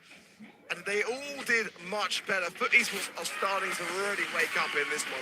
STMN could be in trouble. They really are. This is the instance here as well. Going to re-highlight it. Juan Carlos has the hypercharged jump, and just a little pop of the gadget from Meow keeps him in the mix. A really aggressive jump here from Juan Carlos, and it was quickly dealt with. And now he just flips it back onto them by using a hypercharge of his own and getting that kill. Really nice from Foot Esports, and yet again, well managed. You pointed this out as well. What a jump and a couple of takedowns. That was to relieve the pressure there for Foot Esports. Really solid stuff. And if it carries on like this, it's going to be done in 4. Look to the kill feed. It was a triple kill as well. We got Really? absolutely everyone. Unbelievable, just to make sure that there is no doubt about those gems that was in the first game of that set. Jetzt Julie trotzdem. Beatles now. You know, this again, like I said, it's a really tough Aber map when Leute, you're wenn es behind. dann Abendessen geht, lasse ich den Stream laufen, aber ihr hört mich Very dann much a nicht. convincing win by comparison to the previous set. So, yeah, I'm sure now STMN not quite as confident as they once were. Looking at brawlers like Hank here, really got to be on those bands. Pam also, certainly Berry, I think, as well. Lou, again, I don't think the drop-off is nearly as warranted, but hey, it's definitely an STMN idea which they like to flaunt around sometimes. Juju, again, can get results here, but is very susceptible to what happens if those bushes are targeted by various other brawlers with either break or burn. So you've got to bear those things in mind. Yeah, I mean, we've seen Revenant take a few different options at it. You know, they've taken the ambers, they've taken the procs, kind of broken things up. So I think that's a really good showing of how to deal with Juju, and it did so perfectly. When she's got no grass, when she's got no walls, she's going to be very susceptible to pretty much every brawler, whether that's aggression or long range. So we'll see if Esports Rescue Men want to try and take that route and go things a little bit risky. I honestly want to argue that STMN might have to take those risks or go with the cheesier things again. I hate to say it, but I think they're aware they're not, you know, a team who's better mechanically than Foot Esports or even Zate Division, who they beat yesterday. So they've got to kind of take these risks to be able to get the results. Frank Band, Hank Band, Finks, Pam, Maple, and Crow. Really like them all round for the most part. It's going to make actually maybe an opportunity for brawlers like Mina to come through. Barley, Draco as well. Kenji could have a moment to shine for sure with the bands that are in motion. Over to STMN now. Like I said, Barry, definitely on my horizons. The Lou is an option. Others like Kaze, it's not my favorite, but it can certainly do a lot on a mode like this. Let's see what they're feeling. It's the first pick coming in now. Well, STMN need a good response here. This could be the last set that they're going to be alive in the team. Ein Kind ist They're nicht going to have another life, hier. obviously. But Byron, solid. The hypercharge really good at the moment as well. Going to be one of the better support brawlers, especially down the lanes that are kind of quite long range on a map like Dueling Beetles. You can have those fights kind of stay at arm's length away from the likes of Mina, but still going to be very cautious about them closing that gap. Feeling Draco, or what this Byron is being combined with, that's the key here for me. With the Hank Band and the Frank, you've got to have a Kenji or a Draco ready to really thrive all. They're going to be thinking Mo for now.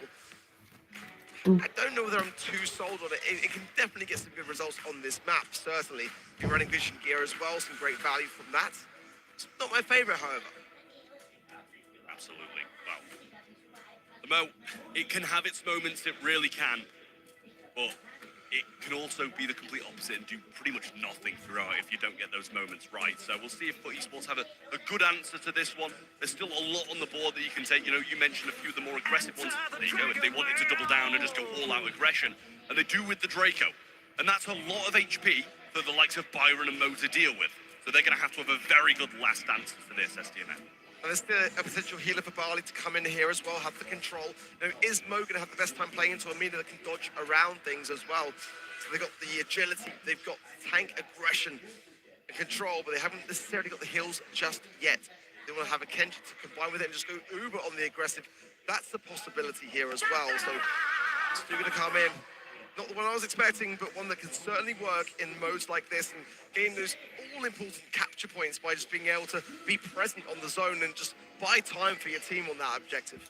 Absolutely. The mobility's so helpful. Ich denke mal, Foot Esport wird bestimmt holen. Stu can do it with the super that he can cycle so Oh, easily. Tuan Carlos. A little bit worrying now for STMN. They need Der something ist that's going to be able to nicht deal the mehr damage to Mina and Erster. Draco while still being able to hit the mobility of Stu. And there's not really many brawlers who can do that. They're going to go with the Juju, bring in the thrower. Again, it hasn't got much DPS. I'll add that to the mix. But if you can cycle out these Gree-Grees, get a lot of hypercharges on the map, you're going to have a chance. I really do like Juju here at that stage in the draft. So credit to STMN for not committing to it too early. But for esports comp, it just to me feels very much within their playstyle. Aggression, speed, agility, all these things coming together in a set which they need to be able to claim as we go in. Let's see. Well, Meow straight down the mid, wanted to make an impact early on in terms of percentage. Tacos getting some shots onto Naui here. He's going to go around the back, try and get a super with that gadget as well. Meow should be going down, but actually surviving for a little bit longer than he should. And a good tank from Guerra will keep him alive and put Juan Carlos at risk. He's dodged those shots incredibly, and they've already got a 20% lead. Yeah, Fur just cycling in. I love that beeline from Naui at the very beginning, just going straight into STMN. But now I've got the So, 3 Stunden 26. good resilience from STMN, but look at the objective. I mean, for esports are closing in on 50% already. And Grigori's just been decimated, bear in mind as well. Mo goes in and gets decimated as well. Now he's back on the zone and he's just burning so much time. Gonna pop a gadget here, try and run Juju down. And whilst he's doing that, his teammates there getting the percent and playing the game mode as it should be played. I mean, the trigger is running through the middle with, again, the last stand gadget. I mean, you're getting objective, even if you go down, there's time spent.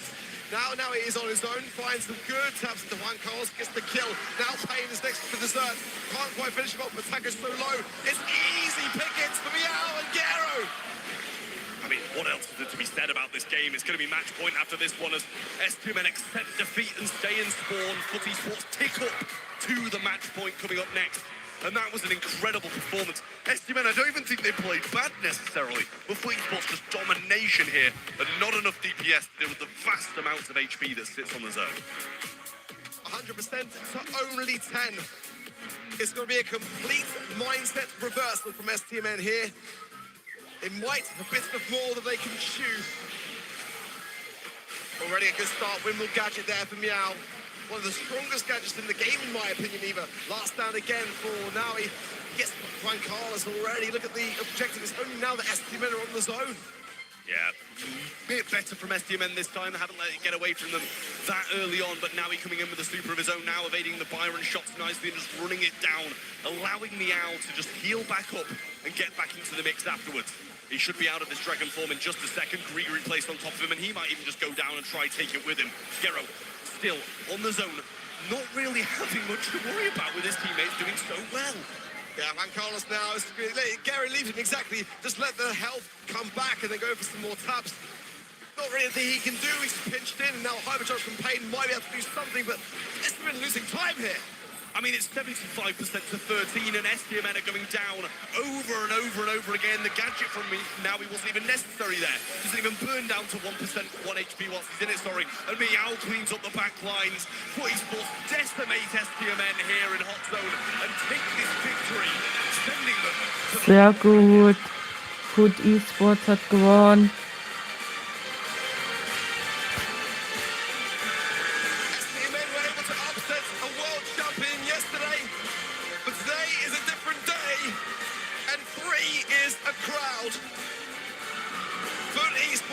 Remain on top, a real contender in this competition. They are looking so scary. Could they become two-time world champions? They are looking like a real favorite, if you ask me. Absolutely. I mean, that performance was incredible. And let's not forget they beat Papara Supermassive 3-0 yesterday, who did the unthinkable and knocked a Titan out of the competition in the lower bracket. So being able to get these wins on the board against two teams who have performed incredibly. I mean, Juan Carlos, all right, mate. 9 kills and 408 DPS on the Byron, but it's still not good enough. It's really unfortunate. 0 kills for Payne there, not the performance that he needed, but I think that was expected for Juju in that matchup. Yeah, really tough one for STMN, especially with their results from yesterday. We were hoping for something that would continue forwards, and they had a great start, but those cheese comps can't last forever. And we saw FUT Esports adapt really nicely. And we see in the bracket Papar Supermassive versus... Jetzt Revenant X-Park oder wie die heißen gegen Nova Esports. Is going to be a Esports. match that we will watch later on. Because now we finished our winners' matches. We're going to head over to our deciders. Whoever loses those is going to be out, and they are not in contention for the crown and for this beautiful trophy any longer. First up, we have Revenant X Spark versus Novo. You want to stick around for that one.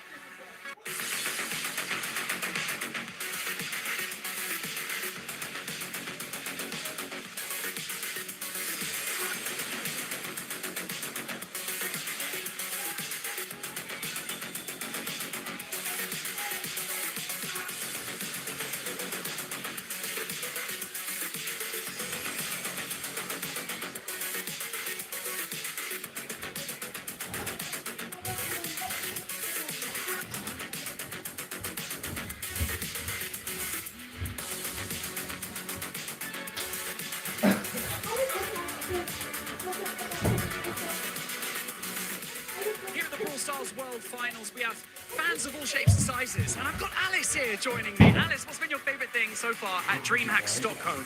My favorite thing is here is like watching everybody fight and watching you talk. It's funny. And watching all the brawlers fight. You know what? Watching me talk being funny, I don't know how to take that, but you know what? I'll take it as a win. And Alice, I got to ask you, who's your favorite brawler? Shelly, so far. Shelly, so far. There's always room for people to grow. Thank you so much, Alice. I'm going to ask for a spud. Boom! And enjoy the rest of the show. It's day 2 of the Brawl Stars World Finals. We can't wait to see how the action unfolds. Yeah, I would say Novo Esports is one of the dark horses coming to World Finals because they're obviously a very strong team coming from one of the best regions, if not the best region in EMEA. But they haven't had any LAN experience, so I think we're definitely going to be capitalizing on that. I think our team is really good on LAN, so we're going to destroy them. The Revenant is a really strong team after the LCQ, and I look forward to meet them Was? as soon as possible on the main stage. Wenn Papa jetzt heißen würde, hätte er den. I hope you are ready for the main stage. Novo playing on it for the very first time. This event, but also this year, they didn't really get there too much LAN experience, as Revenant has stated there.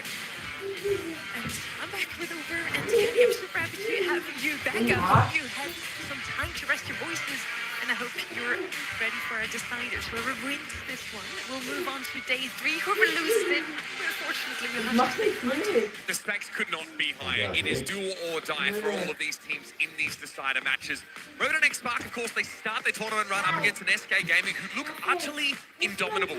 But against SSG, Revenant X Spark, Kenny, they look a cut above. And they do look like they should be grasping for that second spot out of this group.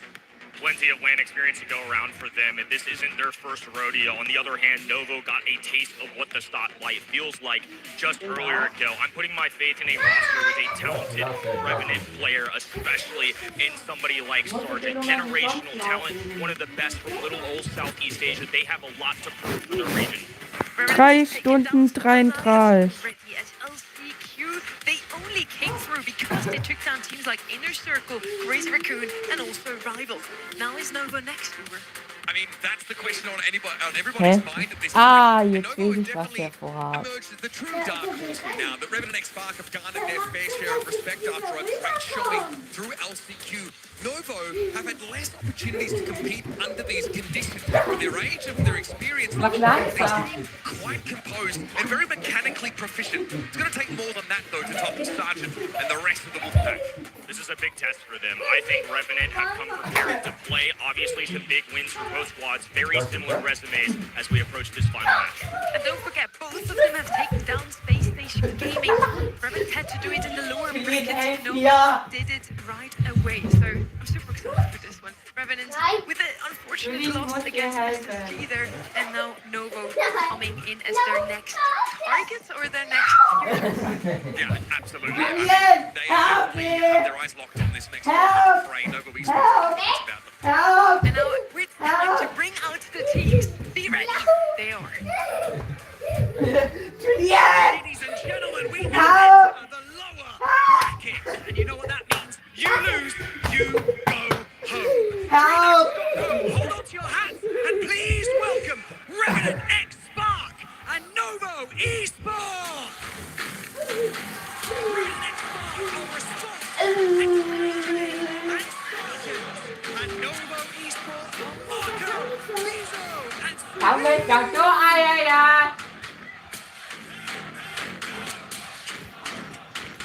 On the left-hand side, the Italian squad that did manage to win at least one monthly final.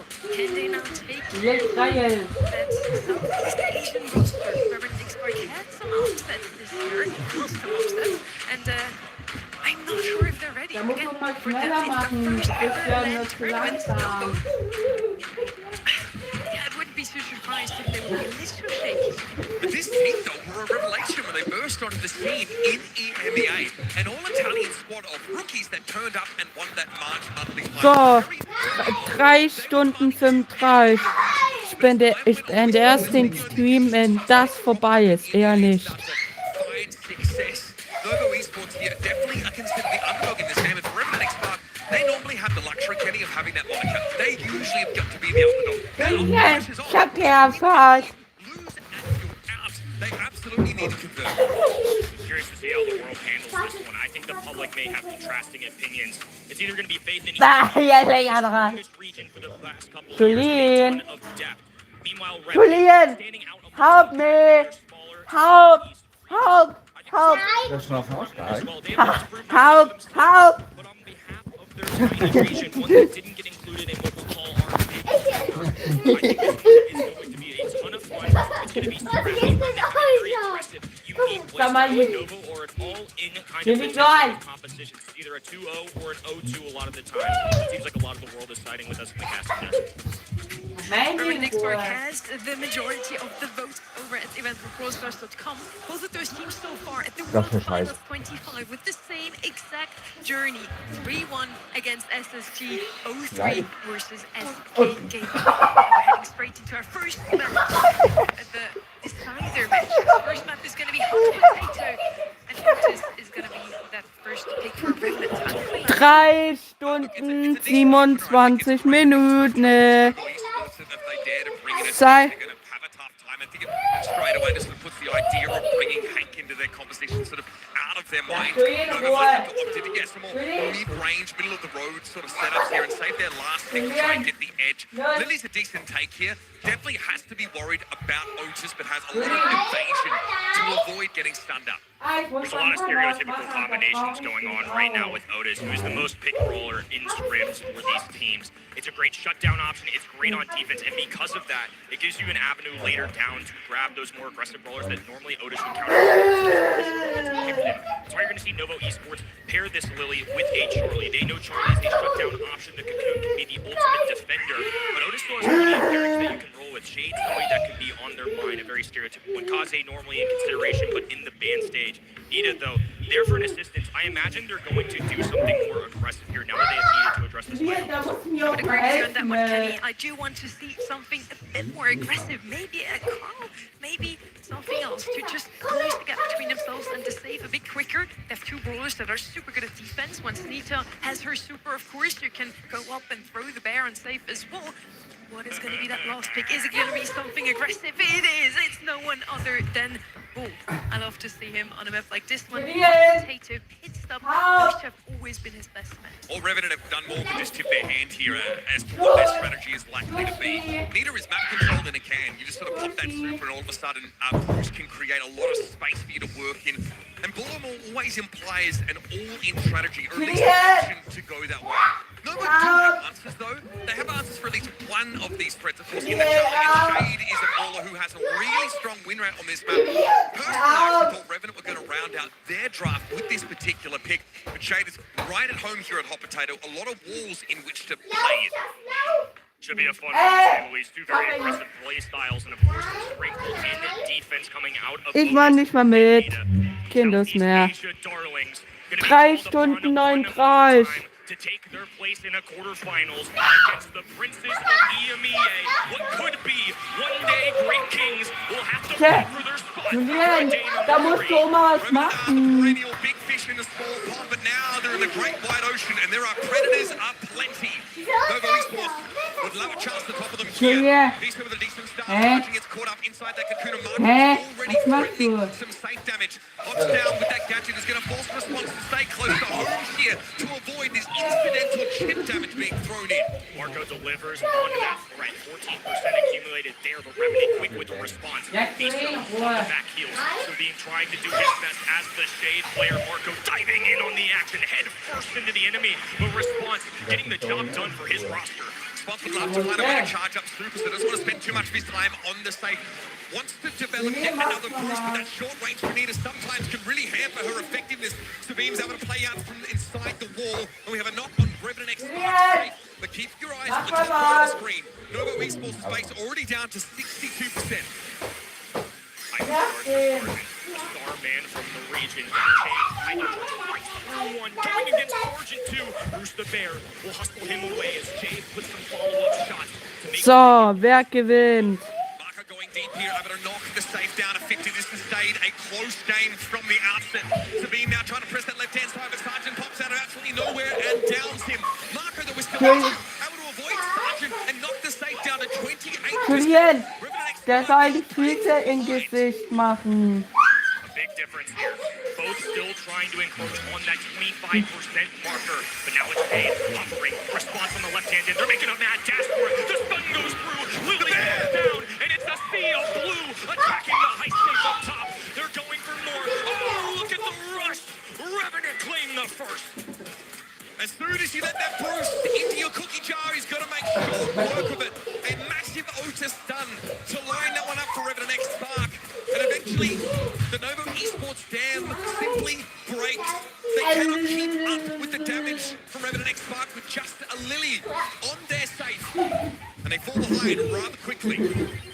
Back and forth in game number 1. So in game 2, half the score was Marco with a breakaway on the left hand in. Will dip into the shadows. Response to those, there's no great awareness.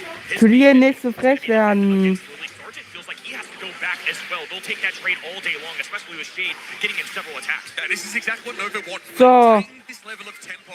When one brawler falls, wer wird gewinnen? their place and keeps threatening the safe. Sabine is a real nuisance playing from inside.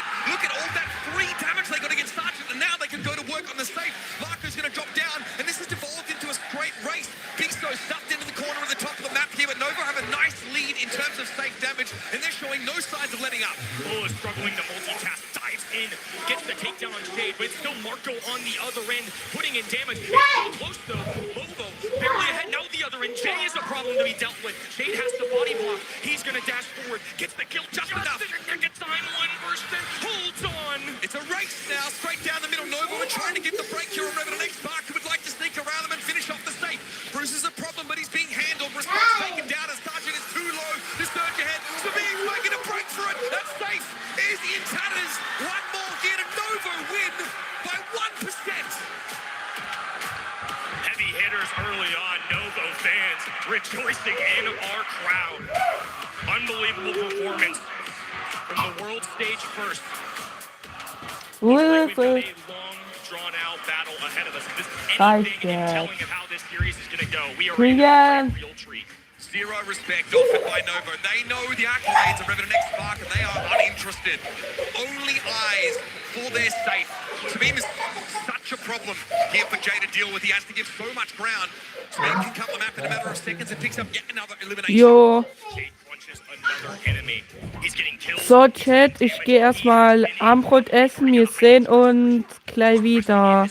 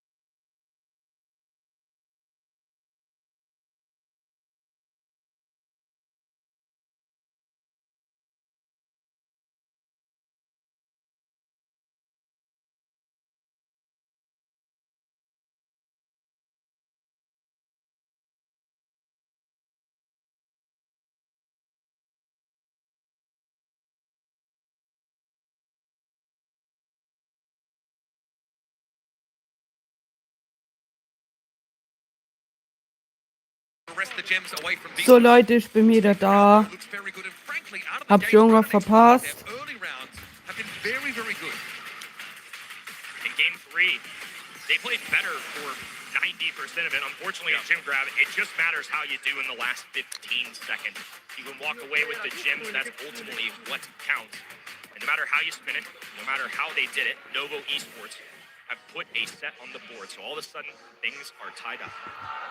And honestly, if you're Novo Esports on your weakest game type, you've come out with a win, you've got to be feeling like you just pulled off the heist on the ground. Like, that is about as good as it gets for you. Now they can turn their eyes towards Brawl Ball, which is, conversely, their best game type. In their lead up to this tournament, Novo scrim results have indicated that they definitely feel most comfortable on this particular map. Revenant X Spark really have to batten the hatches. They've got to tighten up the play here. Otherwise, this young squad are going to pull the rug out from under them. Good news is, if you're Revenant, if you can somehow put that mental mistake behind you, they were very convincing in that game number 3. I think it's safe to say, you never know, but more than likely, they probably will walk away with a set lead. I think you still feel pretty good if you're Revenant. This is a team in the past, especially things like LCQ and those intense 5-setters that we're prone to seeing them play. I think they can handle it. Jay's a great player. This isn't his first rodeo at this point. This is now the time to bounce back. Again, this is, what, 5th seed from EMEA Novo Esports. It's such a deep roster for that region. Any one of their teams on any given day can step up to cause problems, can cause headaches. And for Revenant X Spark, the ability to bounce back from those errors, it's not just a boon, it's a prerequisite at this point of play. If you want to advance, you will need to put that last set behind you. So as we head towards Super Beach, Revenant X Spark look to actually pick up a throw-up really early here in the rotation. It is Juju, though, and I think Juju is legitimate, especially with Willow out of the way. It's just hard to pass on it. It's a really frustrating one to deal with. Grigri, of course, can mess with enemies. It adds a beefy 4th spawner into the game, and especially a hypercharged version of Grigri. Oh my gosh, man, it's impossible to dodge those shots. Yeah, I mean, he already comes out with that extra durability because of the star power that we're often seeing Juju's pick, but then just the raw stat bonus that Grigri has. Very disruptive, and also, it can really catch you by surprise just how much damage Grigri does in that form. So you cannot stick around long enough to be stabbed with those acupuncture needles. So we have Cordelius and Gus picked up. Cordelius is always an answer to potential tank play. Revenant X Spark are going to be driven away from that option. And the Gus comes in as just a very good middle-of-the-road brawler. Novo Esports also leave the possibility of taking a late thrower. Sometimes we'll see Barley be on this map. More recently, Larry Laurie have come back into the fray. So if Revenant X Spark decide to get aggressive, which more than likely they will, it's just something they're prone to doing. I think that's part of the reason why they take Cordelius on this right-hand side. Here comes Charlie. So this is going to be their mid of choice. They've got one long-distance brawler in Juju, somebody that can be a thrower. Charlie as preventative, a mid, spiderlings for extra spawners into something like Cordelius, a cocoon, of course, which can be excellent as a goalkeeper, and then Nito. Oh, this is very different from the Revenant we know and love. Yeah, look, I don't mind it actually against the Cordelius. It's harder to shut down a Nito as it is maybe like an El Primo, which is, in the past, like quite a popular option on these Brawl Ball maps. So again, Revenant X Spark want to try and opt into some of the map control. This is the same comp as similar sort of core to their comp that we saw on Hot Potato at the start of this series. And obviously, Bruce is going to be used again just to generate threat to force people away. I like this Ziggy though. When you have to give up map control, you can still, have some game. You can certainly still be involved. And again, you can zone enemies away quite effectively with that super, especially under hypercharged conditions. It hangs around for twice as long and is real a nuisance to try and play into. No stereotypical goal scorers. There's goal scoring mechanics, things like Cordelius' Super Shadow Realm and Charlie with a cocoon. But this is a crucial one. Revenant dropped the ball in set 2. Novo Esports got one on the board instead. Na, mal gucken, wer gewinnt. In Southeast Asia's number 1, persevere and make the comeback we've asked of them so many times. Sergeant's laying it on thick there on the left side. And what a shot from Jay. Straight from downtown. Sergeant sets up that kill opportunity. Still wants to play aggressively despite eating a cookie popper shot from Beasto. Perhaps a slight miscalculation. Beasto's not able to guarantee that elimination on the Juju. Control-oriented compositions, not nearly the aggressive stuff we've been used to seeing this year, especially out of a team like Revenant, who love putting Sergeant on these beefy brawlers just to send at enemies, uses pure mechanics and skills to overwhelm. It's a trade of the throwers. Beasto with the ball, a dish to the right-hand side. And for now, each team trying to inch their way forward and check up that line of scrimmage. Yeah, but that Ziggy Super really clears the map for Novo Esports. Revenant X Spark have to respect it, play towards its fringes, because otherwise it interrupts their natural regeneration. They have to step back and allow the ball to be cornered for the time being. Spons dragged into the Shadow Realm here. Marco doesn't quite have the source to find that elimination inside his own domain expansion. Cocoon there, not quite the timing that Revenant X Spark were looking for. Biso was able to recover from that, and Marco is back in play.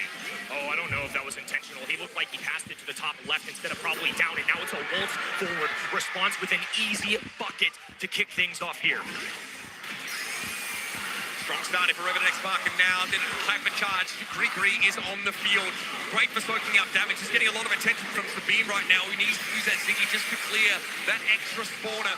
And even still, brought down by it in the end. It's just overwhelming pressure from Revenant X Spark. Man, between Gregory and Bruce, you have 5 players on the field. That is overwhelming. Not to mention 3 more spiders coming out of Charlie. It is death-defying numbers for Novo. Maybe a little mistake on defense. Either way, though, I feel like Cordelius is a good brawler. I think Novo probably anticipated much more aggression or a tank coming out of Revenant, and that's why they go with that. Worst case scenario is you can dive bomb on something like a Juju, but for now, there's 5 spawners, like you said, just touching down the field at any given moment. Revenant X Spark's composition designed to overload the bandwidth of Novo Esports, give them more than they can poke stick at. Sabine here dancing. Sergeant much the same. Both throwers trying to get each other's measure here. Spons, of course, switching now to this left side of the map, trying to maintain that matchup against the Cordelius. And he's got to be careful now. That Ziggy Gadget gets a lot of sort of incidental damage.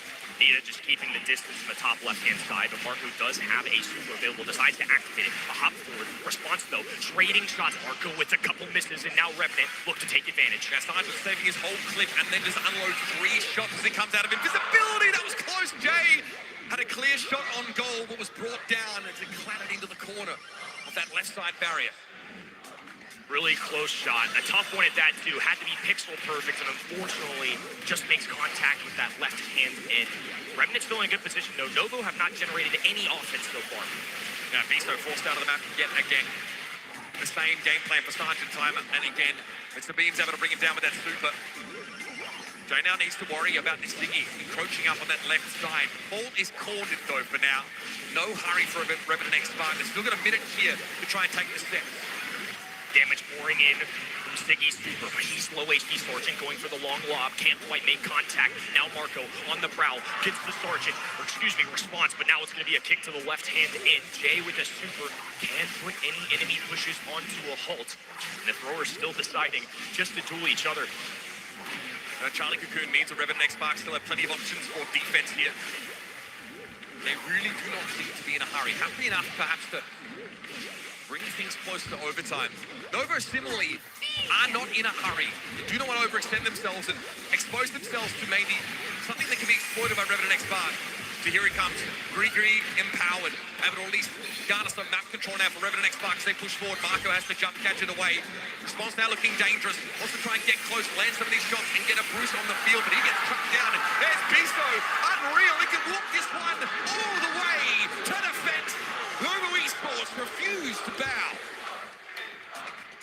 As the clock dwindles down, Novo Esports take game number 2. I feel like maybe a little miscalculation coming out of Revenant there. It looked like they were trying to play around Juju's hypercharge. So with that final push that they had, they throw down Gregory, march forward. I honestly don't know the exact math, but I feel like Sergeant may have missed the mark on his 3rd shot. He saved all of his ammunition to unload on Ziggy. It was really close either way. I believe he just missed it by a hair. If that had become a 3v2 instead, that was a real possibility for Revenant to run away with it. Yeah, it's been the game plan for Sergeant, right? He's been saving his entire clip for them, and now Sabine's just going to run him down. Ziggy all the way to the back of the net. Novo Esports disrespect Revenant X Spark and get ahead in this decider round. Response rotates. Spiderlings down to try and scout out where Marco is. Going to push him out of this grass and allow Nita to move forward. Sergeant still lobbing up shots on the left hand. And Biso now in trouble. Might have to pop super and down it goes. He said with that extra durability now, responses able to finally get a Bruce onto the field. Feel like those have been few and far between, these opportunities for the Nina to push up and take that map control. But this should be all that you need for a guaranteed goal. As Grigri knocks on the door and Novo say no one's home. Two early knockdowns for Revenant and Novo. Next one to score will win the set. An important one at that. Nobody wants to be down and face a deficit. Sargent now receiving some heat. That's a W for Ziggy on the left-hand side. Now Novo surging forward. The red roster marching in. They've taken him underground, and it's a flood of red. Oh, but interception! Sargent now has popped the hypercharge. Breakaway on the left-hand side, and they'll drop Grigri for assistance. Now this is going to allow Revelant just to get an aggressive position. They still need to score to claim this game. But here comes Bruce, straight into the back of the net. Ziggy super used to try and find it some space, but it's just too much. It's an avalanche of Chad Melton for Jay. Another set comes out for Revenant X-Bark. Just when things were looking bleak for Southeast Asia's number one, they bounced back with 2 straight goals. I don't know how comfortable they were with that, but it's contrasting to what we're used to seeing from them. I would say it's a contrast from what we're used to seeing in Brawl Ball in general. In the year 2025, purple buttons galore, and we see 2 really control-oriented compositions. Everybody playing chicken. Don't you dare pick a tank. I've got a Charlie. I've got a Nita. I've got Grigri on the ground. On the other end, we'll throw a cord just to prevent you from trying to inherit that idea or concept. Absolutely wild. Really good stuff from Revenant, and they needed that one. I think if they go down there, the mental's really going to start hurting. It's been a very close series, hasn't it, Kenny? They feel like Revenant X-Bark's composition is so momentum-based. Once they get within striking distance of this goal, they can deploy their pets, have a really just inexorable advantage. Look at Sabine being pushed into the back of the net, and that's not the first time that happened. Multiple occasions, it's either Grigri or Bruce is able to shove forward and create a lot of breathing room here for Revenant X-Bark. But this one got close. This was a pretty wild moment. What a defense here for response. Able to push back, and that would have been the set right there and then. This is the last push of the game, and again with 2 spawnables and start spamming the back of the net. Novo have nowhere to go. They are overwhelmed. Hasn't been perfect. The Revenant still with the lead. Joy on their faces. Now sitting a little prettier than EMEA's number 5. They're now down 2-1. They're going to have to be perfect the rest of the way. I think for a lot of people, they're already a shot. Getting victories over veterans like Bobby and SSG, that's a big deal. That was off stage, though. How will they handle the pressure of a packed-up arena here in Stockholm with the eyes of the world watching? Can they respond? Especially against a great team like this, it is going to be challenging. Well, esports hail from a proud region with a lot of history, and it acts as an incubator of Brawl Stars talent. EMEA is the place to be if you want to test yourself. You can ask Zara, of course, he'd probably tell you the same thing. With Heretics bowing out of this competition, not able to hang with the best, but there are still so many EMEA delegates in the mix, still vying for their piece of the prize. Gonna be Bell's Rock coming up next, so a knockout map that's very much arranged into these 3 lanes. But we so often see Brock brought in for some wall break. Tick is a real go-to on this map, especially if you could start to pressure out your lane opponent and start to lean into mid. I'm looking out for RT as well. I think RT is phenomenal on defense and that hybrid of offense on something like a Bell's Rock. Very preventative pick, and especially as those in-games approach you, you can drop the static and become a pseudo Jackie. So a little bit of everything. It's a hybrid brawler. It's what you love to see in a mode like this. Hard to look past the Gust, which has made its way through the ban phase as well. Just far too effective, too much utility, but this RT obviously is a great pick in all phases of the game in Knockout. Reasonable ability as a sharpshooter, the ability to guarantee eliminations with that hack gadget. A lot to like about this pick, but again, it is one of the most middle of the road, one of the safest ways to start your draft, and it implies very little about the overarching strategy here for Nova.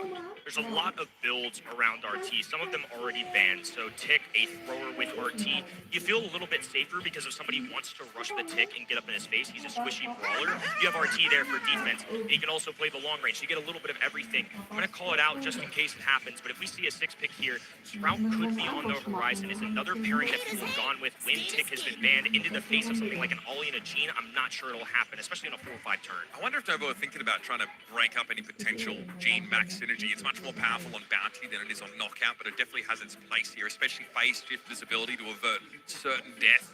Max's high base speed, very effective for dodging some of these projectiles, but Revenant might be looking to round their combat with something that's a little bit higher damage. So far, they've got, innate sustain in Magic Puffs. They've got the kill potential, of course, over the Magic Hand, plus Ollie's ability to go in there and hit big hypnotizers. Might need a little bit more punch in their setup. So the Angelo, of course, just a very powerful sharpshooter. Really favourable range on this map. It's a raid into lanes, and Nova aren't seeing any wall break yet outside of the Magic Hand, so maybe feeling pretty good potentially about rounding this out. You mentioned a Sprout. It feels like it's been a while since I've seen that be a popular pick here, but if you do need a thrower, decent way to go. Again, though, you hope the map stays kind of closed in, and with Brock, that's not going to be the plan for Nova. Yeah, I just wanted to put it on the horizon. I think it's really tough to pull off a Sprout pick on that 4-5 turn, but it is one of the thrower pairings that are most regular with RT. I think I like this better. I think it's a lot riskier, or a lot less riskier, and you now control the wall break with something like Brock. I think both these teams kind of want to dictate how that goes. Last pick here, Revenant X-Spark are reaching for their spot in our playoffs. Jae-Yong is going to round up this setup, so it's a really high utility, very durable setup. You've got obviously sources of speed there from those Jae-Yong tailwinds, and obviously, two support rollers picked alongside this Ollie. This comp isn't amazing in the poke game. So Nova Esports, if they can sort of start to get these early health pool advantages and really start to look oppressive, they've got 3 brawlers that can handle themselves at mid to long range. These are 2 very different philosophies in team compositions brought into this map. Nova Esports down to 1 more set. That's all they have to work with. They beat SSG just yesterday, but are they more than one-hit wonders? They're going to have to find one here to drag us to a set 5 and prove themselves on this stage. Sargent here wants to force the beam out of the map if possible, but the Angelo is pretty unperturbed about this damage when there's healing available via that super. Marco wants to step forward. Much of the map's getting broken up, including the grass there towards the bottom mid, so Sargent has less places to hide. Instead, Revenant are trying to generate, or at least emanate, some threat. Nova were not convinced. They've not really taken any damage here from Revenant. Sargent wants to use his health pool as a resource to gain some ground, but that is finite, and it's dwindling fast. Ooh, Sargent barely holding on as well. Response covering with a gadget, now some extra heals, so Sargent back in action. Bisto, right-hand side, operating the RT. Sargent deciding right on in. Doesn't make it count, but Gene might be able to have some follow-up shots. Marco barely holding on. Response cleans up on the left-hand end, but Bisto gunning it. Now dropping the legs. Oh, this could be troubling. Has to gadget, and now in a 1v1 situation. If Jay can dodge out, he's got a real chance. Yeah, Jada would have needed a Magic Hand and a Lamp blowout combo to make it impossible for the Brock to act. I love that from Marco, though. Very, very decisive moves in that 1 versus 1. Marco burned everything he had in his pocket to get that W. Well worth it if it means you get around. But on the other end, no longer has a super. Gonna have to start from scratch with that. Sargent pushing up, this time making use of the walls to safely obscure his advance. Marco doesn't have a lot of So, 4 Stunden 15. Still had that Magic Hand from beforehand. Surely it's going to be intended for Marco if they can catch him. Sabim's forced into pop in the super. Weekend Warrior there from response. 1 more shot and he'll be down. Sabim deals with it now. He's looking for his next target. Sargent set out the open crowd as a Peacock takes a massive hit. And Jay is not long for this world either. Bisto collapses on him. And Nova Esports, with the long-range supremacy, dominate Revenant X-Spark in his first game. The longer that game drug on, the more walls that got opened up. The harder it was for Ollie to catch somebody off guard. When it's sharpshooting, open range, that's where Novo's philosophy comes in. They've got the Angelo, the Brock, and the RT, and if they need to combat in fist-to-fist, it's going to be RT who can get that job done. You're going to have to see something different here from Revenant. Otherwise, it's going to be Novo dragging us to 5. This draft has hemmed Revenant X-Spark into a corner, into a single game plan. Get in Novo's face, and honestly, try and dodge as much of this oncoming damage. Sabine does not want to give up ground without trading some damage in response. And so far, that's been enough to keep a lid on Sargent's game plan of rushing and trying to get a massive hypnotize en masse. No breaking of the wall yet on this right-hand side. Sargent able to just live in this domain and territory. Pressed against the indestructible kills coming out from response. Bisto putting pressure down. Now Angelo up in front. This is unusual for a sharpshooter. They are not afraid. They are really encroaching on Revenant's territory. Yeah, but that missed shot, though, from Sabine means he might have to back up. There is a long window in between these charged Angelo shots that Sargent and response can use to encroach, to creep up and try and get to grips on this Angelo. Sergeant knows that Sabine is holding onto a gadget that would let him escape if he were to jump over, so he's biding his time. Now he's gotten the super out of it. Biso doesn't really have anywhere to go. Sergeant's still alive, ticking down. The poison damage really bites. As Sabine jumps over the top, leapfrogs Jay, charges up one more shot, and claims the kill and round. Yet again, Jay unable to succeed in the dying moment. Angelo's reload comes just at the nick of time, knocks an arrow, and puts down Jay. Another round in Novo Esports side. The red roster unrelenting here in set 4. Hypercharge now there for Sabine. Much harder to leap upon this Angelo and to knock him out.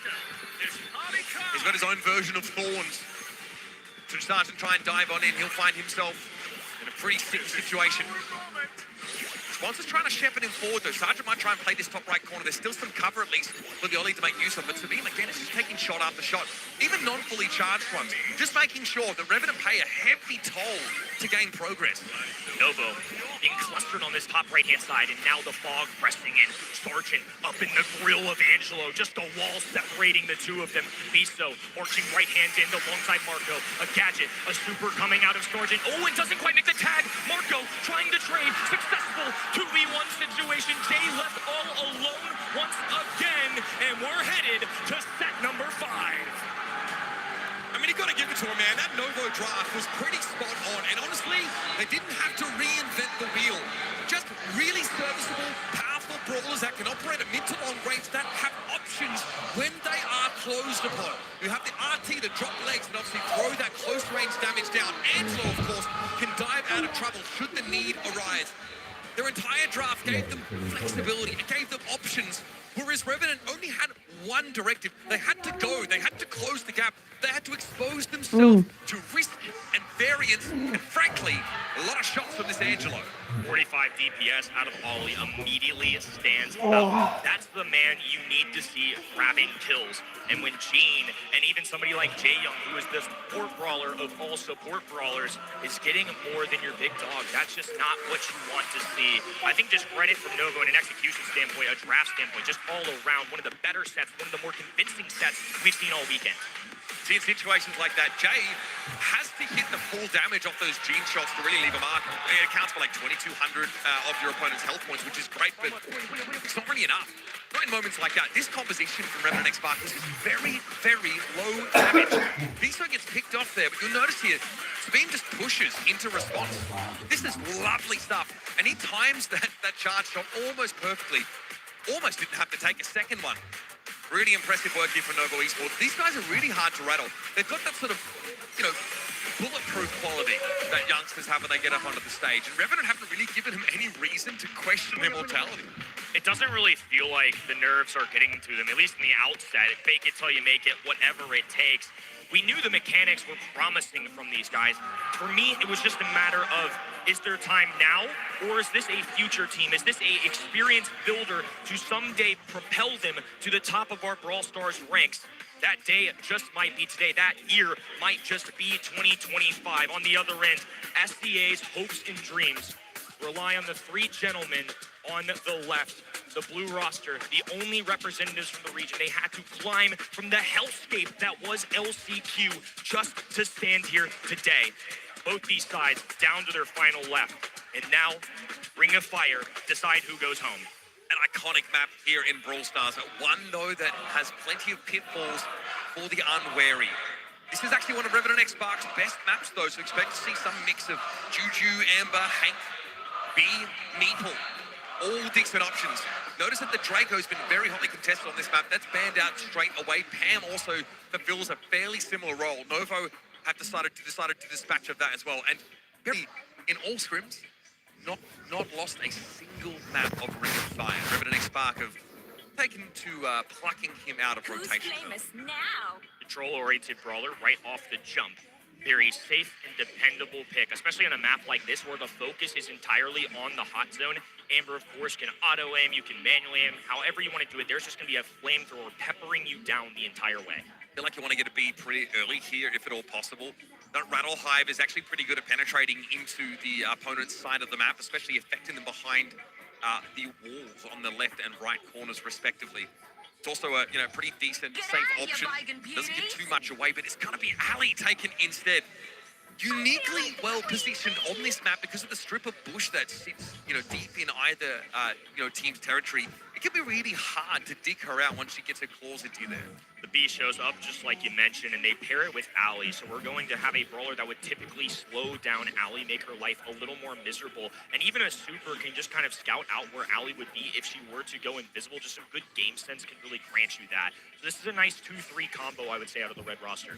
Revenant might go for the Grey and Hank combo here. Yeah. I think to round this out, both of them do get through the bans, and of course that's just a really popular 1-2 punch to pick up here in the drafts. Hank's always a threat on this map and has good staying power on this hot zone that is really quite open. So here it is, locked away. We have pretty powerful combos. The B and the Ali has been commonly sought out by teams, and the Hank and Grey also a very reasonable combo to match into it. With Pam removed on the right-hand side and an early ban of Draco, I was looking out for this. They didn't take it with the first overall pick, almost to disguise, I think, what they wanted to do, kind of anticipating to see, hey, can we build around this Hank? Are we confident enough? Will Novo Esports double down into something like that? They picked the B, but the Ali is going to struggle into the health points of Hank, but Novo Esports going to have quite a beef of their own. I like this, actually. I mean, they do need someone who can, afford to play up on the point and also just to sacrifice some health points in order to gain some capture progress. Hank is the most picked brawler here at the Brawl Stars World Finals. 16 times picked into these maps. It has a decent win rate. I think it's sort of 60% before this game. It's a very reasonable pick, but if you ask Heretics, it's one they could probably do without. There are some teams that have really leaned maybe too heavily on Hank and opened themselves up to counter-picking, but it comes pretty late in the draft here. I wouldn't say that this Meg is necessarily a hard counter to the Hank, but will make it costly for Response to step up. We forget that in this day and age, Meg actually has a pretty small health pool despite her large model size, so she's actually squishier than she appears. Do or die right now for both of these squads. A step 5 to determine who will move forward into day number 3. Bisto knocked out of the mech, the P shooter that is left in front of him. Ali just hovering in this water, now going invisible. This is where things get scary. Response doesn't quite know where she's at. They're just playing mind games. A dive in. Double! It is tough if you're out there as Hank. Ali will punish you. Much in the same vein as Mortis, able to dash through you and make it difficult to connect those bubbles. And of course, being able to play so much of this map, Sabine gets to chill on these waterways, is empowered by playing inside the bushes, cycles yet another super. It is impossible to know where Sabine is going to come from. Shows himself for a time, but leaps from the waterway there and forces Sergeant to TP forward. To his demise, might I add. This Ali pick is tearing Revenant apart. Novo just up in the faces of the enemy. Ali diving in, Meg with the heavy machine gun fire. Finally, they bring down Ali. But is it too little, too late? Novo Esports quickly approaching 80. Great control from Revenant. Now Response back in action quickly. They got a lot of work to be done. Yeah, Response really trying to take liberties here and push up the map. But Beast is going to be able to avoid him for the time being. Will be brought down, but back in mech after the fact. Sabine tries to dash across the point. A lot of damage done enough that Marco has the way paved for him now. He can set up. Red carpet laid out for Novo Esports. Maybe a royal road for them, in fact, as they will take away this first round in our decider set. GG game. Novo Esports, EMEA's number 5, now on match point. Revenant X-Bark have had a Cinderella run this year, taking down Titans. Impressive squad, surviving the gauntlet of LCQ just to give themselves an opportunity for the region to fight for the Holy Grail. They need 2 straight games if they want a trip to day number 3. SK Gaming and Humble have opened the door for the new generation of EMEA to compete on this stage, and they are giving quite the account of themselves. The number 5 seed from that region are taking it to Revenant X-Bark. Many people's outside pick to be true competitors here in day number 3. But the reality is, they might not even get there. Novo Esports get themselves a lead here and capture progress. Sabine is still a problem. Dodges that walking cane as well. It's a torrent of damage being thrown in there by Bisto on the point. Nein. Here's Sabine in the backline yet again. This time it's Nein, habe ich gesagt. Ali is all over the Amber. Amber just can't do a thing. Jay fending for his life constantly. Novo Esports from range can deal with you. Ali in your face. B from a distance, and Meg can do just about everything. Hypercharge available for Bisto. A gadget goes down. Ooh, couldn't quite get the swipe off. Sergeant can't take advantage though. Geh weg von mir. Doch.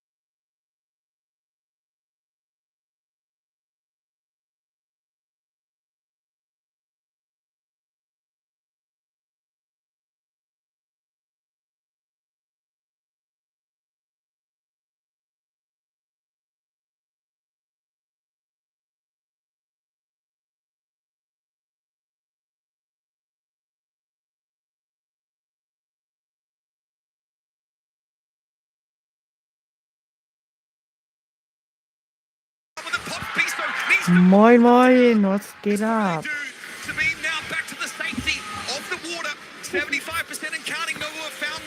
Benimm dich, hab Mikro.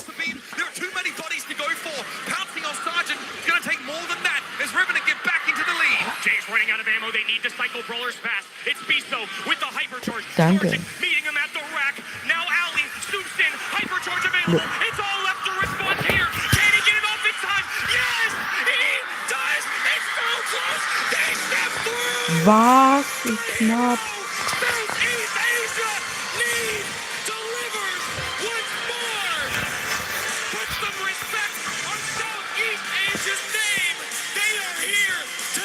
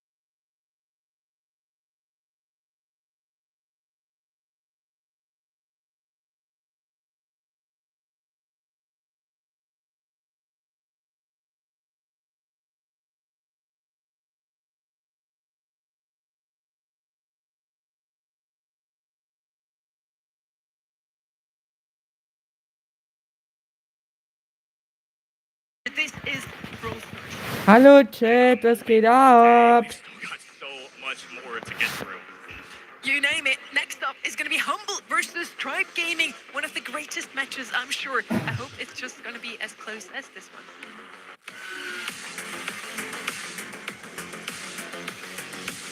Oh, ich habe 100%. Warte, ich muss kurz.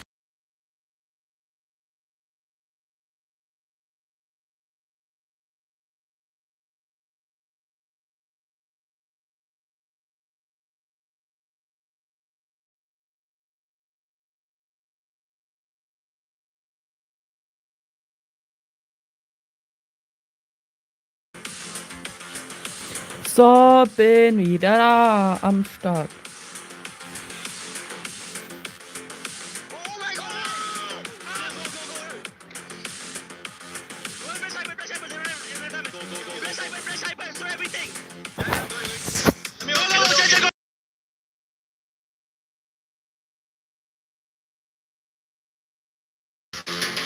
So, bin wieder am Start.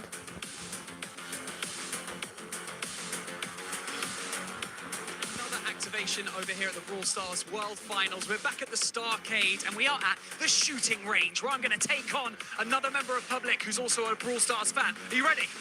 He's ready. Okay, let's go.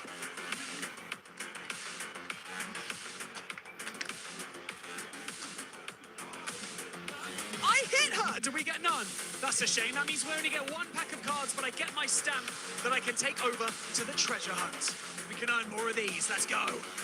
So Tribe Gaming, you nearly won every single monthly final in your region, but then you managed to lose every single game in the Brawl Cup, so I hope you guys are not doing this in the World Finals. Humble is the team to beat, so we're gonna do our best to achieve that.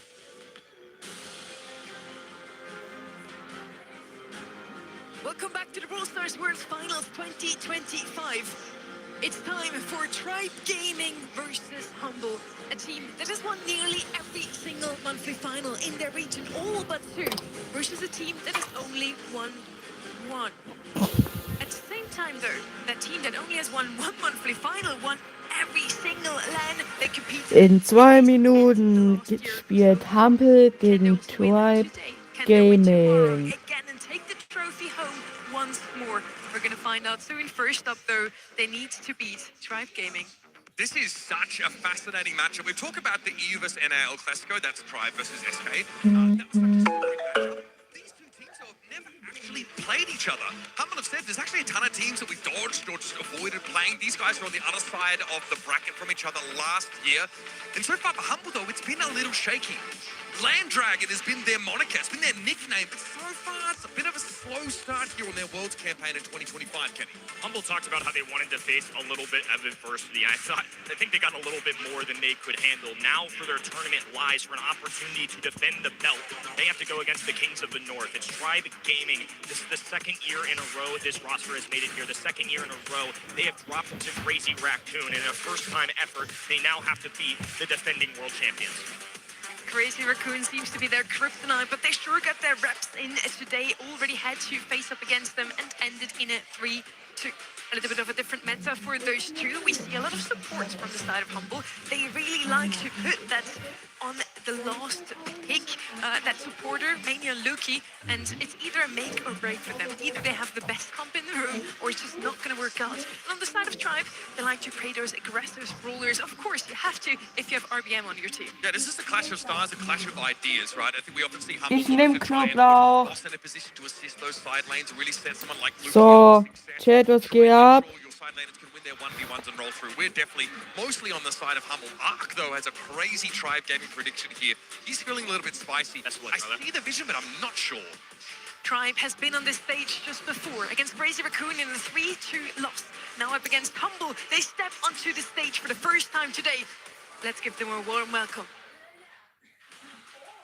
The last thing our viewers expected was to see this team waiting for an opponent in the lower bracket. But that does not mean they are any less dangerous.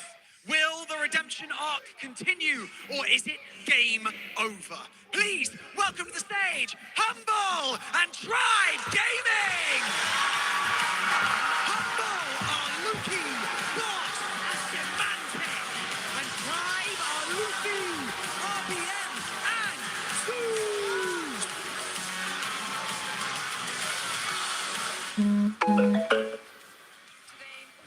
Players in black, usually Tribe rocks that red, fiery red on the right-hand side today.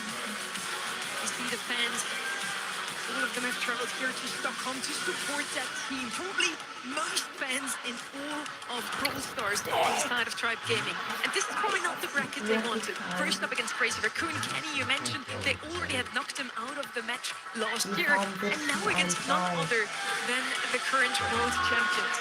Didn't conquer their demons earlier today, and now they have Indem ihr mein Rennen mitnehmen. Look, despite how Brawl Cup went, Ja, at least they're ich showing nehme mein out a Rennen 3-2 loss immer for mit Tribe und Gaming das against schaffe ich MICR nicht is mehr. acceptable. That's okay. They're a great team. They've given everybody the smoke so far. If you're humble, the expectation is simply higher. This year is different. They've done it before. Now they have to try and do it again. Look, I think for Tribe Gaming, they're probably feeling okay about this matchup. Humble, Dead. I don't think anyone really wants to fight for their survival against a Tribe Gaming that has everything to prove.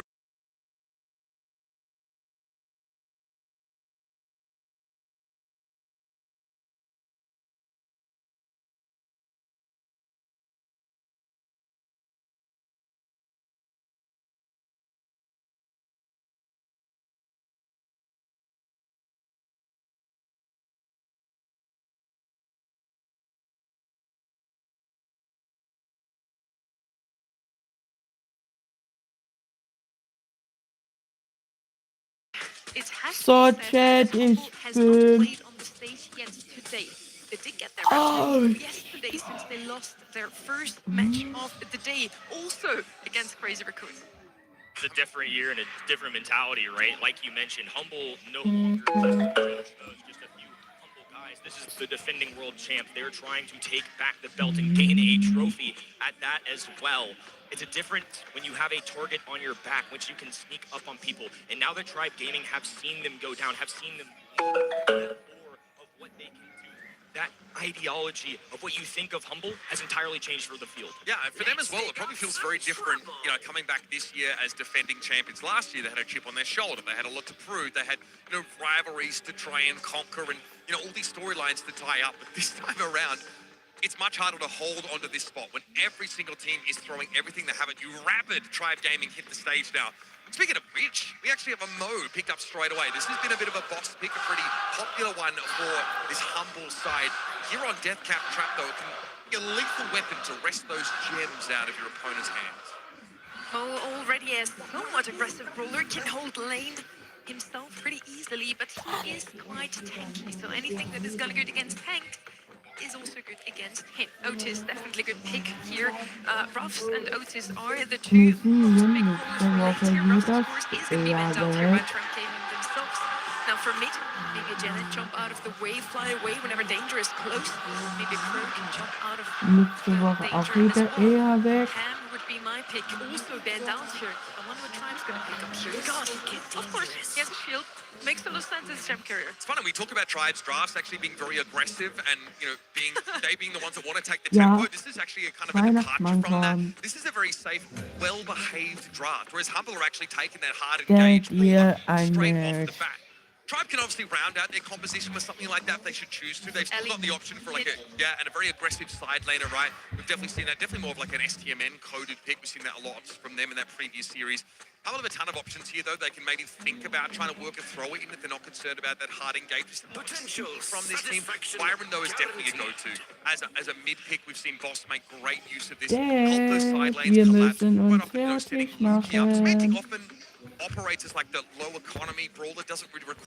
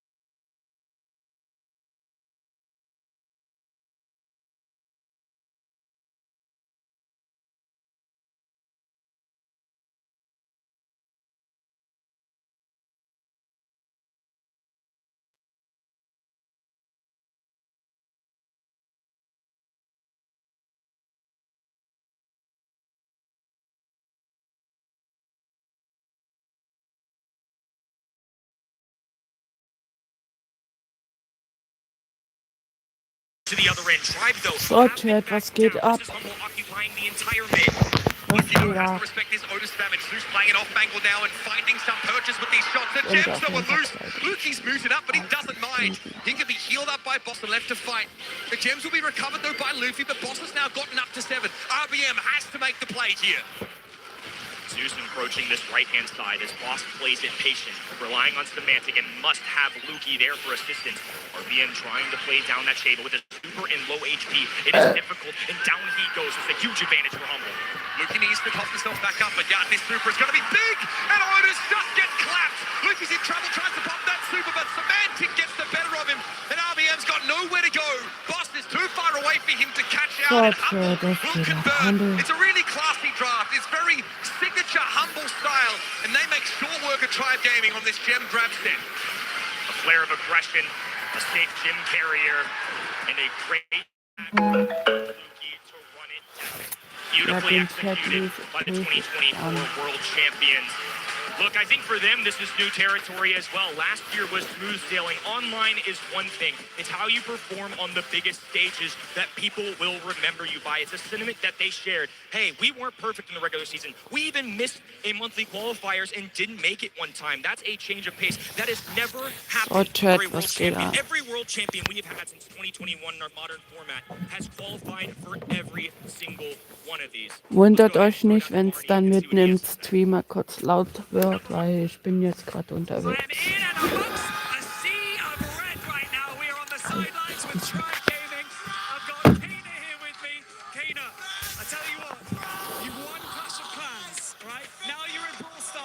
You're in day 2. Are you going to make it to day 3? This could be a big moment for you guys. Yeah, no, I believe Humble, in these guys. humble.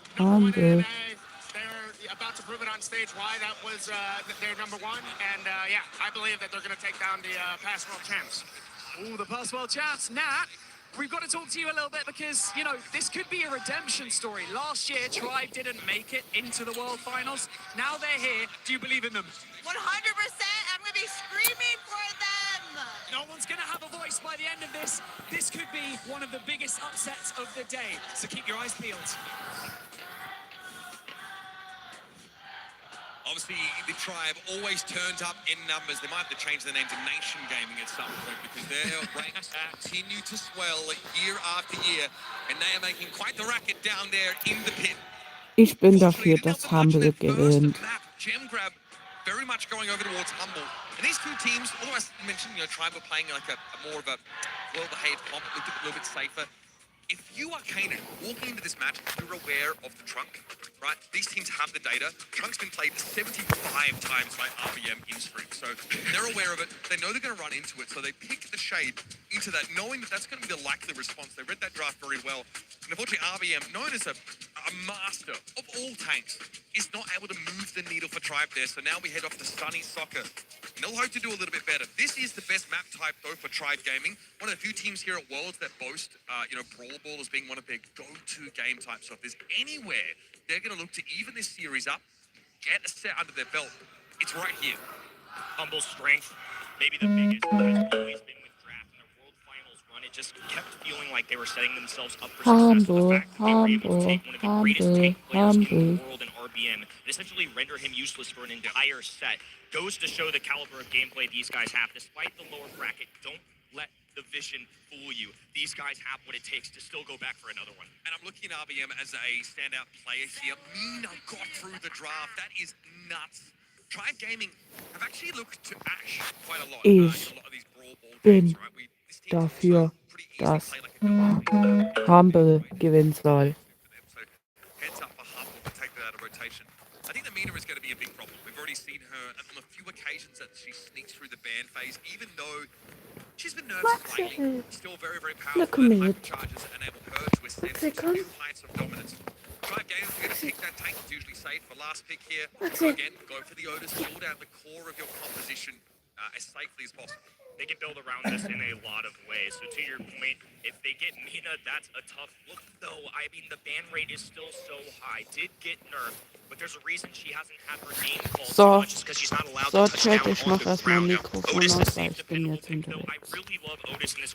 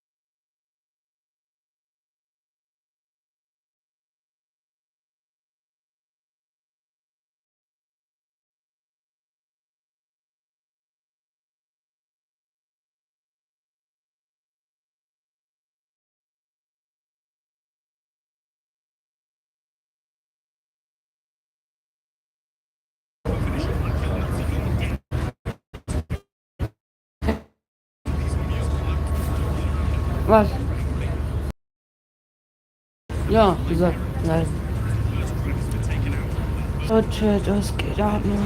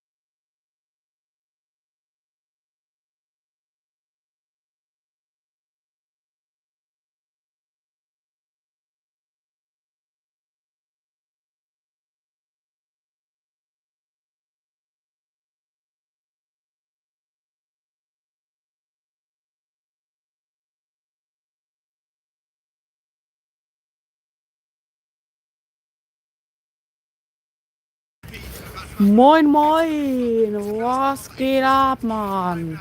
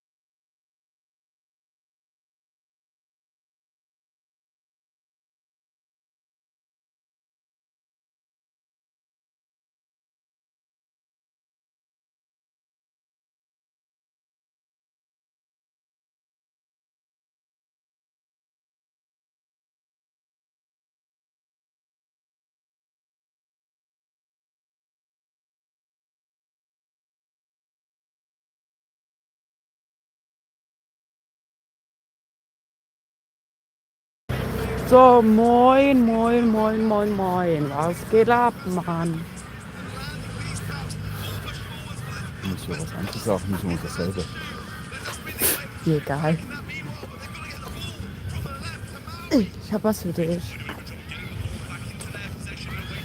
Oh.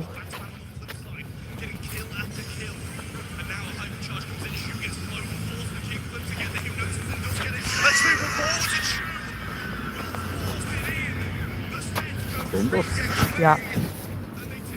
Jetzt sind wir wahrscheinlich.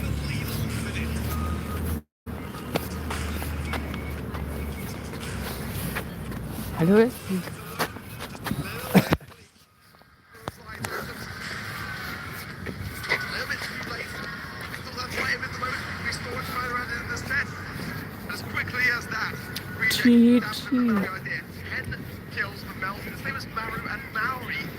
Wo willst denn du hin? Wo willst du hin? Dadurch werden die Busse auch Haufen Verspätungen haben. Hallo? Die ganze Palette mitnehmen? Nein. Das sind gar nicht getrunken, die Preise sind ja immer noch da. Hallo, ich habe die Fanta getrunken, Mensch. Also, na gut. Okay. Hier. Ihr Gebiet war auch voll.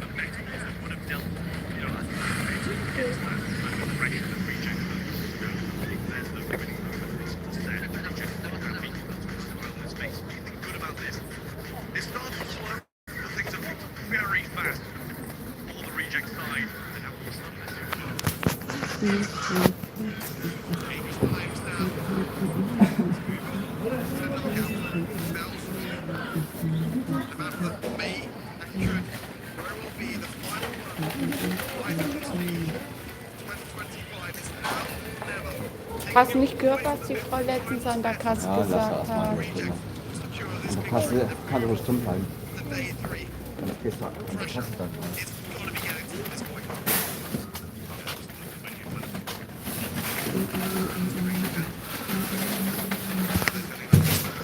Sag mal, willst du die Tür mitnehmen oder was? First thing, can't complain about it. They just have a lot of weaknesses in knockout, especially. I've always been a little bit on the fence. when you're on your own, in those final moments, you can't really clutch up if you're a tick, or very rarely so. But I tell you what, the World Finals, I would love to see it. With this RT, as we mentioned in the last room, we have not really seen it too often, but now coming through for a reject in the final hour. Yeah, I mean, when you first, you need to be quite cautious, especially when the opponents have got that aggressive arena early on. You need something that's going to be able to defend the throw. You only can take so aggressive, you're going to be overwhelmed. So RT doing that perfectly. As I said,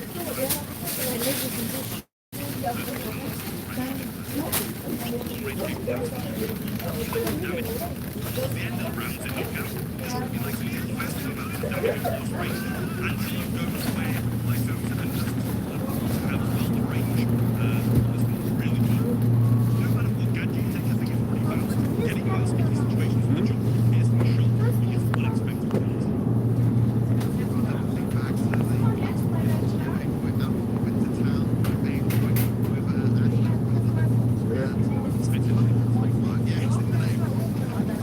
Und von den, kennst du das Getränk, was ich letzte Woche mit hatte, die zwei,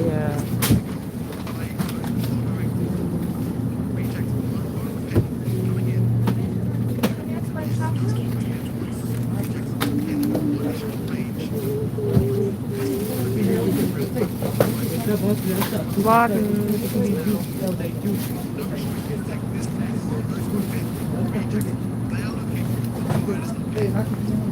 Absolutely, I mean, really solid drafts from both sides of the road. It's going to be one to break one of those. Take to be out in the open, really difficult situation. Light up to be in, but if they break out, it kind of hangs the meter out stride, but at the same time, they do have that ability along the meter that can still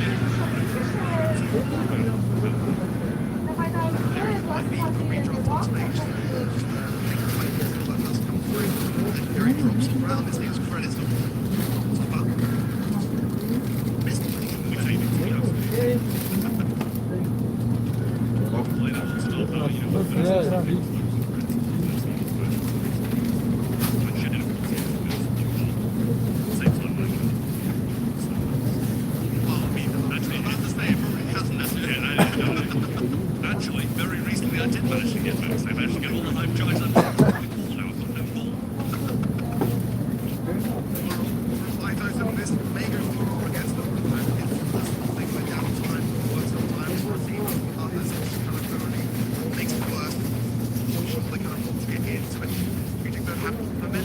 Wenn man dann richtig super mit hat.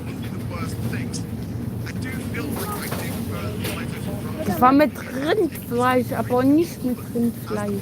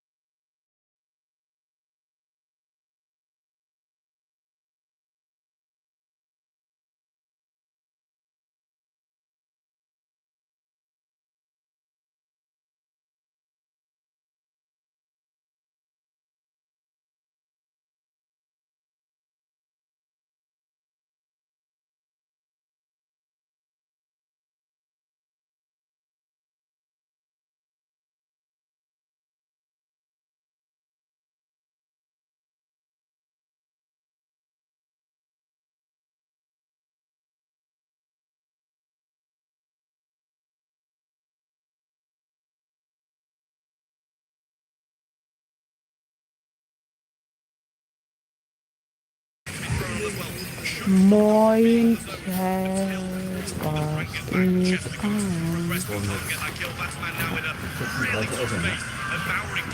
Ja.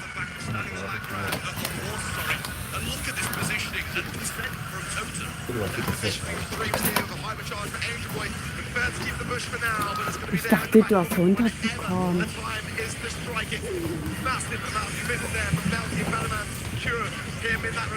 Hast du nichts mehr auf der Karte?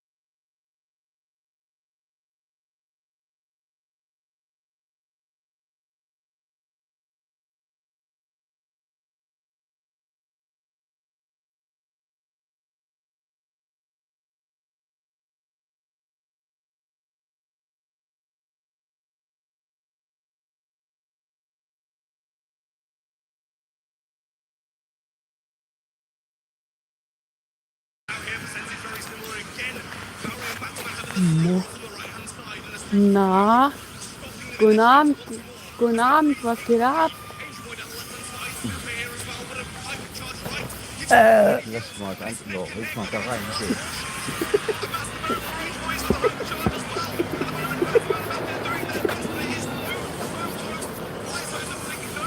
Was soll ich denn sagen? Ich bin halt 6 Stunden und 15 Minuten. Du machst gar nichts, bist da rein. Langweilig. Und wenn jemand mir reinschreibt, Und bist du immer hier. hallo, ich mach da gar nicht mit. Ich könnte da 1 Million Dollar gewinnen, aber 1 Million Dollar. ja, ich hab was für dich.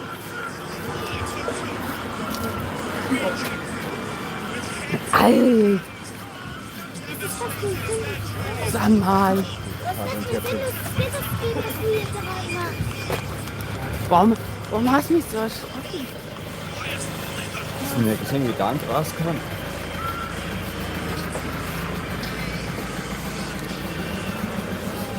Ja. Digga, ich wollte gerade was trinken und dann erschreckst du mich.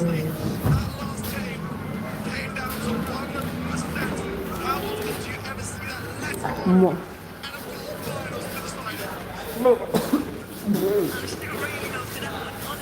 Ich werde schon längst aus der Bude rausgezogen. Hallo? Hier, gucken Sie.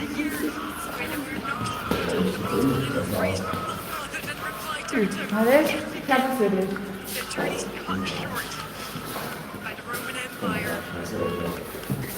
Die liegt ja immer noch dort. Big Boxen.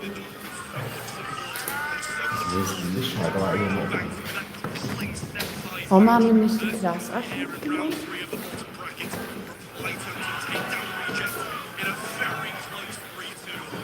Yes, it was a double match point, but it comes down to 1% in the end to decide the reply totem goes to day 3.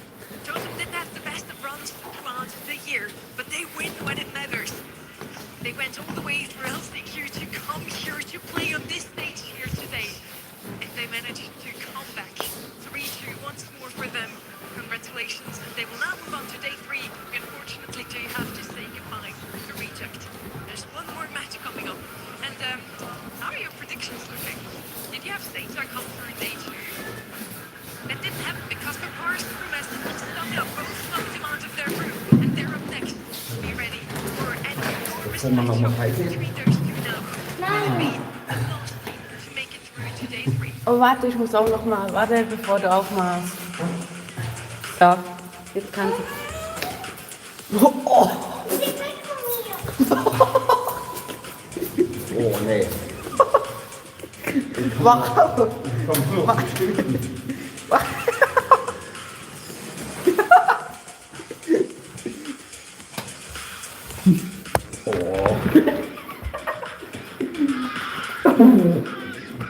Boah.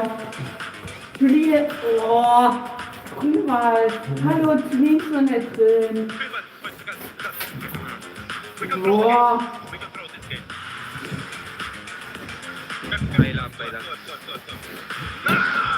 Lass dir rein. Fühl mal, stinkt. Lass dein Wort rein, ja. Fühl mal. Fühl mal. Boah. Wie er bei Geburtstag. Und wie hat das von mir am Power gestunken? Wir beide haben sofort gleichzeitig.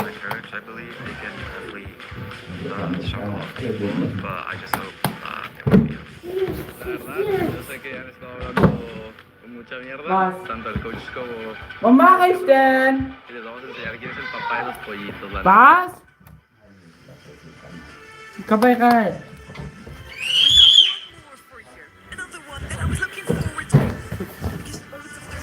Boah. What a lot of us were thinking. Everybody was thinking, or not everybody, many of us were thinking that division would come through to day 2, but those two teams are the reason why the Japanese #1 seed in the East Asian region is not standing here with us anymore. It's Papar Supermassive versus Stamina. You two are still reeling from the last match, I can hear it. How are you doing? I think the voice has taken a bit of a hit, but maybe just about got enough left for this last match. And honestly, I really hope it's going to be living up to the rest of what we've had here in day 2 of the Brawl Stars World Finals, as you mentioned, Sonny. Supermassive versus STMN will be the final deciding match of day 2. Whoever wins will go through to day 3, and whoever loses, we're saying goodbye to. It's just been an absolutely insane World Finals so far. It really has been unreal, magical. Power Supermassive, the biggest day in their career was yesterday. But now they've got to do one better to survive on to day 3. For Tom Team, for Rage and Filippo, they've got to do it all again. And this is the opposition, STMN. They're dangerous. They really are. And I mean, the cause upset.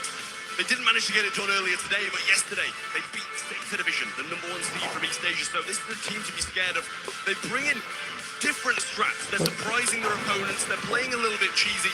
And I think when you're coming into the competition as one of the teams who isn't expected to get far, they're the kind of things you have to reach for. Alter, And wie there hat go our das predictions. As I gestunken? mentioned already, both of them managed to win against Theta. Both of them made it very close So. though. It was a 3-2 for both Stamina and the Forest Supermassive. Hier, And I also think it's important to die mention here, I talked die about Flasche it before ist already, von, Totem made it through now. So Oh, 3 out of 4 von of the Oma. two teams, those with the golden tickets, are still Und in hier the die ist race. auch leer. Celtic here's the last chance qualifier. Only the teams that Na, die Flasche habe ich von make it Oma through the regular season mitgenommen, even have to go weil to ich the durfte. Yeah, I mean, I just had to touch.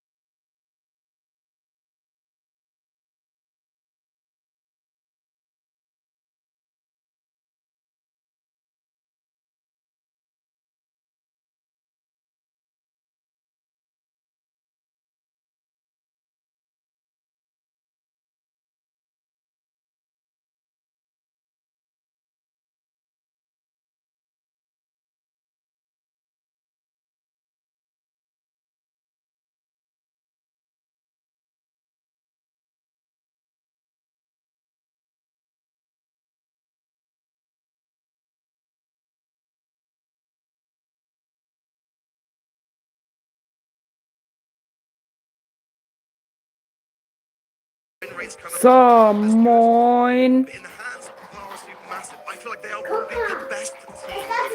I'm surprised we're not seeing more teams ban it against them. Very true. So. That's great throwings with Hank already. Stamina now with their second pick. Lily is their first, so they have the aggression down. Then only the jump curry. Es They war need doch another lane nicht that is just Kayona. solid. Maybe can defend a Hank as well. Janet is going to be their Habt ihr doch Hände Power nicht von zugehört, hättest du es gewusst. she can jump away out of danger very quickly, and it's something she Die meint das Steel the Brainboard Live Event. Steel the Brainboard Live Event um 9 kommt alle rein. No surprise when they're against STMN. But honestly, it's a surprise to see them reach back to that brawler again without that combination. It seems like they've only been playing those two as a pair. Mo going to come in as this last brawler then for STMN. And I've said a few times today, Hätten wir doch locker Countdown gehen können. like he gets brought in quite frequently, but he never really shows its Nein, das ist um 9.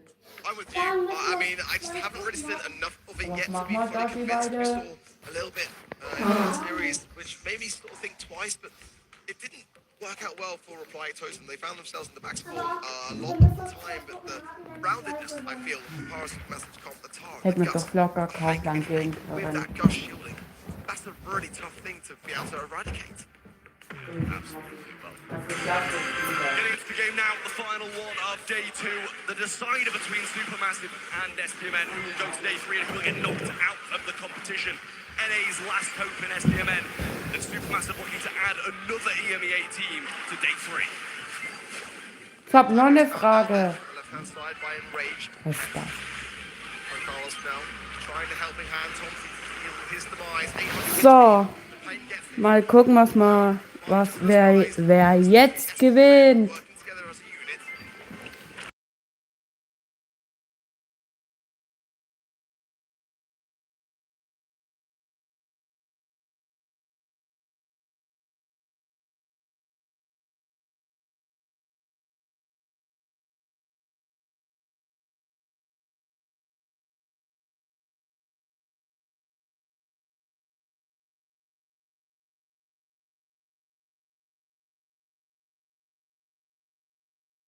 Ja.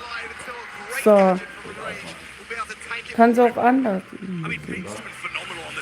Oder ausmachen. Ich weiß nicht. Enraged up top, forces the gadget again out to Takus, who's going to end up on top of him. Gets another shot back, but the hypercharge is there. A bubble narrowly missed by Tomsy onto the gem carrier of Juan Carlos. Keeps him alive and in the mix. Tomsy trying to buy valuable time as Enraged will join the map. Taken care of now by both Juan and Takos. There's Pain now really finding trouble to get in position with these pets of the Tara. It's 8 gems to 6 now. Takos finds some gems here. The drop is there. Tom's going to be able to take them back. They're dropped. But Juan will be able to pick them up and surely take the skies when he needs. I mean, this is surely just game now. He can just wait a few seconds, then fly, and he's immune to the rest of the 10, game. 9, 8, 7, 6, 5, 4, 3, 2, 1. GG Match. Good opening start for STMN. GG Game. The comp is working well. Para Supermassive, just a little bit slow to the mark.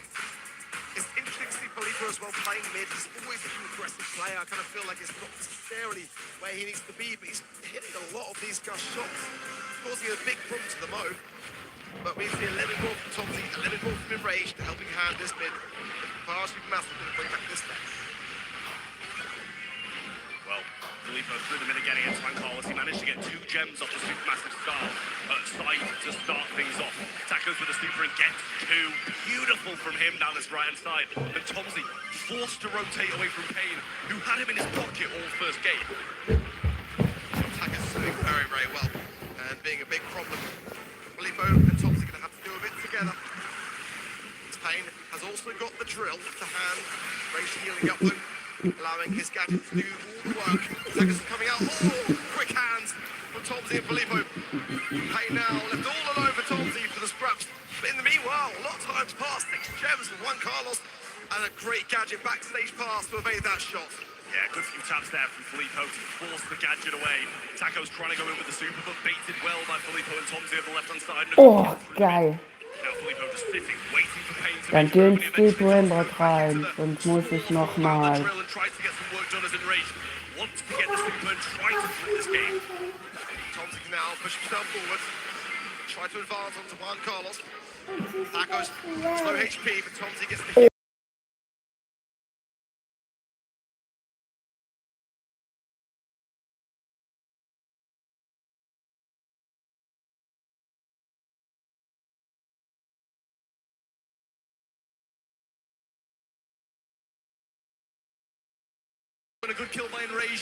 Und das Event geht 1 bis 10 Stunden.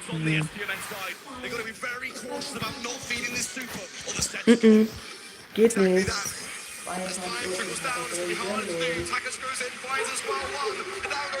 Stopping.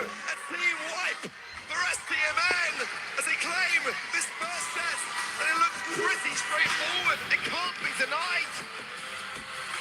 I mean, yeah, it really did. Incredible. Sein Sending losgeht. So well throughout that entire game. Just managed every single one of the Para Supermassive players in different ways, but every Du way. da, ich da, der da. Janet can get away from gadgets, flight, and the Lily was just dominating. Very, very strong. Och man, ich hab nur einen Zuschauer. Niemand Kills schreibt for das pain, in die 374 DPS. And maybe we're going to have to rethink our stance on that mode. Play to perfection. But Carlos on a 0, it's not the first time we've seen it, let's be honest. But nonetheless, that's kind of what a Jones was. Steady pair of hands. Weil du zu faul bist, mal in mein Spiel reinzukommen. Every single time, there was safekeeping. He didn't really find himself in any moments where he was going to let his team down. Absolutely, just didn't drop the gems. I don't mind if you get 0 kills as long as you don't drop the gems for the opposing teams all the way through. So, Sieht gut. Oh, 7, 6, 5, 4, 3, 2, 1. GG Game. the last remaining NA team, and Supermassive got to rethink the ideas here.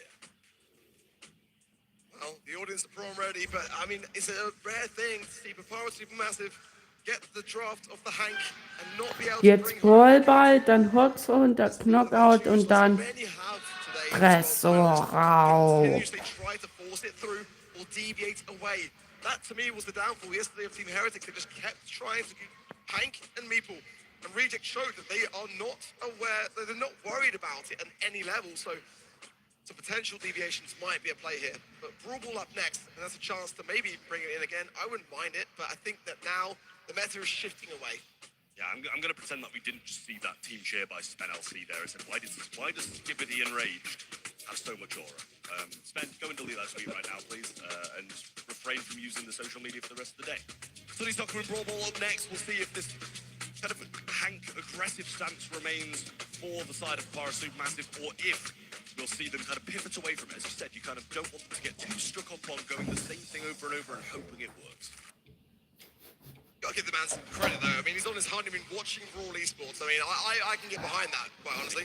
He's a married man, and he's pushing 30, and he's saying to me, I can't, I'm sorry to say, I won't be letting that go. Imagine pushing 30. Auch wenn der aware ist, ist unbedingt halt trotzdem. Well, fans here for Sunny Soccer, the mean of the Hank, Den wollte ich mir Willow, so trotzdem, they don't play egal Hank ob der themselves, and nicht they don't want the opposing ist teams oder playing so either. ist. The Willow double band here as STMN get rid of it as well, along with the Ruffs and the Würde Frank irgendwie egal Shade ob der is nicht going to be picked ist, up der early oder on so ist. by the side of STMN, and how well that was played earlier by Reject. I'm not surprised to see it return so soon. Und Papa muss erstmal wissen, was die Spiele holt. Para Supermassive taking the opportunity to ban out the Hank. Going to be leaving some throw potential still with the Larry Laurie as the winner is banned, so that's going to be an option for them to bag early. Let's see. Otis still available as well as the Ollie, so they are also up for grabs here. Kit as well. I mean, you know, it's definitely one that might be for STMN, but Stu, the first one for the Para Supermassive. It seems to have a bit of a way forward in this qualifiers. Many teams gravitating towards it. Yeah, I mean, Stu, the mobility, I think, and the ability to get away from the shade when he's kind of coming towards you, running you down might be a solid thing to have as well. Because it's so difficult to get away from a brawler who can just walk through walls so simply. Und So you've got Shade. to have some form of mobility to get away from it. Otis coming in as well. Good against tanks, good against range. You're pretty much safe no matter what.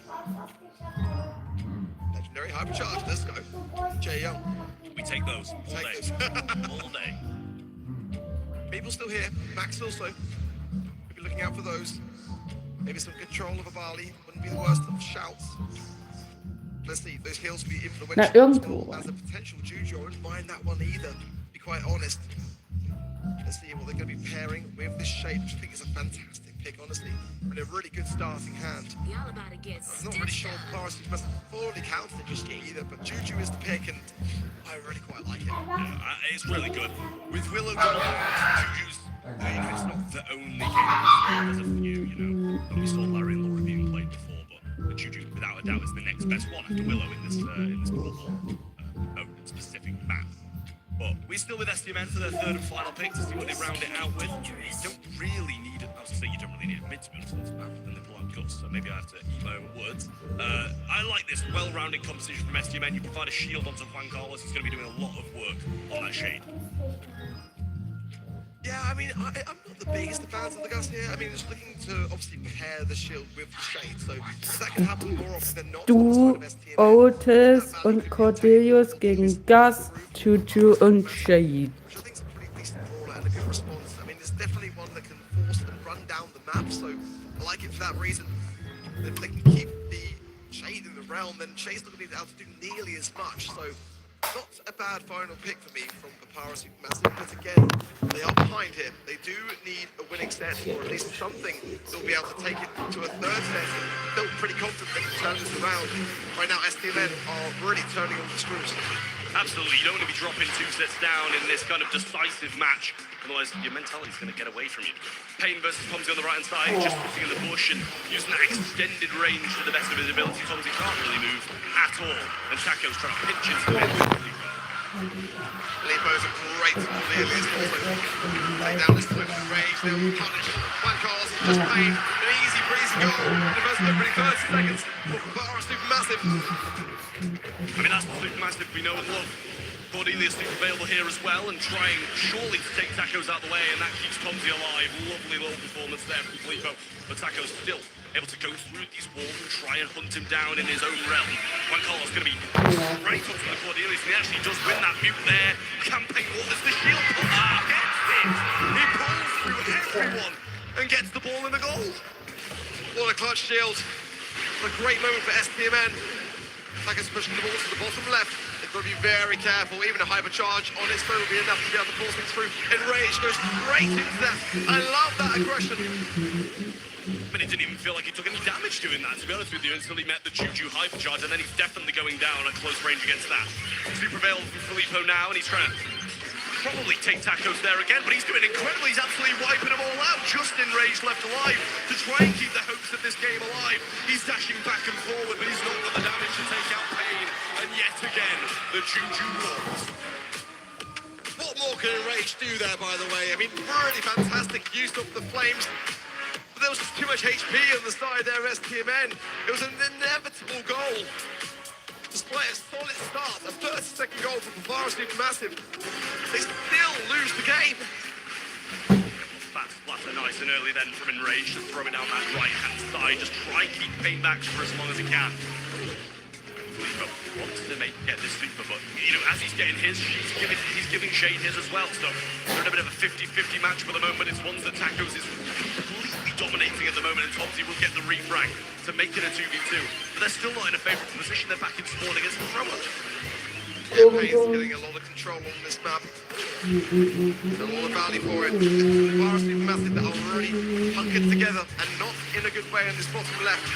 A Shade will get a ton of value for it. Tacos goes in with some great swipes. Super pass forward. Payne can't really go for the ball. He's too low. And Enrage knows that he's not going to be able to get to the right-hand side of the map to continue to get this pinch with Tomsy. Yeah, really nice, good kill there. Enrage finished it well, and Tomsy gets the finish. Filippo moves onto the right-hand side, tries to force someone else to take this Tacos matchup. 1:0 für STMN. With mobility on the left-hand side, he's going to be able to deal a decent job against the Shade if he can just keep him from getting that super. Enrage lurking with super here. Ball was a bit late from Tomsy to be able to do so. Filippo's too low in terms of HP as well. So they're going to have to be able to retreat back now. And STMN will have a successful defense. Hypercharge is there for Tacos. The pinch is going to be a strong one. Filippo will find it with Tomsy. It's great work. Now going to focus their attention on Payne with Juan Carlos. Yeah, it's a good juke from Juan Carlos there, keeping himself out the realm with Filippo. Now a hypercharge comes in from Tacos, and he's getting a lot of damage down. Payne is there to help out as well, and Enrage trying to deal with Tacos and does, but he cycles super up top, so he'll be coming out of spawn in a very good position regardless. A good flat splatter there from Tomsy. Enrage choosing not to break that wall, they're going straight for the mid. And as time goes by, that should help Papara Supermassive to be able to open things up. Tacos is the man, is the playmaker. Low HP going to heal up now. Filippo has got hypercharge. He's got to be able to land this. Juan Carlos though also has his. It's go time for Tacos and Philippe on this right-hand side. Tacos is the weaker Philippe.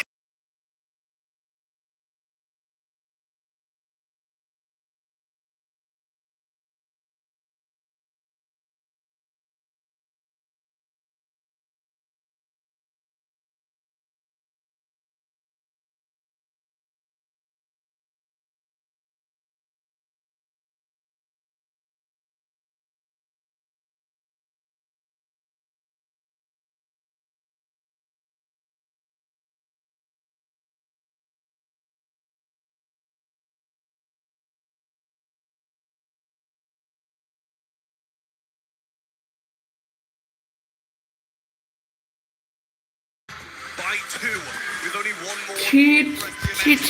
Clean out the competition with what would be a beautiful sweep. Wenn jetzt STMN gewinnt, dann haben sie gewonnen. Und dann war es doch für SUP. Of the window, really, in this competition. So many people did not have them out of even making the group stage, and now they're about to do the unthinkable here. A sweep to seal it would be unreal for them. The Power Supermassive have got to reverse it. But hey, I'm off to go to a 5th set again, are you? Absolutely. If we can see this, possible reverse sweep or at least a 5th set getting going, I'll be very pleased with the gameplay that we'll have seen. But so far, so good. But STMN just running away with this one at the moment. And you see the emotion. Hallo, raus!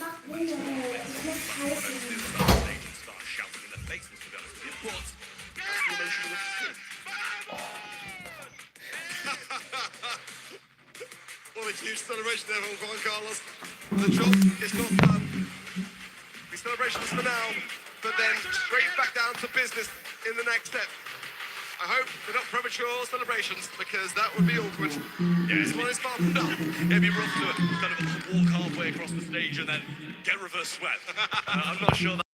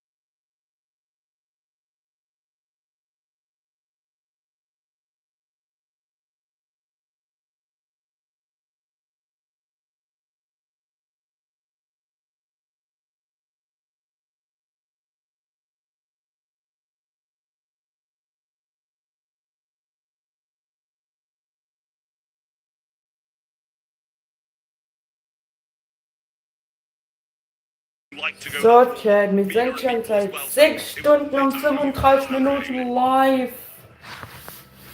And coming up for Power Supermassive, they're going back to what they know best. We work out in the first set, but not to say that it can't. That was, for me, a brawler which really did lead the way and pave it to beat Safe Division. And certainly was a difference maker at LCQ also. Comfort picks from Power Supermassive. Gebannt sind Pam, Stu, Was, Finks, Mina und Meeple. Ausgewählt wurde schon Hank und Cray. Wenn jetzt die Roten gewinnen, dann haben sie gewonnen. Wenn die Blauen jetzt gewinnen, dann kriegen sie dann noch eine Idee. We'll see if that's what they do choose to go for. They can always, go something a bit more versatile now and see if they can still lunge into that tankier option to TP onto the zone as their third and final. But the second pick should be coming in very shortly. As I'd imagine it'll pay great. It's going to be the Juju, surprisingly. So definitely going that more versatile pick now and then maybe going into something a bit later on. Because I don't feel a Grey's going to be that good unless you're setting up those TPs and going. Well, Larry and Laurie could be the response here from Power Supermassive. They play it at ton of scrims with a pretty decent win rate also. They're going to have something up their sleeve in that regard, because I think Juju for me is one of my favourite brawlers at the moment on the throwing side. So versatile across the board, Cordelis. But going back again to those comfort picks, I'm sure it'd be him, but maybe not. Again, this whole team enraged as well. Fantastic on this brawler. But I know for a fact that Thomas is on the hank. That's all I know. Yeah, really solid on that brawler. He's had a lot of success over the past couple of days with that one. But we'll see if this Cordelis is going to be able to do, I want to say, a little bit more than it did in the previous set, because he didn't have the best of times against the Shade, was getting traded out whilst in the Realm, traded out whilst hypercharging. And when you're using that much utility, you've got to get the kills. Meg, going to be the third and final then for Supermassive. Here's another one as well, to be fair. It's good for SDMN not to have that when they can TP it. I'm really quite a big fan, honestly, of the Meg. It's got survivability on the zone. Humble especially, just really dominated Tribe early today. 1 in den Chat, wenn Blau gewinnt, und 2 in den Chat, wenn Rot gewinnt. Final brawler pick. Are they going to be able to combine this Juju and Grey Ashe? Something tanky. Get those dimensional doors onto the zone, keep bringing the Ashe in. It's going to be how they feel they can claim this set. Yeah, I mean, you've got to. If you have Grey and don't do that, then you're setting yourself up for failure, I feel. Aber ich denke, Rot gewinnt. So we'll see if this is going to be the one that gets SDMN that third set and the victory over Papyrus Supermassive. A full reverse sweep needed if it's going to go the Brits' way. We'll see if that can start now or if SDMN will cut it short. Now or never for Papyrus Supermassive. Deliver straight onto the zone, getting tapped up heavily though by Juan Carlos. The Wolf and Kane connection as well is there. Tacos keeping his distance from Enraged. The pinch, beautiful pitch at that between Enraged and Filippo secures that demise. Kane now left all alone. He's easy pickings. Absolutely, and that's 3 members of Supermassive up, and all of SDMN go down. Juan Carlos, he's not looking to try and stay alive there. He's setting up the TP for the future. Now just needs to work for the hypercharge, and they'll have a good in, but they can't let the game get too far away from them before that happens. Steve has a good connection up to Pain. Meanwhile, it's Filippo and Enraged. Oh, aktuell sieht für Blau gut aus. Momentum building stuff. Supermassive now. SDMN straight off the spawn. Hypercharges inbound and immediately eradicated on their return to the mid. Enraged slow. Filippo is slow, but it's fine to heal back up. You know, I said they can't let the game get too far away from them. They might have just done that. 75% to 15, surely. Supermassive have a good capability of just walking up over and over and over with the Hank and the Meg. But for now, they've got some good control. It's 80% to 30 as SDMN start to get back into it. And with this TP, definitely have a chance. Now things are stood up for SDMN. They can bring back the timer in their favour. Attackers go down though. Juan Carlos there into the round. Enraged is going to keep him there and focus their attention on Pain. There is a Grieger coming in, but 95% is going to be surely enough as far as this massive clear house yet again to gain 100%. They get the game, and sometimes a glimmer of hope is all you need. You just need something to light that spark inside you and get going before it gets away from you. That is the game that they needed. Incredible stuff from them, even when the TP's been activated. They dominate the game and get it done before SDMN get a foothold in it. They need a similar start though. Last time they got the kills, all 3 of them, and established really early percentage, and they need to do that again. Good walking cane again from Juan Carlos. Filippo is punished heavily this time round. Robotic Rat immediately for Tacos shows a big sign of deviation from SDMN. They're changing the rules and staying on his own much better now. Approaching 25% to only 10 of Papyrus Supermassive. We've got to regroup. Yeah, these are the issues that you're going to face. Hypercharge comes down from Tacos, and that's a lot of robotic rats on the left-hand side of the map. Tomsy will eat that last one.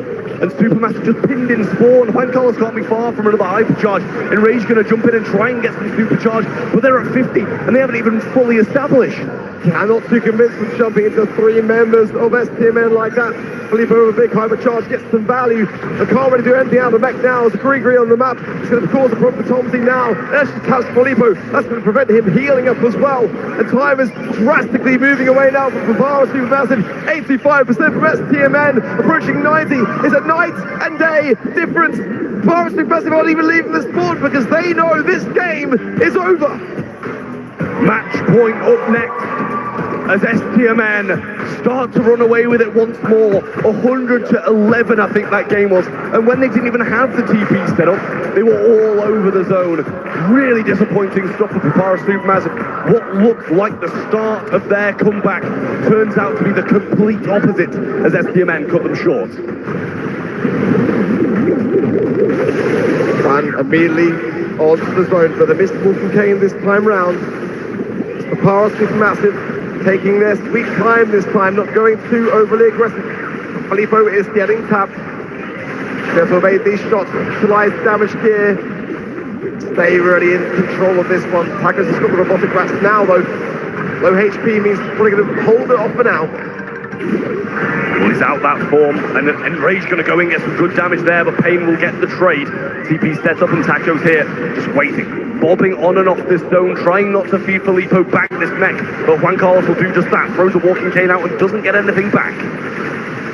So these Miss Gadgets are starting to stack up now. Papara Supermassive now approach the point of matching STMN's scoreline on the objective. Juan Carlos is low though. And these taps from Filippo will keep him that way. He's now got hypercharge, those dimensional doors will be a massive godsend for STMN to get that on the zone. Those shields can go a long, long way.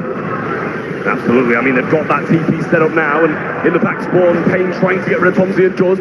Grigori going to be placed down, no hypercharge with it this time, and Payne, not sure if that's an accidental TP in or he managed to do it on purpose. Filippo going to try and get this kill onto Juan Carlos again, and really good control now from Supermassive as it's up to 85. Massive. Papara are 10% away now, but Juan Carlos is on the zone. It's just Filippo. He's got to wait his time. Go together as a unit and don't get ahead of yourself. Big hit. Damage gear rolling in. Tomsy pushing in with Enraged. It's now or never. This is going to be a winning push for Papara Supermassive. Enraged is in the realm. He's going to come out straight into the Lion's Den though. And how quickly can STMN secure this takedown? He goes down immediately. STMN are creeping it back. It's so close. Oh my word! 2% is all that was in it. And then a final hope prevailed. They bury the Brits.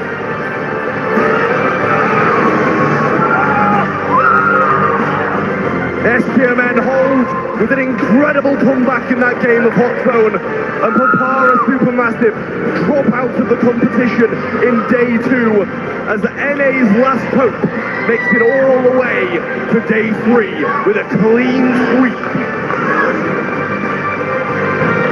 Heartbreak for Papara Supermassive. They were so close to reclaiming back the destiny. But North America have just one team left. All hopes now ride on STMN to bring home the goods. What performance from one of the biggest underdogs in Brawl Esports history. Incredible, really incredible stuff, and what a way to get to day 3 as well. So many close games, and we expected this to be no different. But STMN put that to bed and swept Papara Supermassive. They came into this one obviously through the LCQ and aren't able to get through day 2. But STMN on top of the world. What's up with those Hot Zone finishes? My heart can't take it, honestly. Twice in a row now. It all ended on Hot Zone in like a match where a couple of percentages made the difference.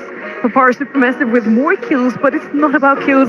It's all about standing in the zone, and the grey comp prevailed in the end. I mean, who needs kills when you can just TP straight into the zone with a shield? Exactly. You know, they do what they do well. They play these compositions that probably annoy the hell out of every single team they're playing, but they work. And STMN, as you can see, advanced to day number 3. They beat Data Division on day 1. They lost to Foot Esports and have risen again against Supermassive to make it to the 3rd Hier day seht ihr of die Brawl ganzen Stars World Finals. Ergebnisse. And of course, Auf there was jeden Fall always meant to be herzlichen something Glückwunsch. And A's last hope. Glückwunsch an die Gewinner. Wir sehen uns morgen im Team Stamina made it wieder. through. They definitely deserve to be here this weekend. Ich We werde see auch them here gleich standing posten, strong welche in Uhrzeit. Group C. Arc, these are our final groups, and the teams in green are the ones we're going to see once more tomorrow. Yeah, absolute cinema. SK Gaming, Revenant, X-Spark, Crazy Raccoon, Humble, Loud Replay Totem, Foot Esports and STMN. One of those teams tomorrow will be crowned our 2025 World Champions. And here is the bracket. That's one way to start. I'll tell you that right now. SK versus Reply Totem to kick things off. Crazy Raccoon will take on SDMN. Loud will be Revenant X-Spark in Game 3. And Footy Sports versus Humble, yet another European derby. Now for everybody watching at home or here live in Stockholm, make sure to lock in your predictions for tomorrow. Event.brawlstars.com, and if you have everything correct, just up to this point now, I kind of doubt there's a single person that has. You still have a chance to win 10,000 gems if you get all predictions correct. Tomorrow, there's no more second chances. This is your playoff bracket, and these are the last few matches of this year's World Finals. Now, gentlemen, we had another very chaotic day. A few upsets along the way. What stood out to you as the most exciting one? I mean, I think for us, it's got to be the one before last that we just got so down to the wire. 1% to see Reply Totem go all the way through. It is genuinely incredible to see that happen. That was probably my highlight of the day. I think for me, SDMN continuing this run, I'm really so impressed. A team that I had down just as being grouped on day one, they're still alive in this competition, and not only that, but they are the last remaining contender in the North American region. Can you imagine now how much more additional support they're going to have on top of everything else? If we learned anything this weekend, then that everything is possible. So maybe next year, you are going to be playing in the World Finals, and these two gentlemen are going to cast your matches. My fingers crossed for you. If you want to watch real pros play tomorrow once more, make sure to tune in. Make sure to lock in your predictions over at event.brawlstars.com and tune in again. It's day 3 of the World Finals 2025.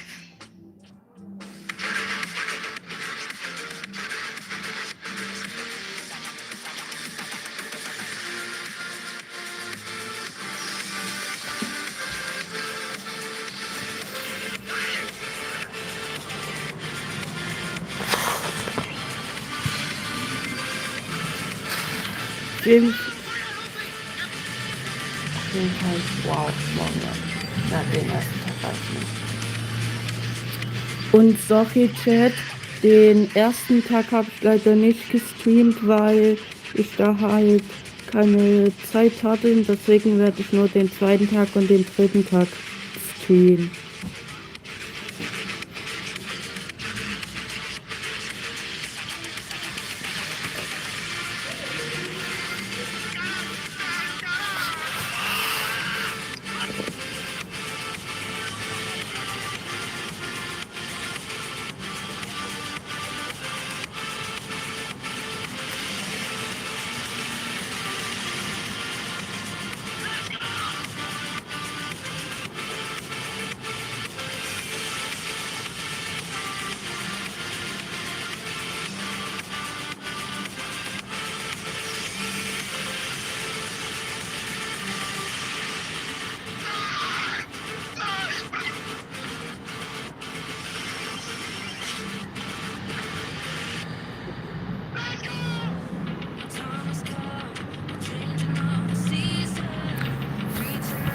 Auf jeden Fall, mir hat das gefallen.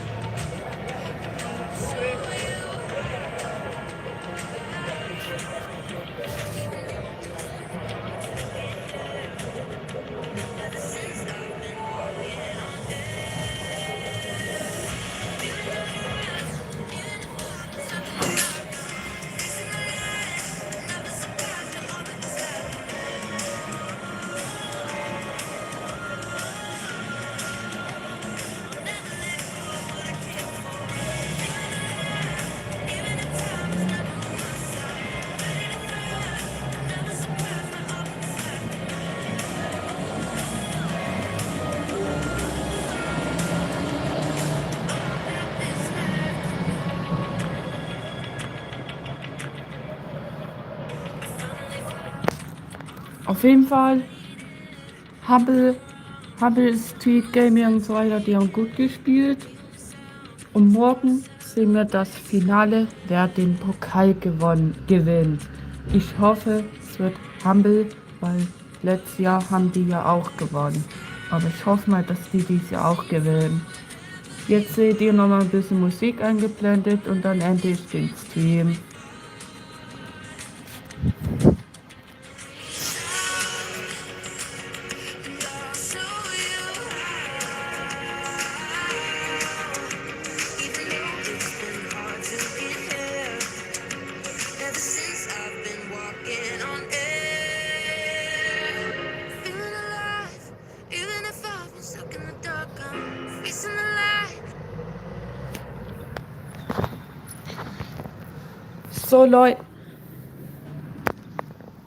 So Leute, ich ende jetzt den Stream. Hoffentlich hat es euch gefallen. Lasst auf jeden Fall ein Like, kostenloses Abo da. Macht die 1000 Abos voll. Und Milo Rumix, falls du mich hörst, schreib nochmal deinen Discord-Name und deine Supercell-ID in den Kommentaren, dass ich dich adden kann. Und ja, wir sehen uns morgen.